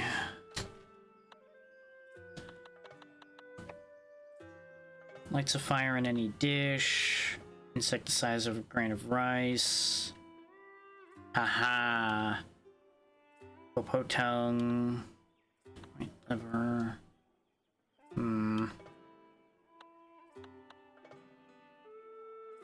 Don't really know what'll do anything. I'm gonna try that. Creamy Doria. No, that doesn't sound like it'd be a good thing. Steaming hot pot, that sounds like it might be good. We'll go with that.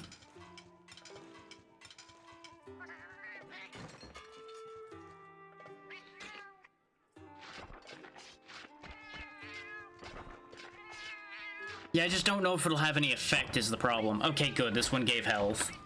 When I tested this originally, the meal I made, which was white liver and something else, literally did nothing. So that's why I'm kind of cautious on that one. So that's why I was very worried about how I cooked. I should try to make armor.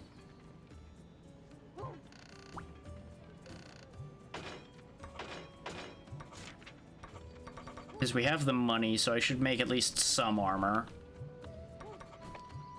That would be a big armor increase, but it does only give sharpen.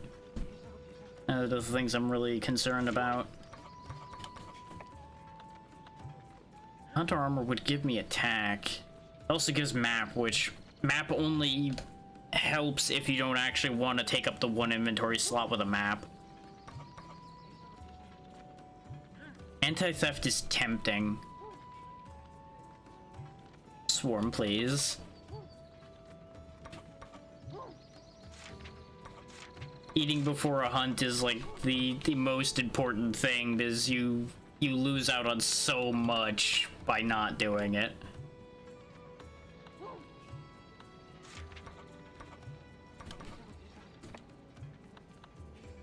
Okay, I can get attack off the battle stuff as well. And that'll use up my one Kutku scale. No, that's fair. I don't know how well Jen tutorializes that.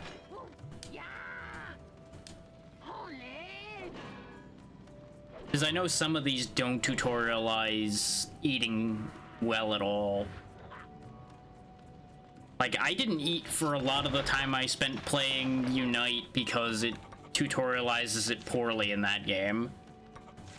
My friend told me to do it, didn't tell me how, and I just didn't pay attention to it from there, basically. For a while. And I still managed to solo the majority of Unite that way, so... It is what it is. Yeah, that'll be a 1 armor upgrade. I will lose a bunch of thunder resistance, which is unfortunate. But it starts building us toward attack. Okay, yeah, not eating during any of that is entirely reasonable.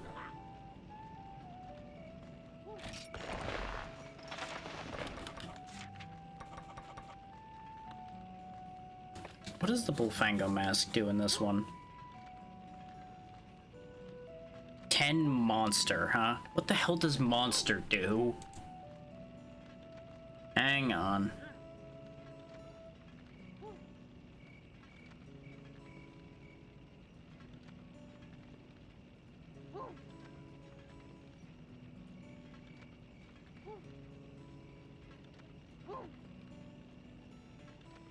Depending on what this does, this might actually be useful.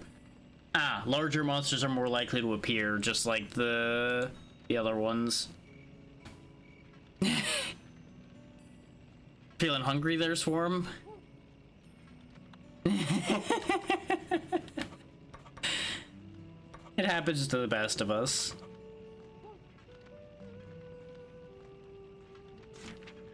But yeah, no, a controller is definitely important for playing these. It's the same reason I didn't play the 3DS ones that much. Nice. Okay, we'll go ahead and make these battle greaves because I can, and they will give me a little bit more towards attack up. I don't think we're gonna have quite enough between the parts I've made for attack up, and we're gonna lose our gather, but we need that defense. And when I'm explicitly going out and gathering, I can put the leather stuff back on anyway. Yep, we only have 6 attacks, so we're not getting anything beneficial out of that. Which, admittedly, I gotta be somewhat careful how I'm doing this, because I'm gonna end up with negative poison, and that's gonna be really bad. don't think I'm gonna be able to finish this right now. Yeah, I'm out of money. In fact, I'm very out of money, so I need to probably sell some stuff in order to be able to go on a quest anyway. But on the bright side, we should be a bit harder to kill now. We've got that going for us.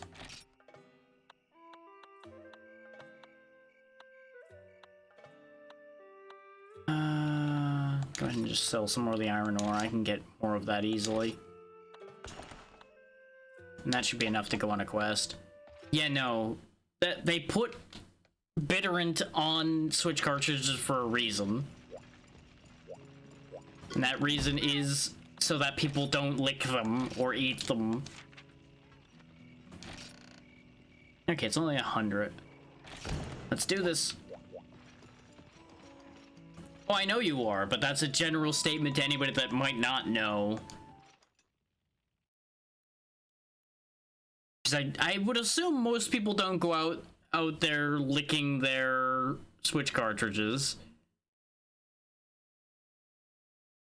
That's fair. Not believing that it's a thing is understandable.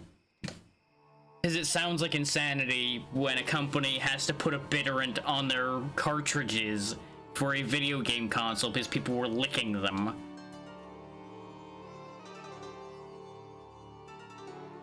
I feel like that says something about us as a species at that point. And I don't feel good about what that says. Oh, they're giving both hot and cold drink here. Is this the variant of the desert where you actually need hot drink at night? Because that does happen sometimes. Oh no, it's probably for the blue sections.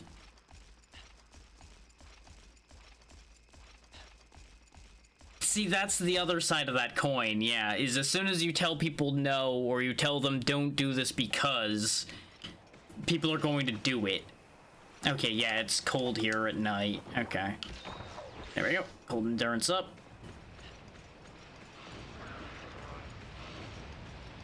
Fucking Cephalos, my unbeloved.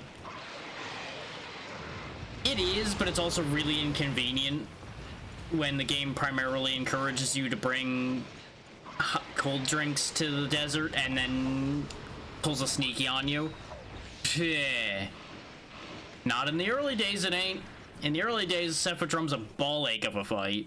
It is the antithesis of fun.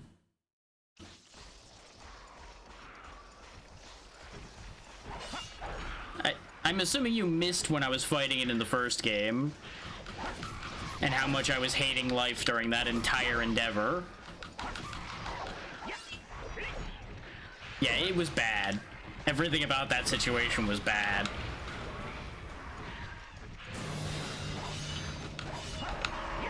The crab fights are also a very mixed bag.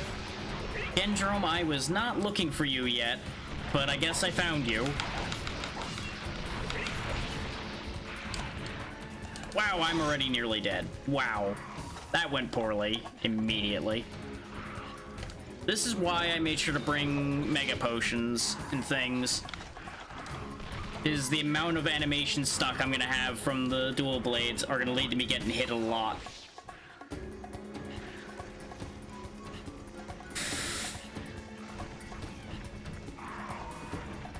And I can't stun lock him like I did the Velocidrome, because he doesn't reel back as easily. Ooh, wow, I'm glad I put better armor on. Because if I didn't, that would have done way worse.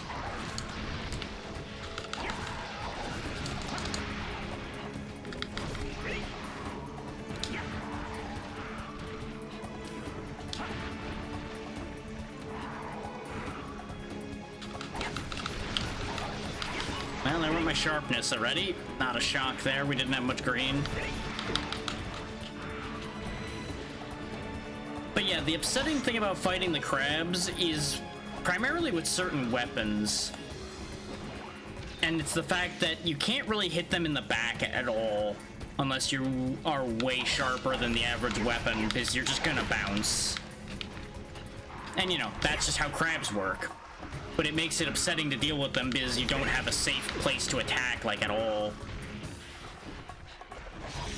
I'm sure they probably mellowed in later games, but early on, they were fucking atrocious to deal with sometimes.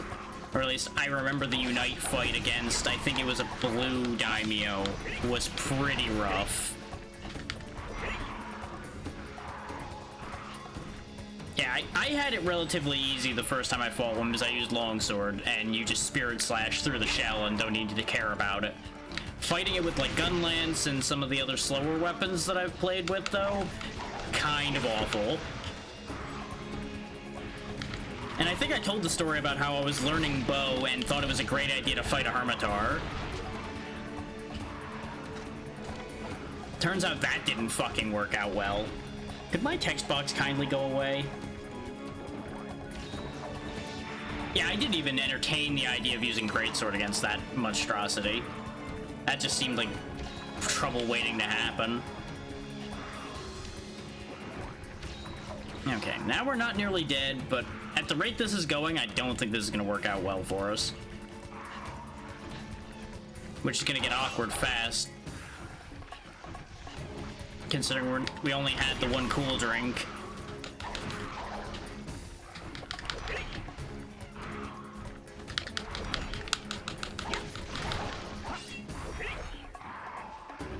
I'll do that if I feel like I'm actually in danger, but I don't want to be interrupting what I'm doing that much constantly to leave the zone all the time, but it is definitely the better idea.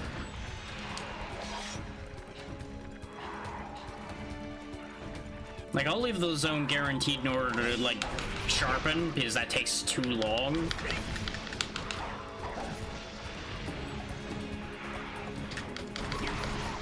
But I'm too impatient to walk all the way over there, heal, then walk back in. And yeah, this fight's gonna go terribly just because look what 2 hits from him did.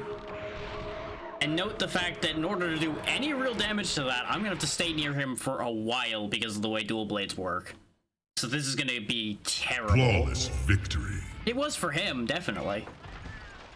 Not so much for me.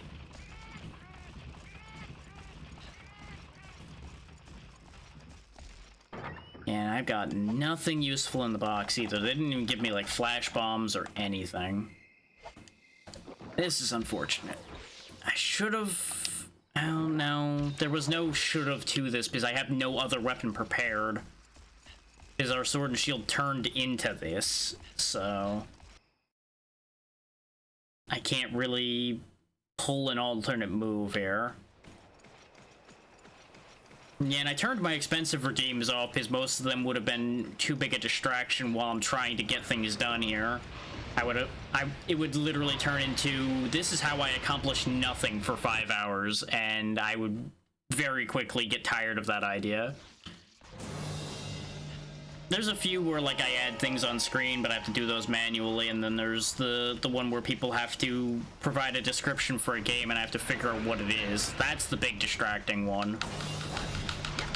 That's also like a couple thousand points at this point because people were spamming it too much. Yeah, that's exactly what I mean when I say distracting redeems that would be a problem.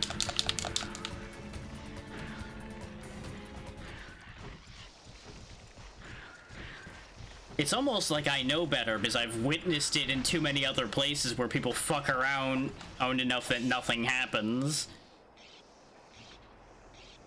There we go. It's like some people can sit through 1,000 things happening constantly. I cannot. Mostly because, not because I'll be distracted, but I'll just start getting annoyed by the constant racket while I'm trying to pay attention to something. Okay, if he wasn't there, so did he run the other way? So I don't think he could have crossed that area faster than we got in there.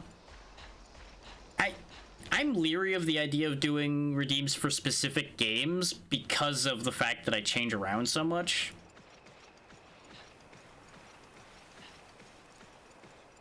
Where the fuck did he go?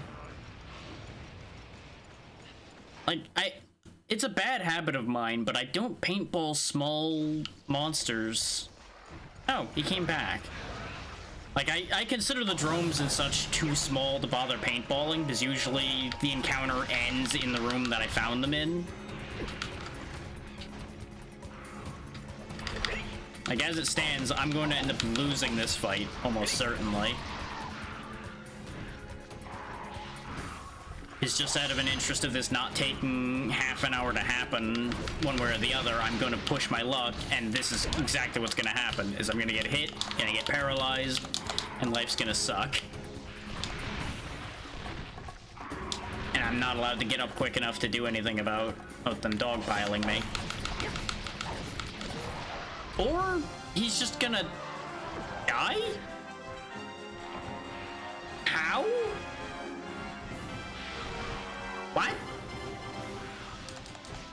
I don't feel like I hit him that much. Like, we got a good hit, it set in on him to begin with, but I didn't really think I had done that much damage. How does this keep happening where I'm shocked when the fight ends in my favor? Wow, I just slapped him out of the air hard enough that he got deleted.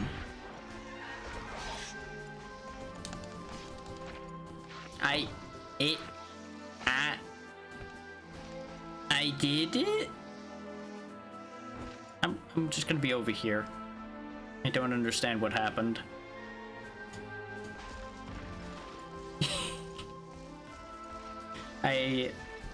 I'm genuinely confused. Congratulations, you played yourself. Alright, Crimson, thank you again for the raid, and hopefully you have a good night. Sleep well.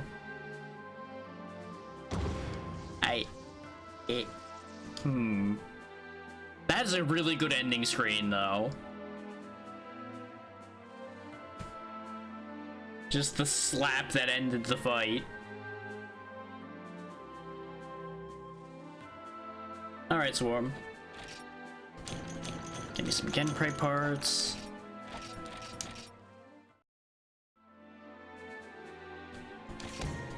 And there we go. We made up a chunk of the money we spent. And we first tried the Gendrome that I didn't think we were going to get through because of how much I was eating shit at the beginning of that fight.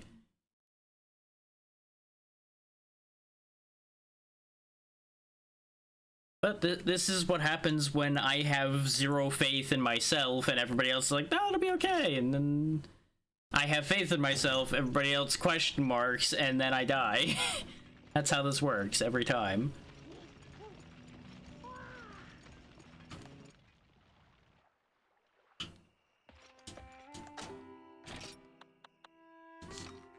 Like, there's a concerning consistency to it.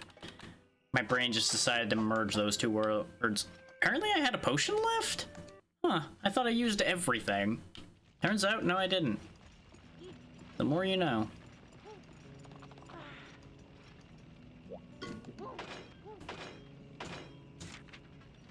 There's Bone Katana Wolf. I'm not sure why that triggered to exist now, because that's all parts we already had. And this is the one I had spawn before that made me realize I wasn't getting my longsword for a while, is both of these need Makalite in abundance, which we don't really have in abundance. You still need the Sharp Claw. Nothing new in there, nothing new in there, nothing new in there. Okay. You still need money for Cyclone. Now, what does the Genprey armor give? Less cold resist, more hot resist, and paralysis attack. Okay. Oh, is that paralysis attack or defense? I would assume it's actually defense. Or it's both. Might actually be both.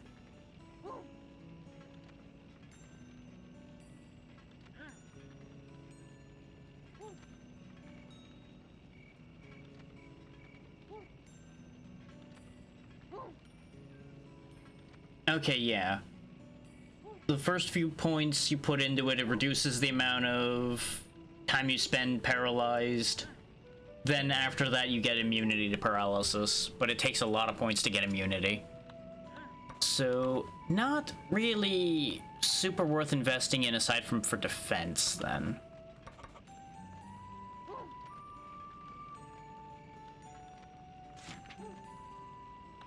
So probably not going to invest in Genprei armor.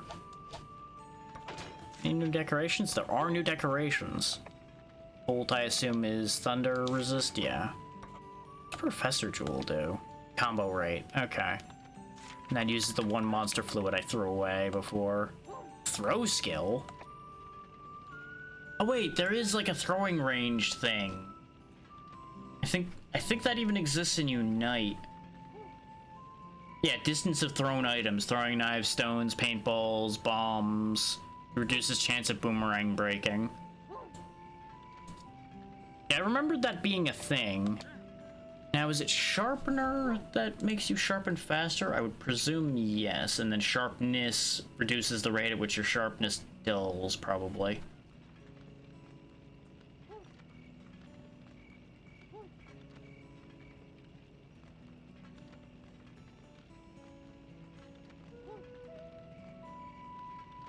Yeah, there we go. Sharpness decreases sharpness loss.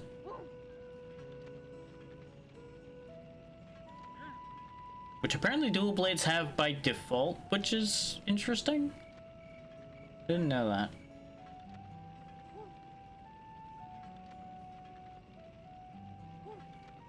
Then again, maybe this list isn't 100% accurate either, because I'm also not finding sharpener on this list somehow. Might be one of those, you should understand how this works, because it just increases sharpen speed. I also don't want to use one of my sharp claws for that anyway. Nor am I attached to anything I'm using enough to put decorations in it.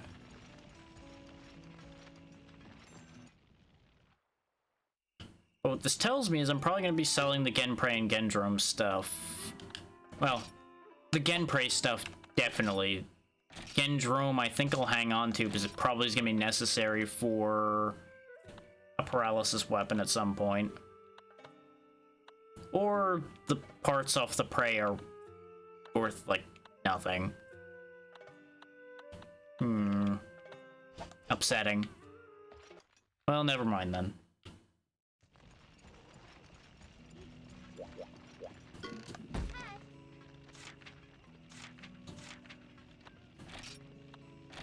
Wait, the Daimyo Hermitar's in the jungle as well? Ooh, we've got a Kutku. There we go. That shouldn't be too bad. We've fought those before.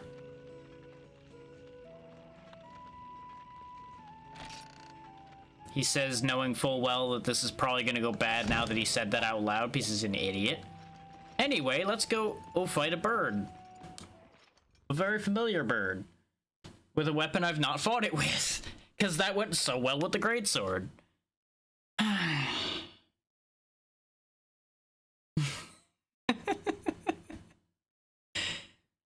Sometimes I wonder why I do these things to myself.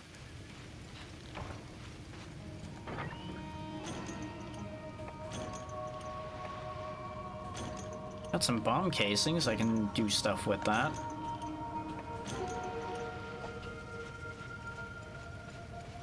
Now, where would a Kutku spawn? Where would he be? It's probably gonna be over here in like 1-9, somewhere in that range probably, if I were to hazard a guess. He's not here in 1. Though he might not have spawned yet, because we've had that experience how many times at this point? Oh right, too many.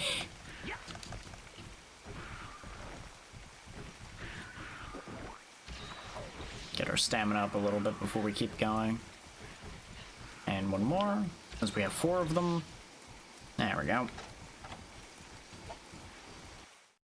You know, there's a certain amount of comedy to what I've just realized I did.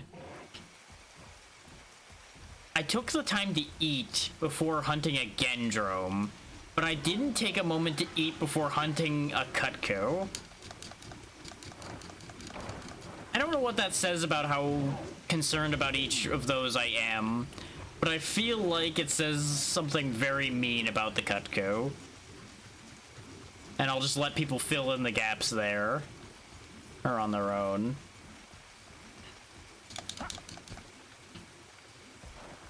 Like, it's one of those, you just have a realization after you say something like, wow, that's actually kind of a really rude thing to say. God damn. Like, it's to a fictional entity, so I don't care, but it's just like, huh. Wow, that just came back around mentally now, didn't it? Huh.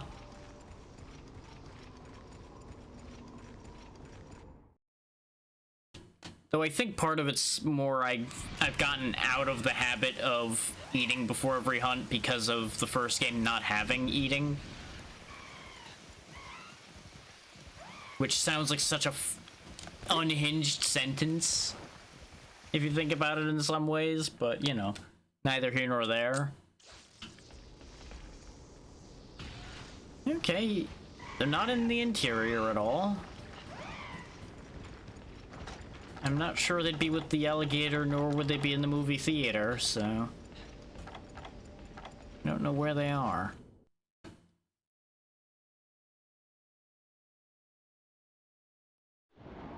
Or they're where we went. Oh no, we weren't. Were we in here? Yeah, we were. Somehow they weren't here and the cutscene wasn't here till now. Okay, game. You do you. Or at least I don't think we were in this room. Were we? Were we? Weren't we? I've already forgotten what room this was because this cutscene lasted just long enough for my brain to delete that information. No, we weren't in this room yet, so this is fair. No, there's monkeys in here which are gonna cause issues. And thanks for giving him the free hit again, game. Love that for me. Get a paintball on you. Oh my god. I'm already upset.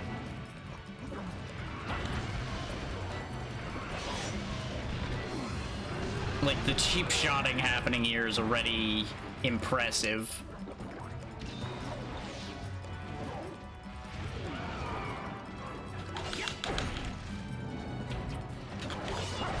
Oh my god, why are you flying back so much already?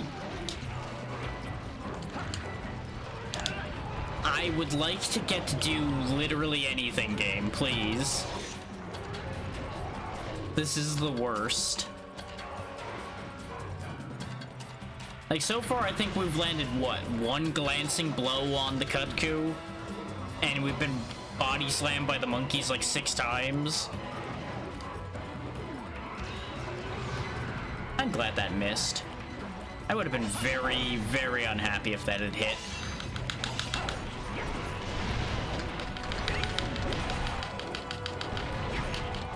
Like, I'm assuming our big win with the dual blades is gonna be tripping him. But we're not gonna be able to fucking do that if he keeps spinning like a top. Like, look at this. He just will not stop. Like, he will not do the moves that I can actually do anything about unless there's a monkey on my head.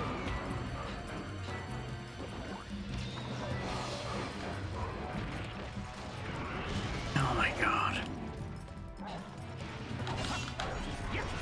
Doesn't help that my forward charge keeps taking me out of position. Because I'm so not used to fighting him with this.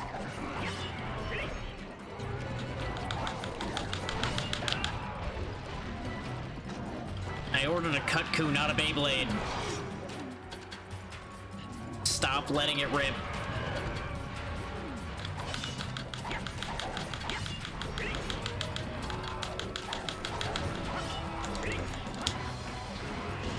Oh, you fuck. Literally the one time I dodge anticipating the tail, and he fucking fireballs my ass. This is gonna be one of those days, isn't it? Yep. Sure is gonna be one of those days. And then I get farted on. Joy.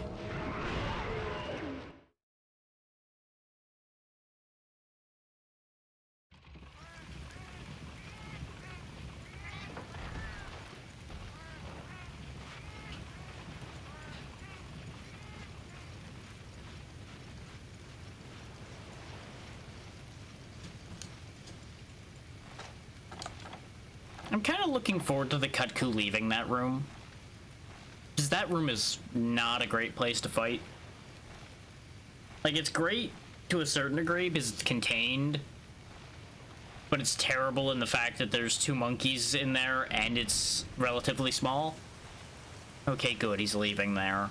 So I can actually have some room to fight. Ordinarily, I'd want room to fight. I'm not 100% sure I want room to fight with the dual blades as much as I would with other weapons. Part of me feels like I don't, because I don't have much reach, therefore room to fight doesn't much matter. But room to move to not get hit does sound like it could be important. So I'm caught in between on that thought. Oh god. Why is it beach day for the cat armada? Why? Yes, please leave here. Go somewhere else so I don't have to deal with 1,000 cats. That's fine, you can have a paintball.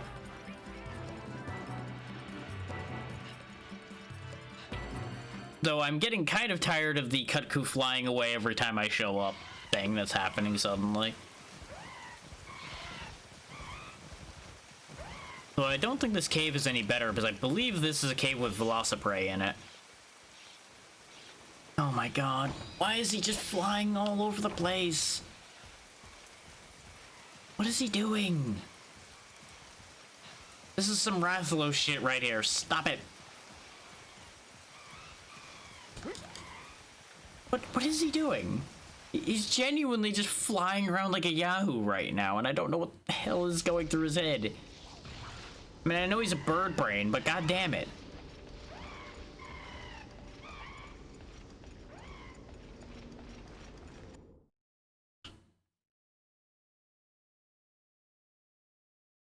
Hopefully I'll be able to get there before he leaves there, too.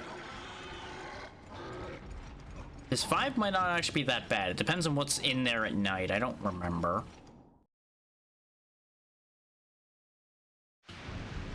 Oh, there's monkeys here, too. Well, at least there's more room.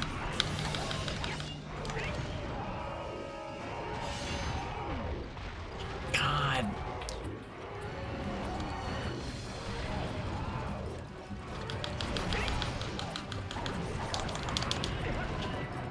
I reflexively rolled because the Rathalos flashbacks.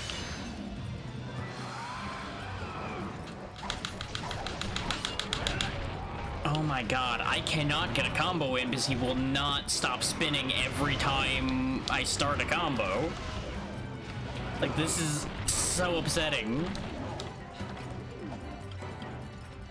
It doesn't help that I have literally nothing useful with me. Because I am a fool and didn't bring useful things with me. Like, I'm basically gonna have to do this whole fight, I think, just with regular mode. I don't think I am ever gonna be allowed to go into demon mode and do anything with it. Which is a real shame, because that's where a lot of our damage is. And now we're stunk, so we can't actually heal. Not that we had any healing anyway.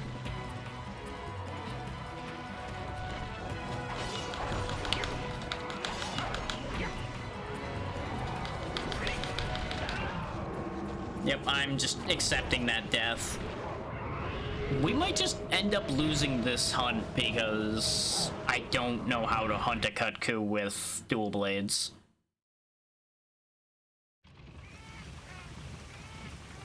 Which is really embarrassing, but it is what it is. And now we don't have any food either, so we can't get our stamina up. And I could long road this by, like, going and gathering a bunch of shit. Because we're on the map where I could gather things just fine. I'm just not sure it would get any better, is the problem with that thought.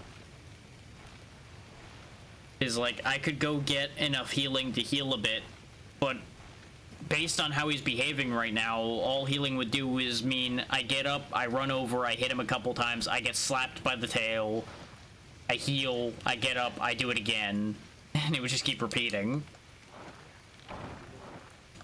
So I don't know. I'm not sure how worthwhile that would be. But at the same time, I don't really have a choice. This is that or lose. And I'm not sure I'm ready to embrace losing yet. while he's on Cat Beach, and I don't want to be there, it seems like the option is to go gear up a bit, since we spent all of the healing we brought with us, like, immediately. The complicated part's gonna be getting anything out from under the everything that's gonna be all over this map. And, you know, getting it to actually give me what I want, too. Yeah, he's going back to his little shit pit, too. You don't think he's hurt enough that he'd be sleeping, right? That seems like it would be madness to think. But after the incident with the Gendrome, I'm now not sure what my damage output is.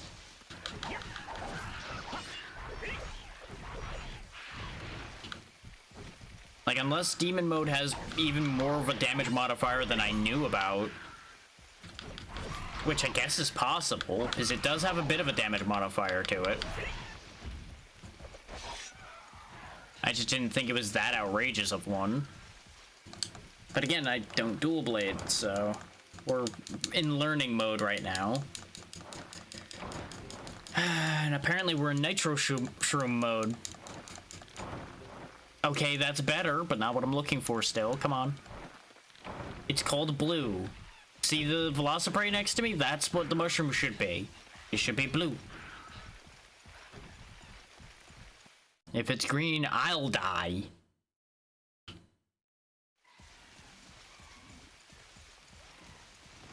Ah, of course. I went to just make a go of it, and he immediately leaves. This fucking guy.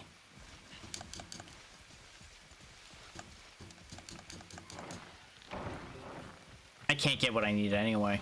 I just realized there's no way I can get sunrise herbs because it's nighttime. Sunrise herbs are only during the day, and sunrise herbs are what I heal with. So healing is literally impossible right now.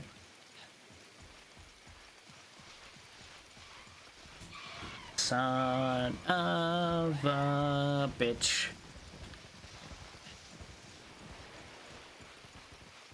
We've come full circle. He's back on Cat Island. Oh, he is right in the middle of them, too. Fuck's sake. Come on, how about you come over here?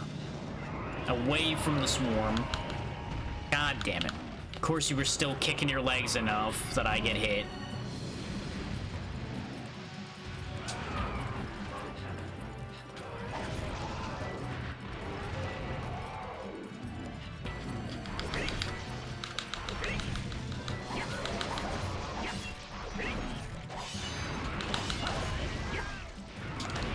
Thanks, game. Thanks for just holding a pose for no reason instead of rolling like I told you to. And now we're gonna start bouncing every swing. And we've already fainted twice, so this is basically fucked now.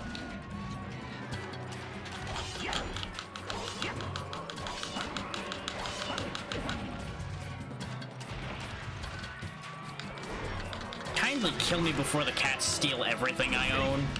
Oh, you bastard.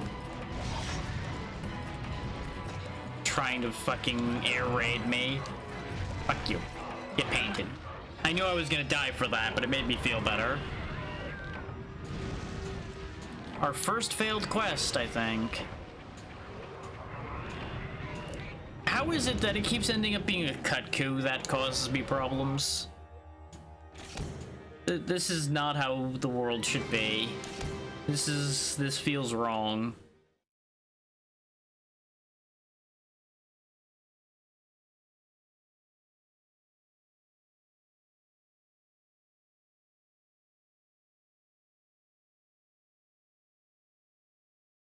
Something that losing to a Kutku just feels like I've forgotten how to hunt.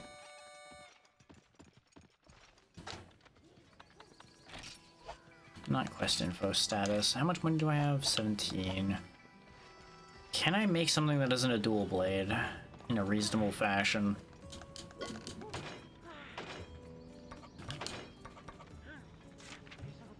can't make the horn. I can't make a gun lance. I'm not gonna try to use a lance against him. That's not gonna work out at all. I need 3 more Kelby hide for a bow. It's a real shame that I can't make a katana of any kind. Then I could really show him what for. I could go back into greatsword because we at least learned how to do that, but I don't think that that would work out great because we wouldn't be able to make a good greatsword right now. Like, I freely admit, I shot myself in the foot by pigeonholing myself into a single weapon by upgrading our sword and shield into the dual blades and then not having any spares. That's absolutely my own fault.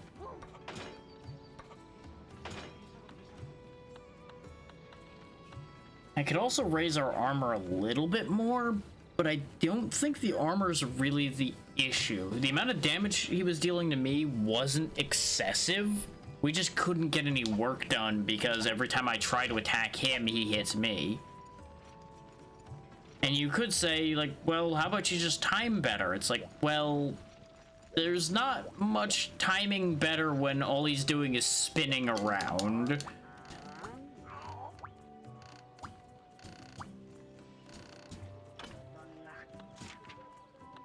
Oh, he sells stuff too. He sells useful stuff for combining. Okay. I hadn't even looked at his shop yet. I didn't even know he had a shop. That could be useful for a few things. It's not useful right now. Yeah, we can have him make stuff for us for a price as well if we have the materials. What did you need again?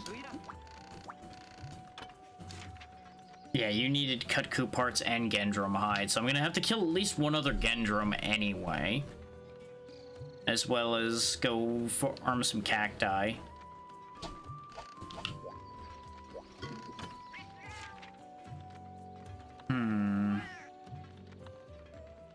I'm just trying to think of what could work as a workaround for our situation. Like, obviously, if I had eaten before going on that hunt, we might have done better. I don't think we would have done that much better, but we would have survived a little longer.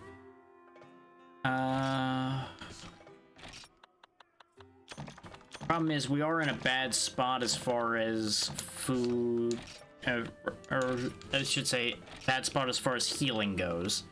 We got plenty of mushrooms. We have the opposite problem we had in the last game of we have plenty of mushrooms and no herbs. His herbs are now, like, time specific, which remains to a certain degree infuriating, but at the same time completely understandable.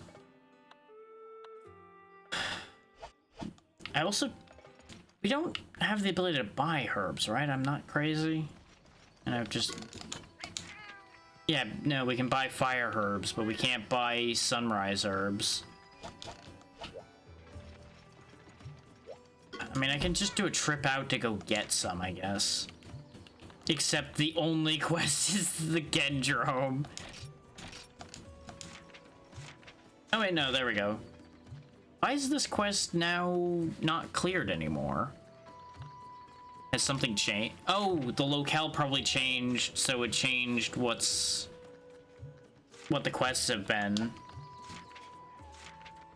Yeah, because you'll notice the Boldrome's gone, but the Kutku's there now. And the special item info's changed. Oh, wait, does that mean I can't get what I need anymore? Or is it just not special? I'm now suspicious and concerned.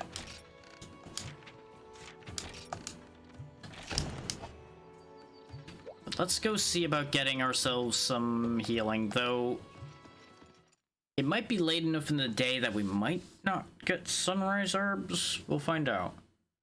One way or the other, I need to get herbs. If I don't get herbs, we're kind of stymied. So I don't think without a decent amount of healing we'd get through that.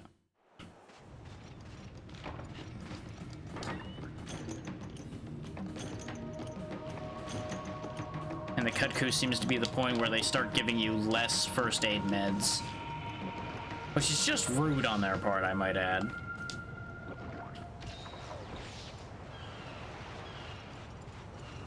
But since it is a daytime mission, I'm hoping it still counts. I should have grabbed some pickaxes to get some more sunlight stones, too.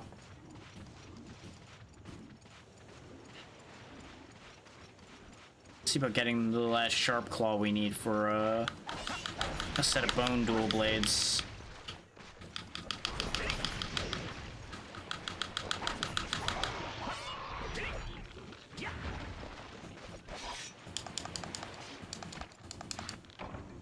Carpathian brain.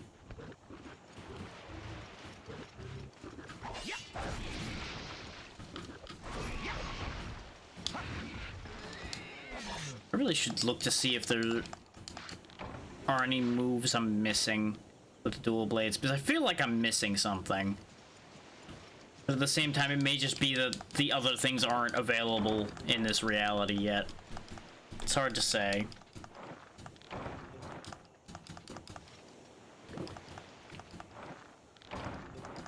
Hindsight being 2020, I should have brought mushrooms with me just so I could guaranteed combine them and be able to pick up more sunrise herbs. Because we seem to be having very good luck getting herbs right now. But I have no mushrooms on hand, so if I don't manage to get any, we're gonna be stuck as far as finding more than like 10 herbs on this trip. Which, in the interest of not having to make multiple trips, I would like to find enough for a full set of potions plus. Because we have enough honey for a full set of mega potions. And if we go in with a full set of potions and a full set of mega potions and I still fail, I don't know what to say anymore. Aside from, I'm sorry for failing, everyone, because at that point, that's the only way that could have happened, is if I just majorly failed.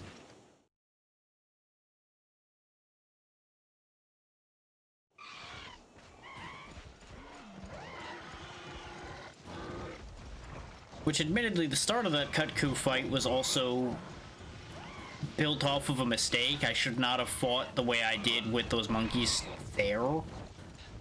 But that's hindsight kicking in and telling you, hey, stupid, maybe you shouldn't have done what you did. And here's how you could have done it better.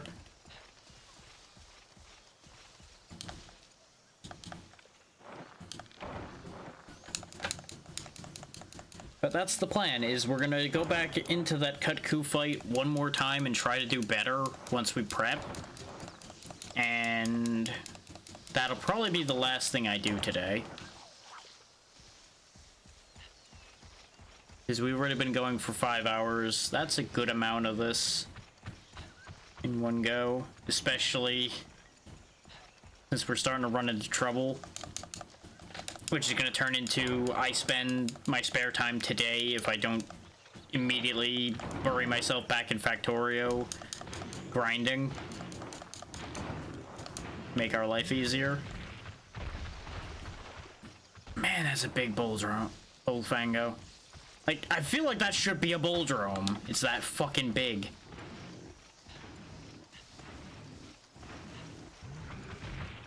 Oh, great. He literally delayed just long enough that I hit the water's edge and couldn't avoid him anymore.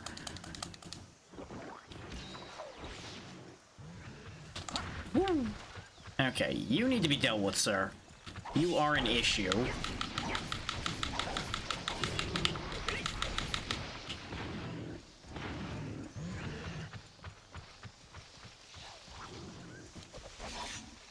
I didn't mean to put them away, but that's okay.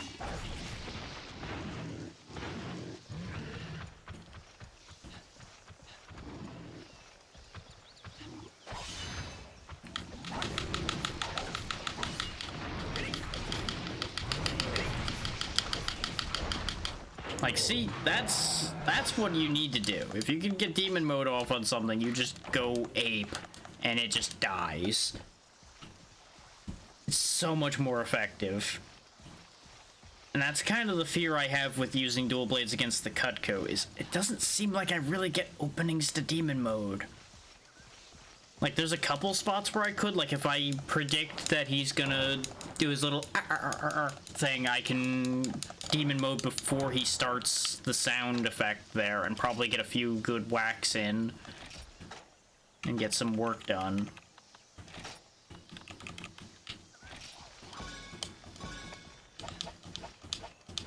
I'm just not super convinced. I'm also not sure what to do with the combine 3 items bit there.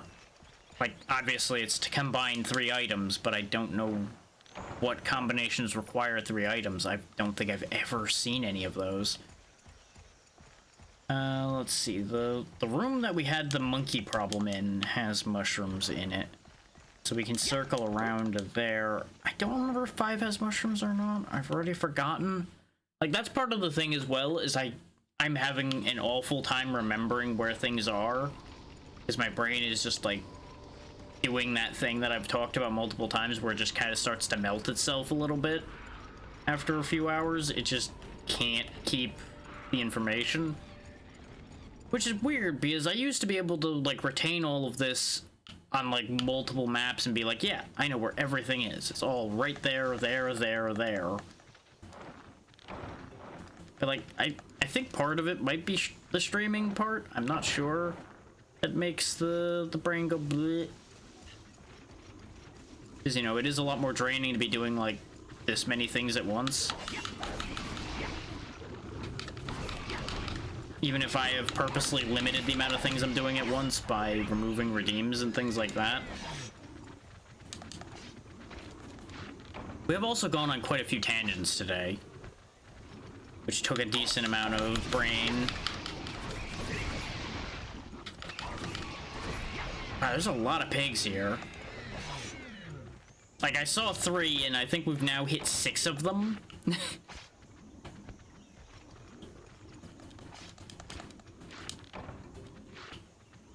And are they infinitely spawning pigs? Hold on. There's potential there. Infinite bacon, otherwise known as infinite blue mushrooms. You probably don't want your bacon turning blue.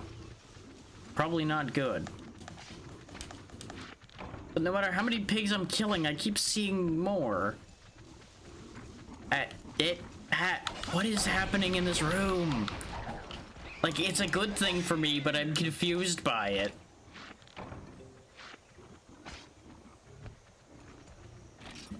Like, if I face away and I sit here and combine these items, if I turn around, is there gonna be more pigs than there were before? Like, I hear a lot of pig footsteps behind me.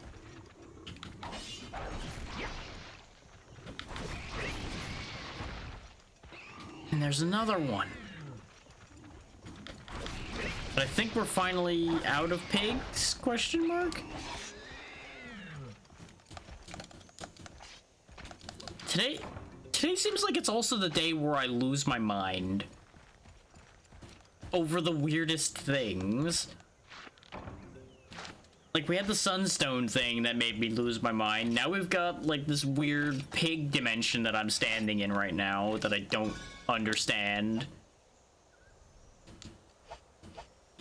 It really is one of those days. Like, this whole pig dimension situation isn't a bad thing. Like, at all. And honestly, the sunstone thing wasn't that bad. It was just like, what?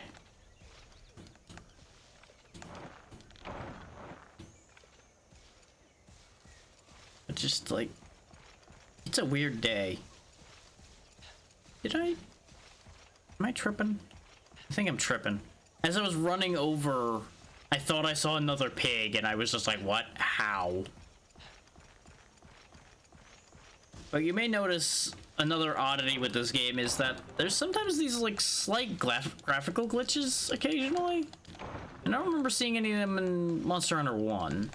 So I don't know if it's something to do with how this was adjusted to be fan translated, or what number of weird things happened there that caused that, but it's a thing. On the bright side, we do have enough sunrise herbs in order to make plenty of potions now. Plus, we did manage to get 5 extras. Like, it's not enough for 2 full sets, but it's a good amount. Let's see if we can get some mushrooms, though. With that, so we don't have to dip into our stock at the base. Because we're already out here, you know? We may as well.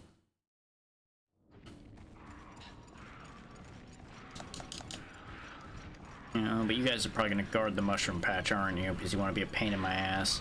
Then again, taking damage right now doesn't much matter. It's 1 blue mushroom. The only downside to grabbing all of these is I don't know if there's another herb spot. We've picked up from 4 herb spots, I think, so far in here. And that sounds like it'd be the majority of them.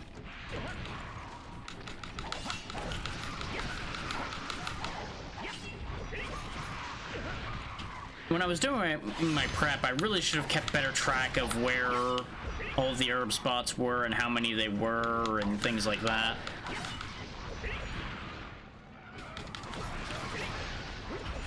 But I will freely admit that I did most of my prep last night and then I got distracted, and like I said earlier, with Factorio for the last few hours before stream today. So there was also a little bit of lead time between when I learned all of that and now.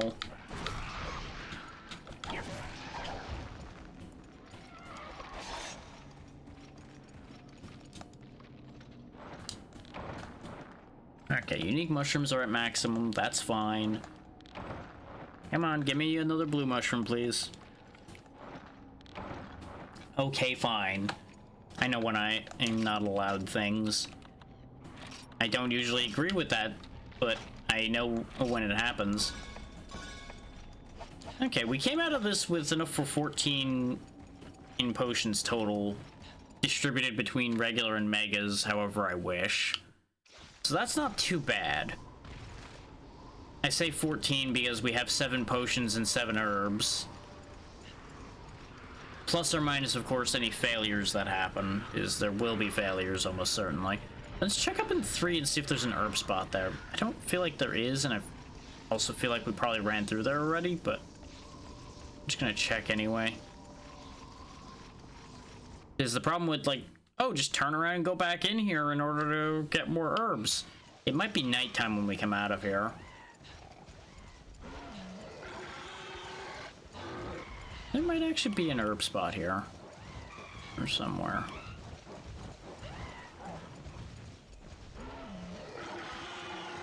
Could you not?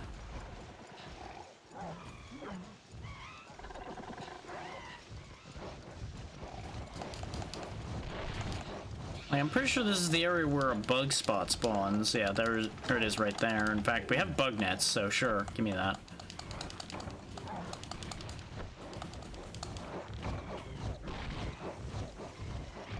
Of course, now these two are gonna get in the way. And we're nearly dead, as it turns out, so let's just not. Not die, that is. Oh, fuck's sake. You two are asking for it, you know that? Really just cruising for a bruising.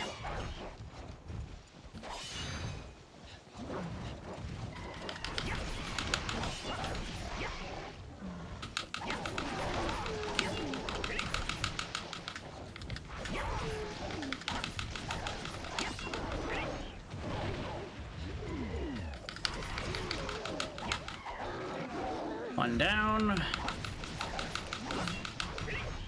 These guys are pretty durable. They're also annoying. Case in point. Yeah, you go ahead and slam down while I heal, and then I'll deal with you in a second. I'm probably not gonna get to carve your friend because you want to be a pain in my butt.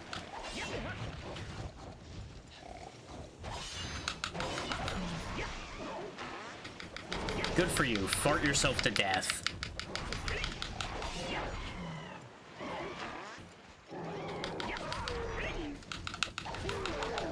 You know, I was kidding about the fart yourself to death, but, well, it happened. And I guess I didn't miss this carve. We might actually be able to make some armor out of the conga pelts. Because I think this is unique armor. Not that we got more than one of them, so what am I gonna know? Answer, nothing. But now we can freely double check around here for an herb spot. There's no violent creatures here anymore because Kelbies just kind of hang out.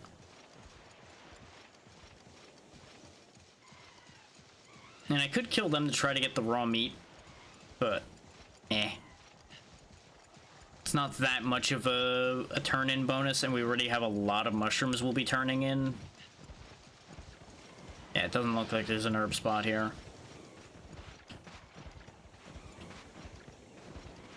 I forget, what's out here on the island? Like, I don't think I've gone out here on camera, like, at all.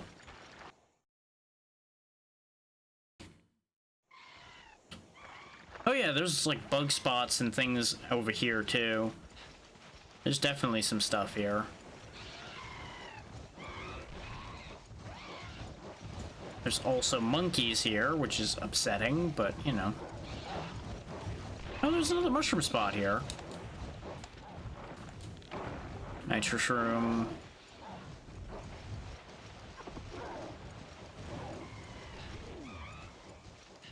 But yeah, this map is reused in a couple other games, and I believe it's Unite in particular. There's a spider web here that I was grinding a lot in order to get specific bugs I needed.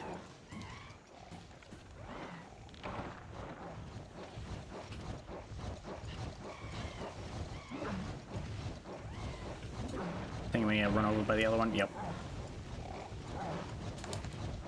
Oh, there's a third one. Okay, you know what? You know what? You win. This is your island. You guys have fun here. I'm leaving. Goodbye.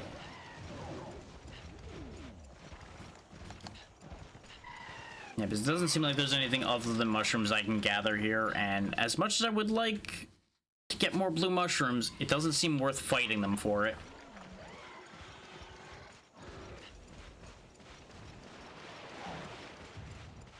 Especially since it only really wanted to give me every mushroom other than the one I wanted.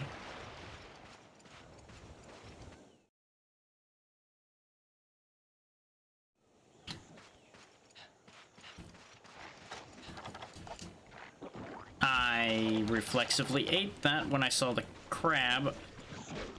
I meant to eat a, like, supply potion, and then I realized I didn't have any more of those. Of course you're fucking not gonna die. Okay. I was about to be really upset.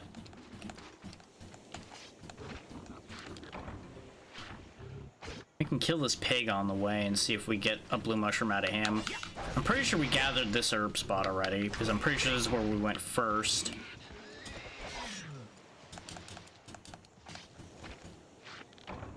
Yeah, we got the raw meat. Okay. Yeah, this is definitely where we went first, because we went between those two spots and gathered sunrise herbs. No, sir. Nope. Nope. I'm already injured enough. Good day, sir. Goodbye.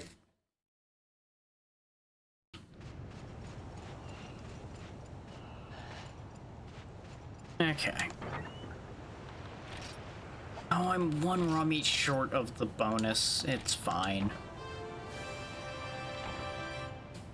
I could probably, like, run one screen over to find one raw meat, but I'm just not that invested.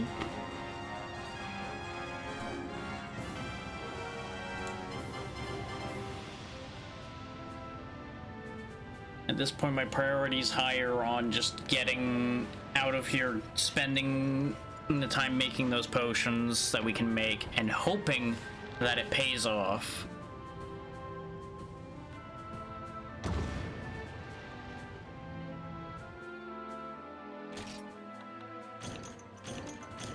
We also get a free dragon toadstool. I guess I'll take the crickets too.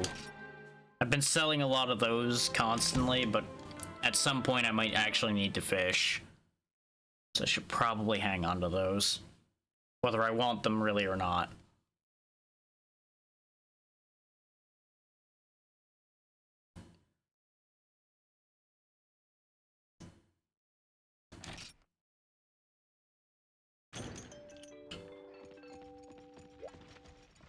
There's a world in which it's a bad idea for me to go hunt this Kutku because I am getting tired. But when have I avoided bad ideas?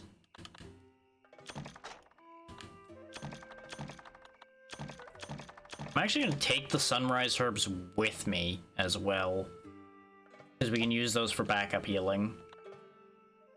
Because this is the kind of thing we used to do, is we'd bring an extra set of healing supplies with us into the field so we could carry more than our allotment of healing. Fuck you, game. Just fuck you and what you stand for. Just like you just said to me.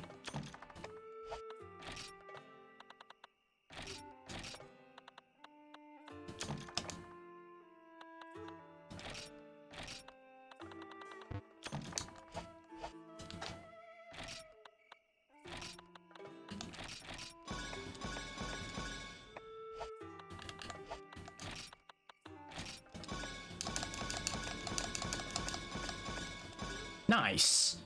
We at least got the full set of mega potions. Ironic that we got through the lower percent success chance completely clean, but failed the higher one. Whatever. We have 10 mega potions and 2 regulars now. I am pretty happy. I would have rathered have 10 of each and some spares, and I've now used up my spares. Oh, it's also gonna be nighttime for the quest, so there won't actually be a point in bringing the... Actually, no, night's almost over. We can just wait the night out, doing our prep. And then go back in during the day, be able to gather more sunrise herbs to go with the mushrooms. Yes, yes, yes, yes, yes, yes, yes, yes, yes. Yes, yes, yes, yes, yes, yes. See if there's any prep I can do at the smith while the remainder of night passes.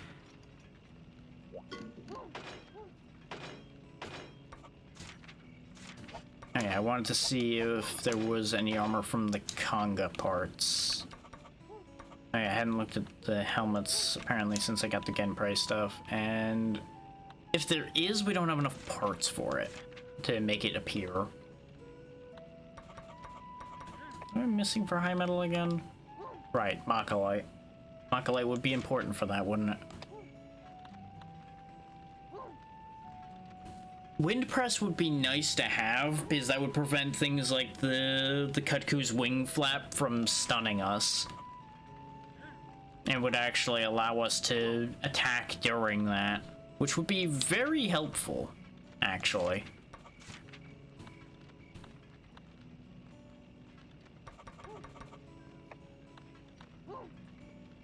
Ooh. The hide belt gives attack. I need one more Gendrum hide for it, though. That's a really good belt, though. We would only gain 1 attack because our belt's already giving us attack, though, huh? Yep.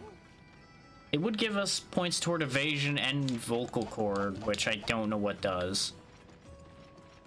What does vocal cord do? I saw it, but I didn't read it.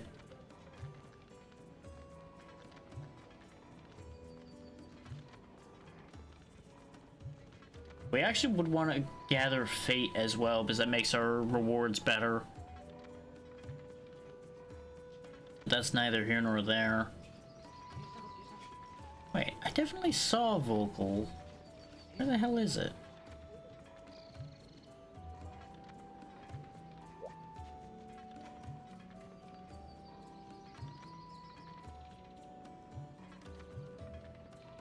Psychic vision would also be nice because it would let me find monsters without needing the thing. Ah, there we go.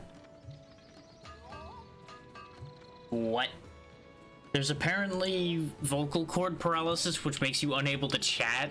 That's completely useless to us. Okay, that's a thing.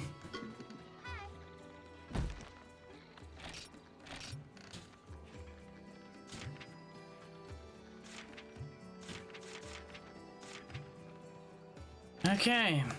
Attempt 2. Let's see if I get Beaten by the Kutku again. Now I gotta remember, I gotta get herbs on my way to the Kutku. Don't wait until after. Just get them on the way, because there's a bunch and easy enough to get to spots.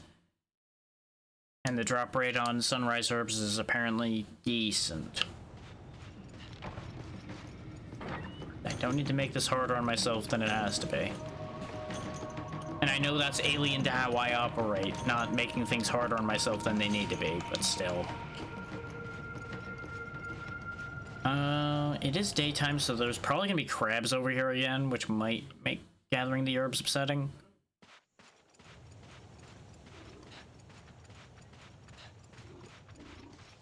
I think the only herb spot is past the crab. Yeah.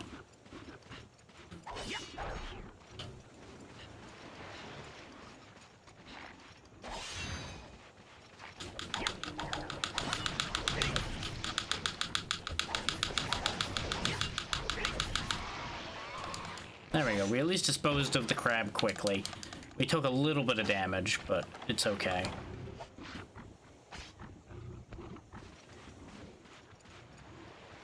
We may as well actually use up a potion because we'll be replacing them.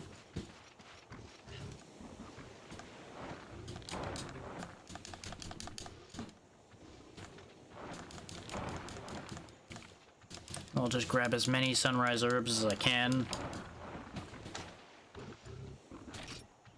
And since we've got the room for potions, we may as well be sad and watch them explode as I try to make them.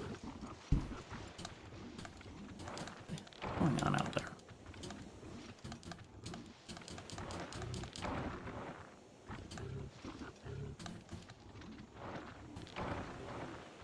Don't give me paint berries, I don't want those. That's better. Keep giving me more of those. Right. Come on. Good. Just keep doing that. Not that, but sure. At least that wasn't giving me something I didn't ask for. It just means I don't get any more. Okay. As our potion count increases, so too does my confidence. How long that will last, well, we'll see. I need to be careful not to get overconfident.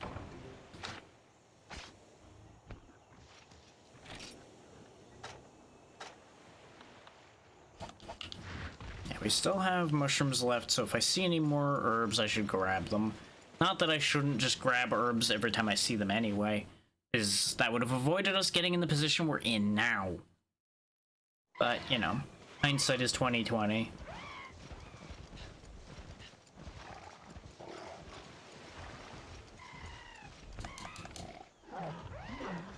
Assuming he's in the same spot he was before, because I presume he starts in the same spot. Hello, cats. Goodbye, cats. On the bright side, if the cats are in this cave, they shouldn't interfere with our fight with the Kutku too much. That's the one bit of good news. And Kutku is not in here. That's a bit of bad news.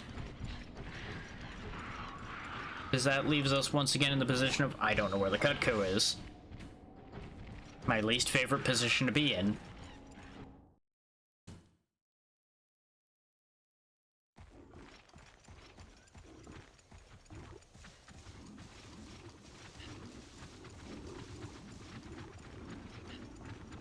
But this is, however, another place to get more herbs.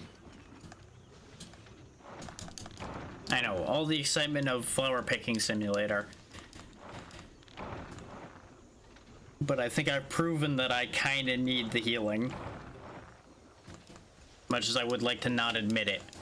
That's where we're at.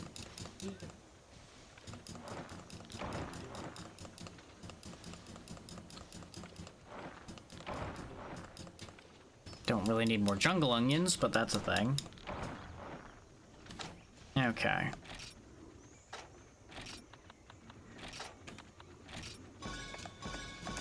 Okay, we now have maxed out both, at least.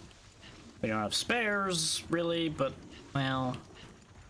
Like I said before, if I need more than 20, something's probably wrong. So let's check 6 again to see if the delay means that the Cutco appears. And from 6 we'll go to 7, and if he's not in any of those, we'll start running all over. He's not here. We could get more mushrooms here, but that's not necessary. Or it shouldn't be necessary at this point. If I die because of that tiny bit of missing health, I will be very sad. So just, you know, let it be known that I'm very prepared to be very sad.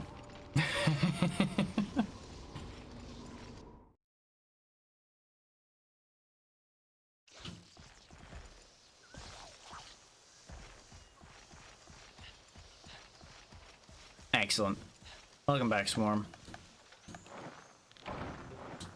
You missed me getting defeated by a Cutco, and coming back now, we have full every potion I can get my hands on. There is a bowl. That is not a Cutco. Where has my Cutco gone? Where could he be? Yeah, I just get annoyed with myself about losing to a Cutco because of my history with that monster and how much I used to just make it into a joke. Just, you know, things change when you change weapons. And, you know, over the years, the skills rust as well. It's like, when I was in my prime with a longsword, I could just sit here and, like, repeat trip it back and forth and it wouldn't even get to move. I just don't have that luxury with this weapon. Not for lack of repeat hits, we just don't have the power per hit to do that. And as I've said before, I do honestly agree with those that say longsword is easy mode. Because it kind of is. I didn't think so in the past, but at this point, as I use other weapons more, I'm starting to be inclined to agree with them.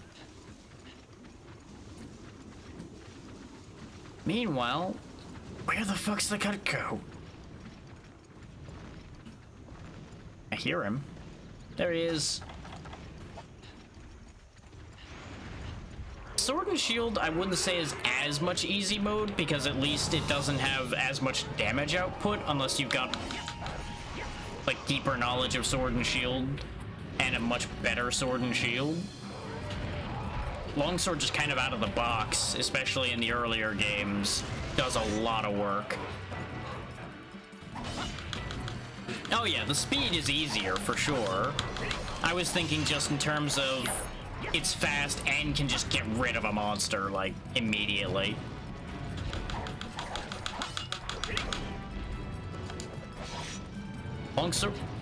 Longsword is just pure power. Sword and Shield, though, is the utility monster.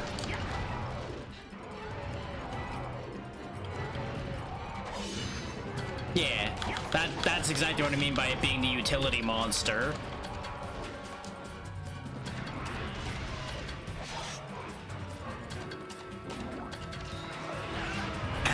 Of course you fucking charged the second I went for that, because of course, God forbid you do anything else. I should have checked him for a second longer before doing that, but I thought he was doing this again, where he just sits there and spins like an idiot. And that's exactly the thing. He will immediately change behavior to punish the heal. Which, yes, you could leave, but I don't want to be here for the rest of the day hunting this thing. I'd rather just die. Yeah, I know, you could baby out and hide, but I'm not doing that. I will accept my pain.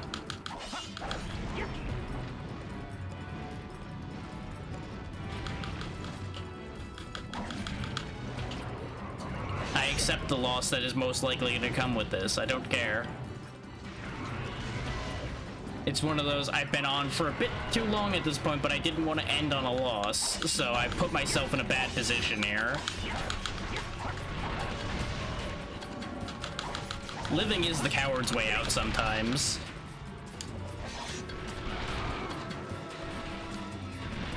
Oh, these fucking pigs. If I hadn't gotten bumped by that pig, that heal would have went off just fine, because he was in the middle of doing something that would have taken long enough. Like right there, that was perfectly fine. But no, stupid pigs. Oh, I'll still be able to walk away. I'll just walk away after being picked up by a cart. It's fine.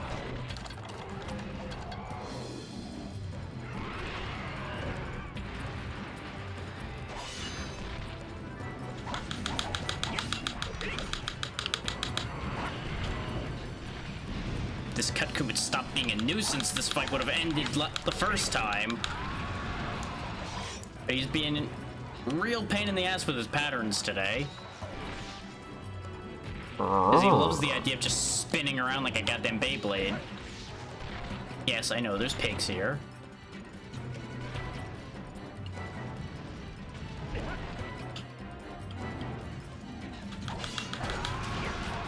Why are you charging that way? What are you doing? I don't know if this Cutco knows what it's doing.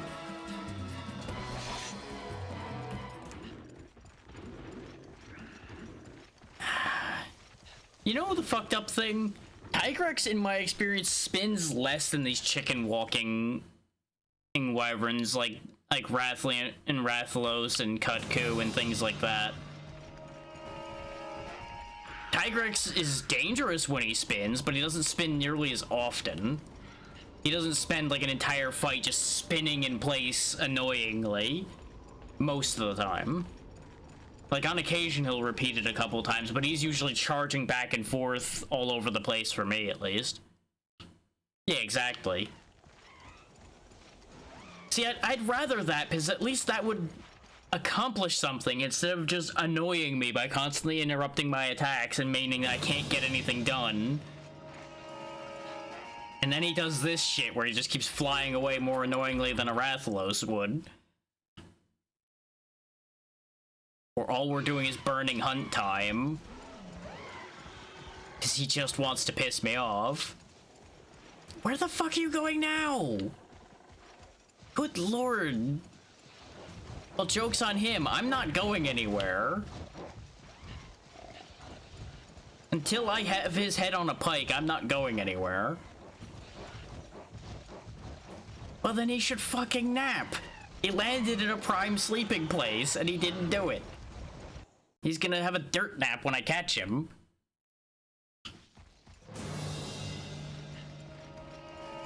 Swear if you run away again.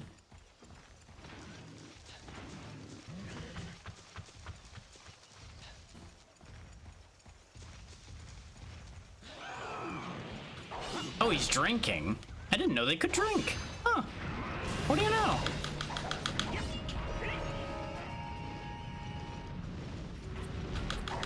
Exactly.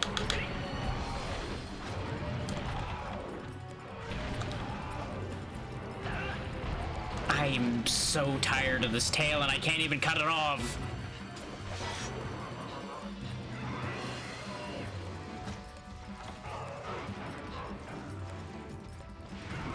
Like, I think that's the worst thing about the Cutco as far as his tail goes. You can't even remove it.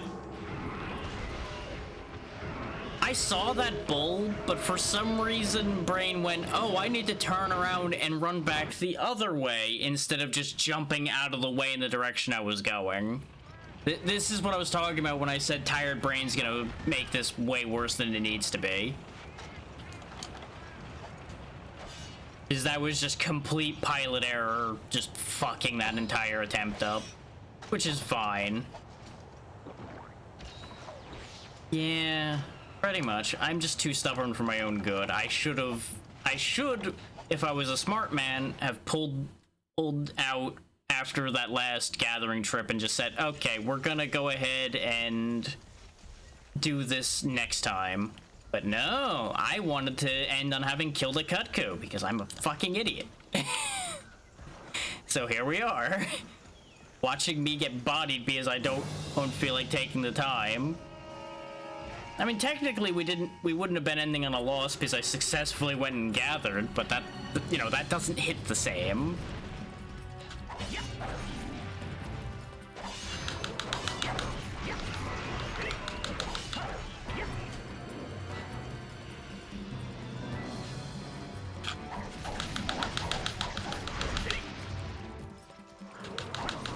That's right, just stand here and keep taking these hits. This is a much better result right now. I don't know why he's doing this, but you know what? This is fine. Alright, Swarm, you have a good nap.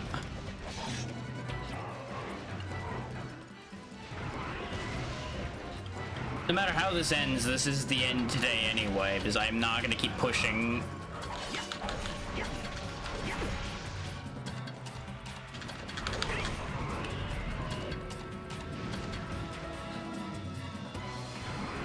We at least got some damage in finally.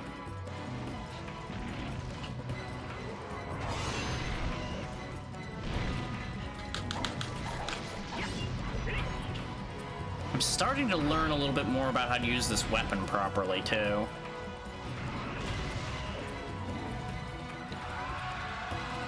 What? He just instant canceled his charge. The hell is this shit?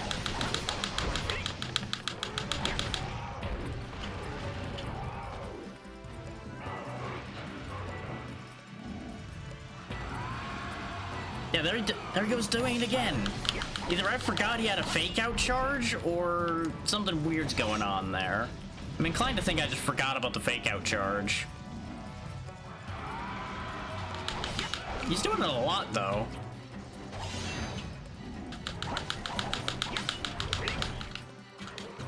Okay, good. I did call it right when I thought he was gonna do the There we go. We got to chew some health off there. Missed me. Nee. You suck, chicken legs.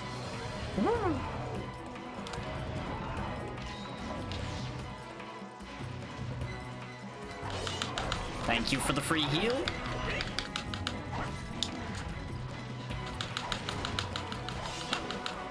I don't know why he's going stupid, but I'm kind of fine with that. Just fireballed that Vespoid out of the air. We'll have enough time to sharpen, but I might be in a bit of a spooky spot afterward. Yep, there we go. If he did the full charge, we would have been in trouble there. But like I said, he's being stupid now, and I don't know why. I'm kind of okay with it. Oh, he's mad as hell because I keep calling him stupid. I deserved that hit. That was completely my own fault.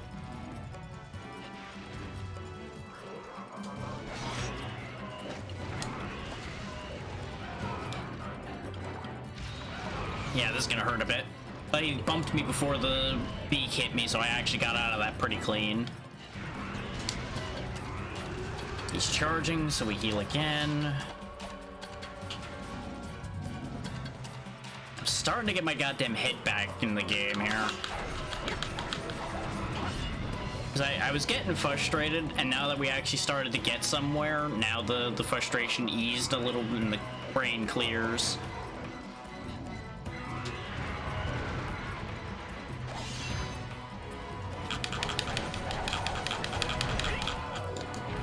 I couldn't get out of my animation quick enough.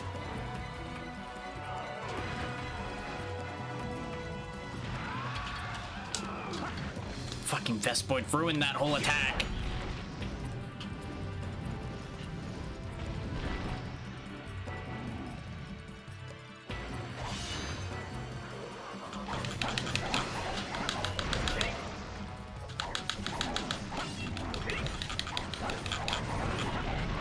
Now here's gonna be our biggest problem. This Cutco definitely still has a decent whack of health left.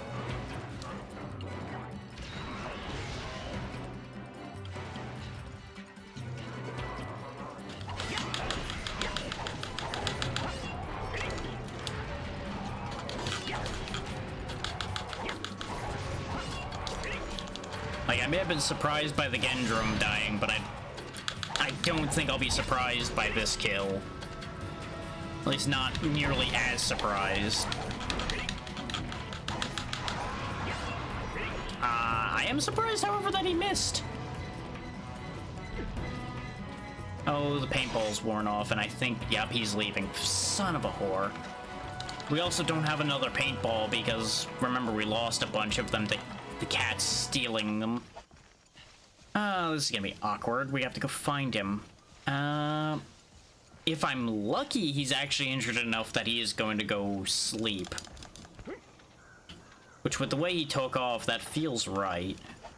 But that may be wishful thinking as well.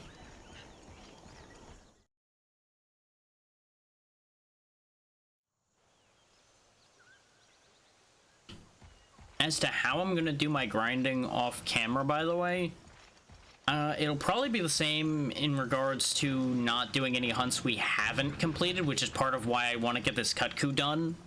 This way I can grind on Kutkus and get money off of that, because the Kutkus should be worth a lot of money.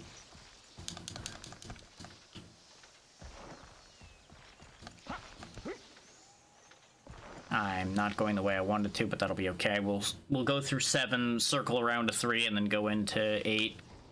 Because if he's sleeping, he's either in 8 or 6, almost certainly. But yeah, off the back of all the money being made by doing that many repeat hunts of larger monsters, I'm going to prep up the other weapons for us, basically. I was hoping to be able to naturally get into at least one other weapon today, but I fucking went the wrong way. The money making just has not been paying off the way I had hoped. Which is still... Oh. He's here? So I guess he didn't go sleep, because he's landing here now. I think he went on another world tour. Unless there's a Velocidrome? He flew by. Okay. I thought for a second, like, is there a Velocidrome on this map right now? The fuck? Just like, wait a minute. That doesn't seem right.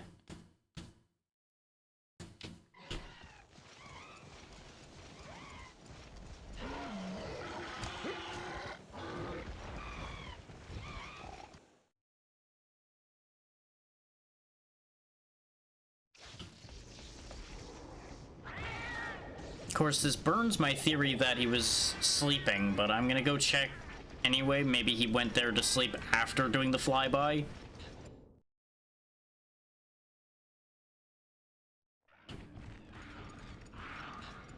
Nope. Lights are on, but nobody's home.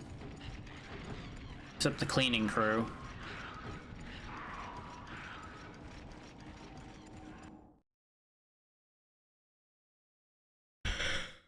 There he is.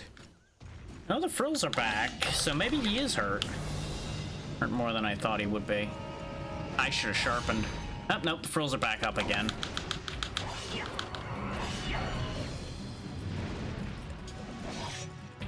I was so thrown off by seeing the eye appear that I just didn't even... Oh, right, I can't sharpen because we're out of whetstones, too. I knew I forgot to bring something.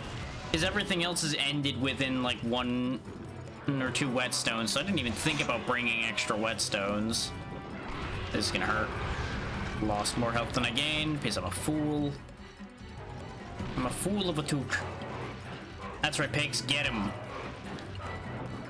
Sick it, bacon squad. Are you fucking kidding me? Why do you always know the right thing to do to fuck my ideas up? Why? I think similar to how the longsword gets fake sharpness from spirit slashes, though I think I get fake sharpness from demon mode? No. At least not enough of it to go through. Is we don't stagger, it looks like, but we don't, like, break through either. Oh my god, please. I would like to be able to do things. Fucking Bacon Squad is on no one's side. I, for some reason, didn't think he was gonna hit me there. I I'm going to assume it was because I thought I was going to be able to walk further the way I did, but the edge was there. And yeah, remember, dying doesn't sharpen your weapon, so... This could end in a loss again, and I'm going to be very sad if it does. And it's going to all be because I don't have any sharpness left. And that's the worst way this could be going. But, you know... I made mistakes during this hunt, so it's kind of understandable if this fails. Even if it is incredibly frustrating.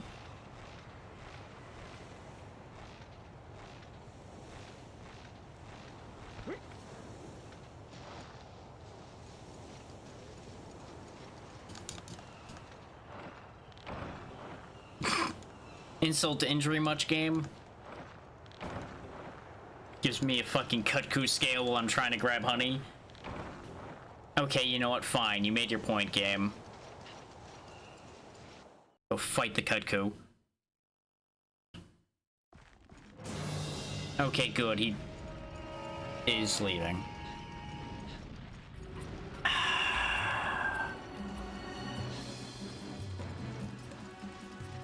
I hate it here.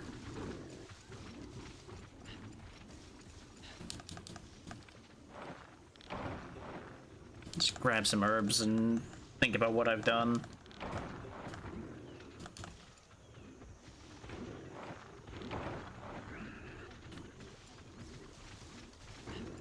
Basically, the idea is at least recoup some of my losses.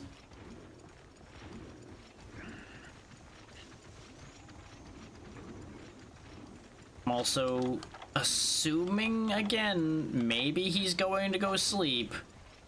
And I'm giving him time. But I feel like that's not true. I feel like the frills would be pulled back by now if he was gonna go sleep. Which leaves me very concerned that he's not near death yet. And if he's not near death, the loss of sharpness is going to be a very big problem. It doesn't look like we bounce off the face, at least, so we can probably just keep hitting him in the face over and over again. Problem with that is, of course, you know, that's the dangerous part. That's where all the pecking and the fireballing and all of the painful things happen.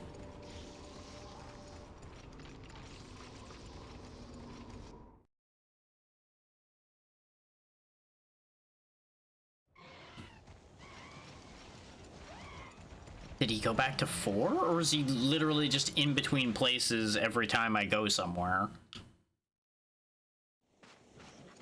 He's not here. What the fuck is he doing? Where the hell did this Kutku go again? He's being a pain in the ass. There he is. This fight would have been over already if you just would stay in one zone, you know.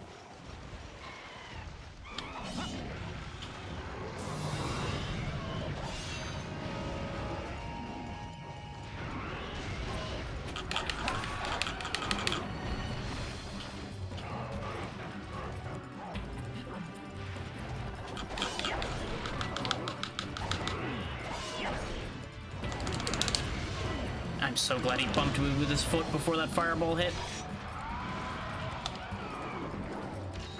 Just top up the health while I can. Oh, nice. We got a trip off of that.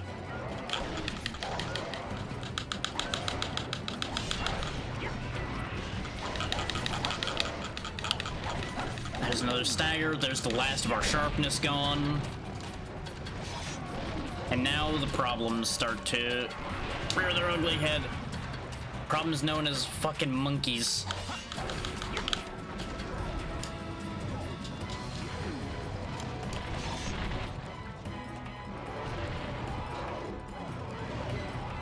His being down to red sharp is gonna be really unfortunate. Kinda like taking that hit to the face. That's also very unfortunate.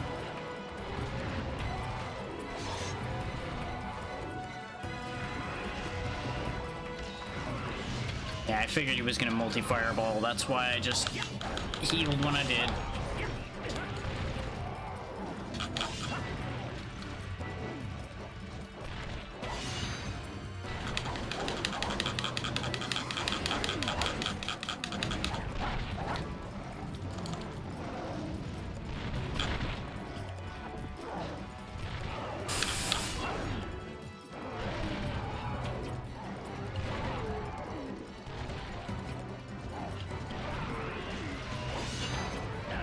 I thought I was out of range.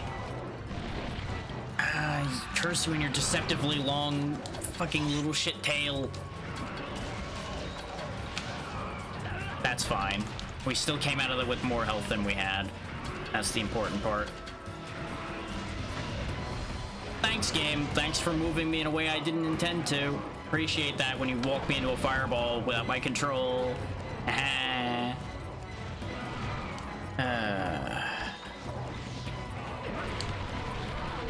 I'll take that trade.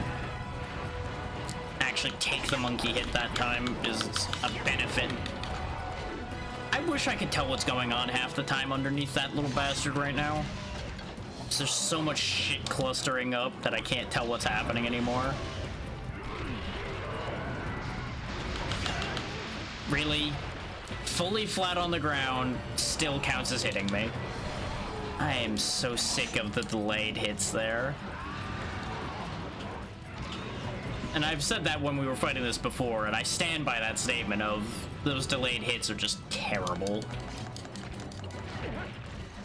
Can I just get literally anything here, game? Come on. Thank you. I'm not asking for much. Just literally a crumb of success.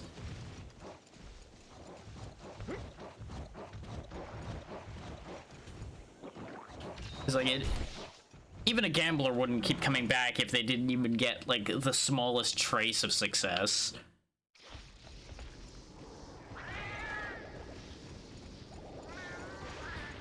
We might end up getting stamina fucked here, too, because I'm out of rations. Like, I'm running out of everything. So if he doesn't die soon, we're SOL.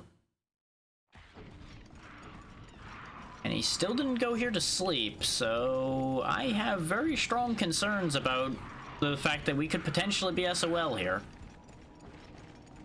Like, are these dual blades just not strong enough?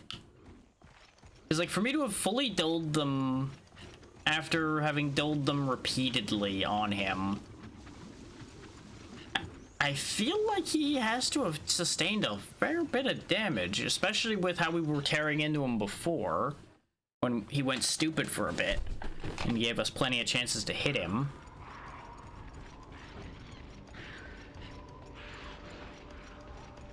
I don't understand. Is he flying over again, or is he coming in here? Like, I don't even know if he can land in here. Yep, he's just flying over.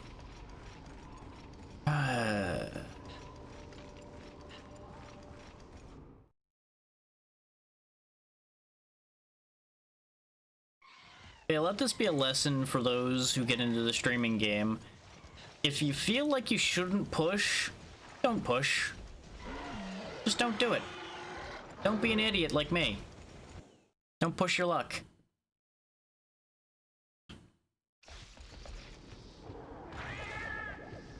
I'm gonna loop back around in case he flew over to there, but I find that highly unlikely. I feel like I'm wasting my time running this loop. But I can take this over to 5, then go to 2, then to 3. Yeah, that's about what I figured I'd find. All I did was burn stamina for nothing.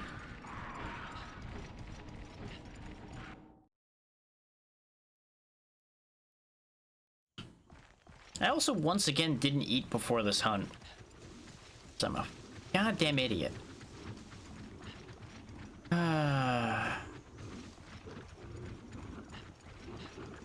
It's one of those things where sometimes you just realize, you know, this entire endeavor might have been a bad idea.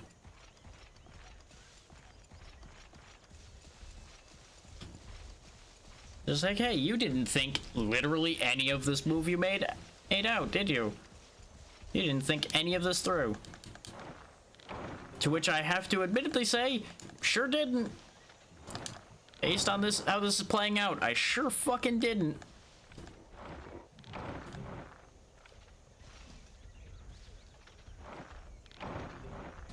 Just keep getting more herbs. I do have a blue mushroom, but with the state of everything else we have, I don't feel like making more potions is going to be of any use to us. So I'm going to save those for future endeavors. Because if I brought a barbecue spit with me, I could fix our stamina problem. If I had not been an idiot and bought more whetstones, we also wouldn't have the sharpness problem. Like, basically, just across the board, a little more prep would have went a really long way right about now.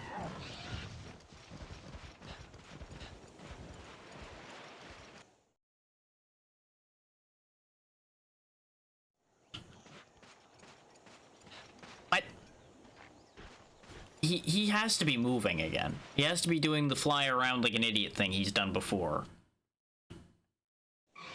But where did he fly to this time? Really? Body checked by a Kelby? Come on, game. Just adding insult to injury at this point. Like, I can only be a good sport for so long. Then again, the last time we couldn't find him, he was over here drinking in number 9. So maybe he's in here again? Yep, there he is.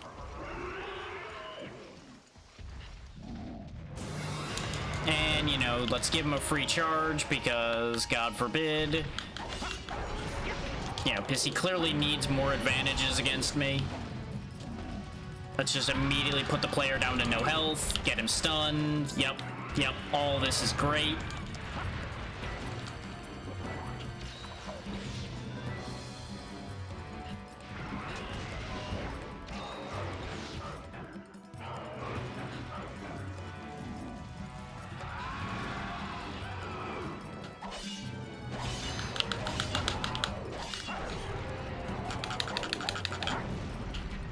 You bitch.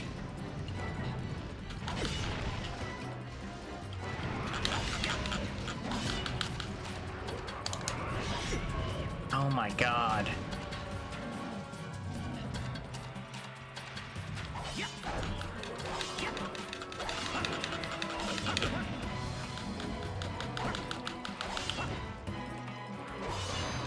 If I'd known you were gonna stay still for so long, I would have done one of the wider attacks. Also, why was he still doing the dash forward thing? I did the input for the multi-swing and he just didn't do it.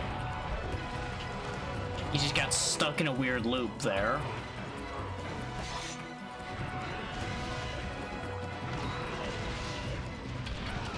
Yep. Yep.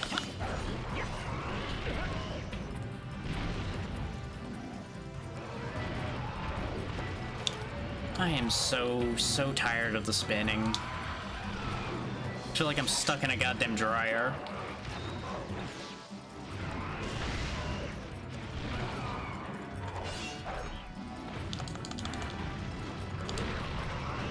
Yep, our stamina's low enough now that demon mode is probably not gonna help much at all. Yep, I get one swing out of it and it's gone. Really? We actually managed to trip him again, huh? Pity we're not gonna get to capitalize on that at all. Yeah, no, this is over. That is such a shame. But it's over. Just kill me. There's no way I'm making this turnaround at this point. Just a slow burn failure. Wasted 20 potions on this quest.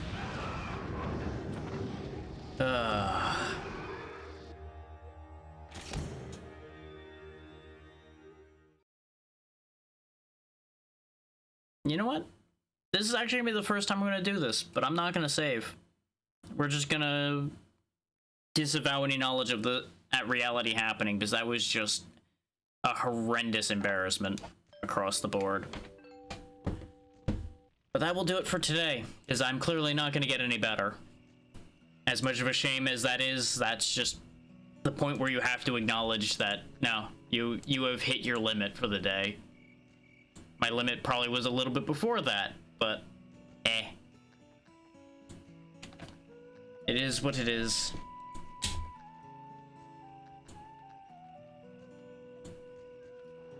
I will be back better and stronger, and hopefully less defeated by a Cutco.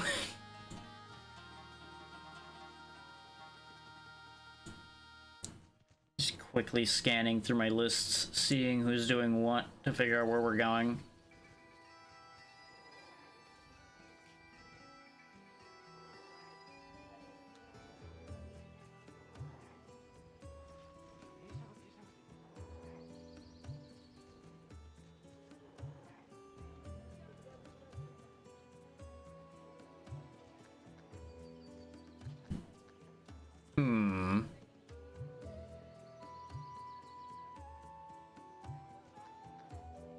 We once again are in that inconvenient position of it's October, so a lot of people are playing junky horror things.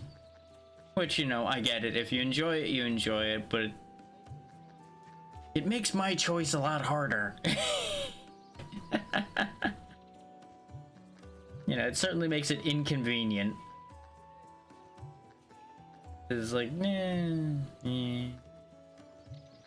really something I'm at all interested in.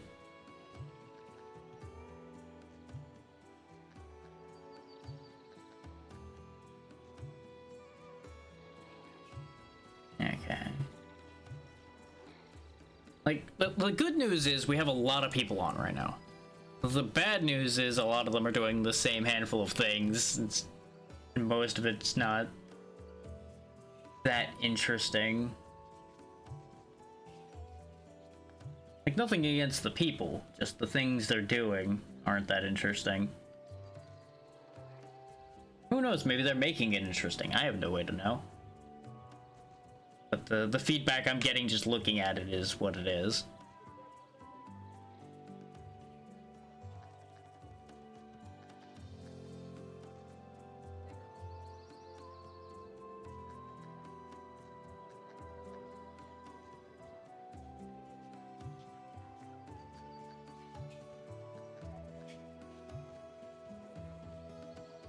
You know, we might go somewhere new. Let me see what I see over here. You know, once I get past the fucking ads. Because, you know, God forbid I be able to just check on something. No, I have to be bombarded with ads because Twitch is great that way. One of these days I really should just accept my fate and get Twitch Turbo or something so I stop having these issues. Because I certainly can't subscribe to everybody that I would be trying to check. You know, there's a reason why Twitch rhymes with a certain other word. That would get me in hot water if I said it in the wrong context.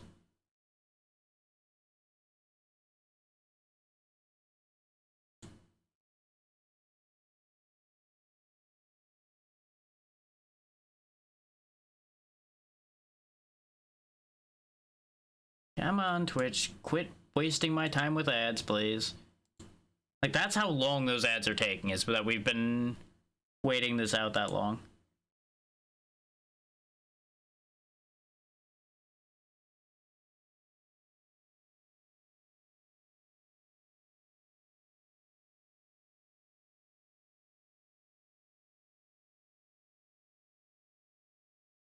Yeah, you know what?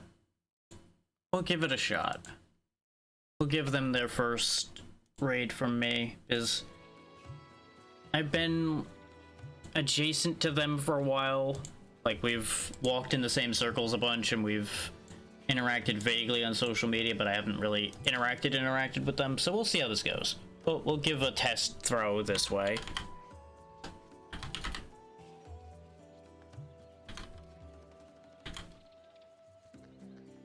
Because Kirby and the Amazing Mirror seems like just the right kind of calm but chaotic after what we've been through today.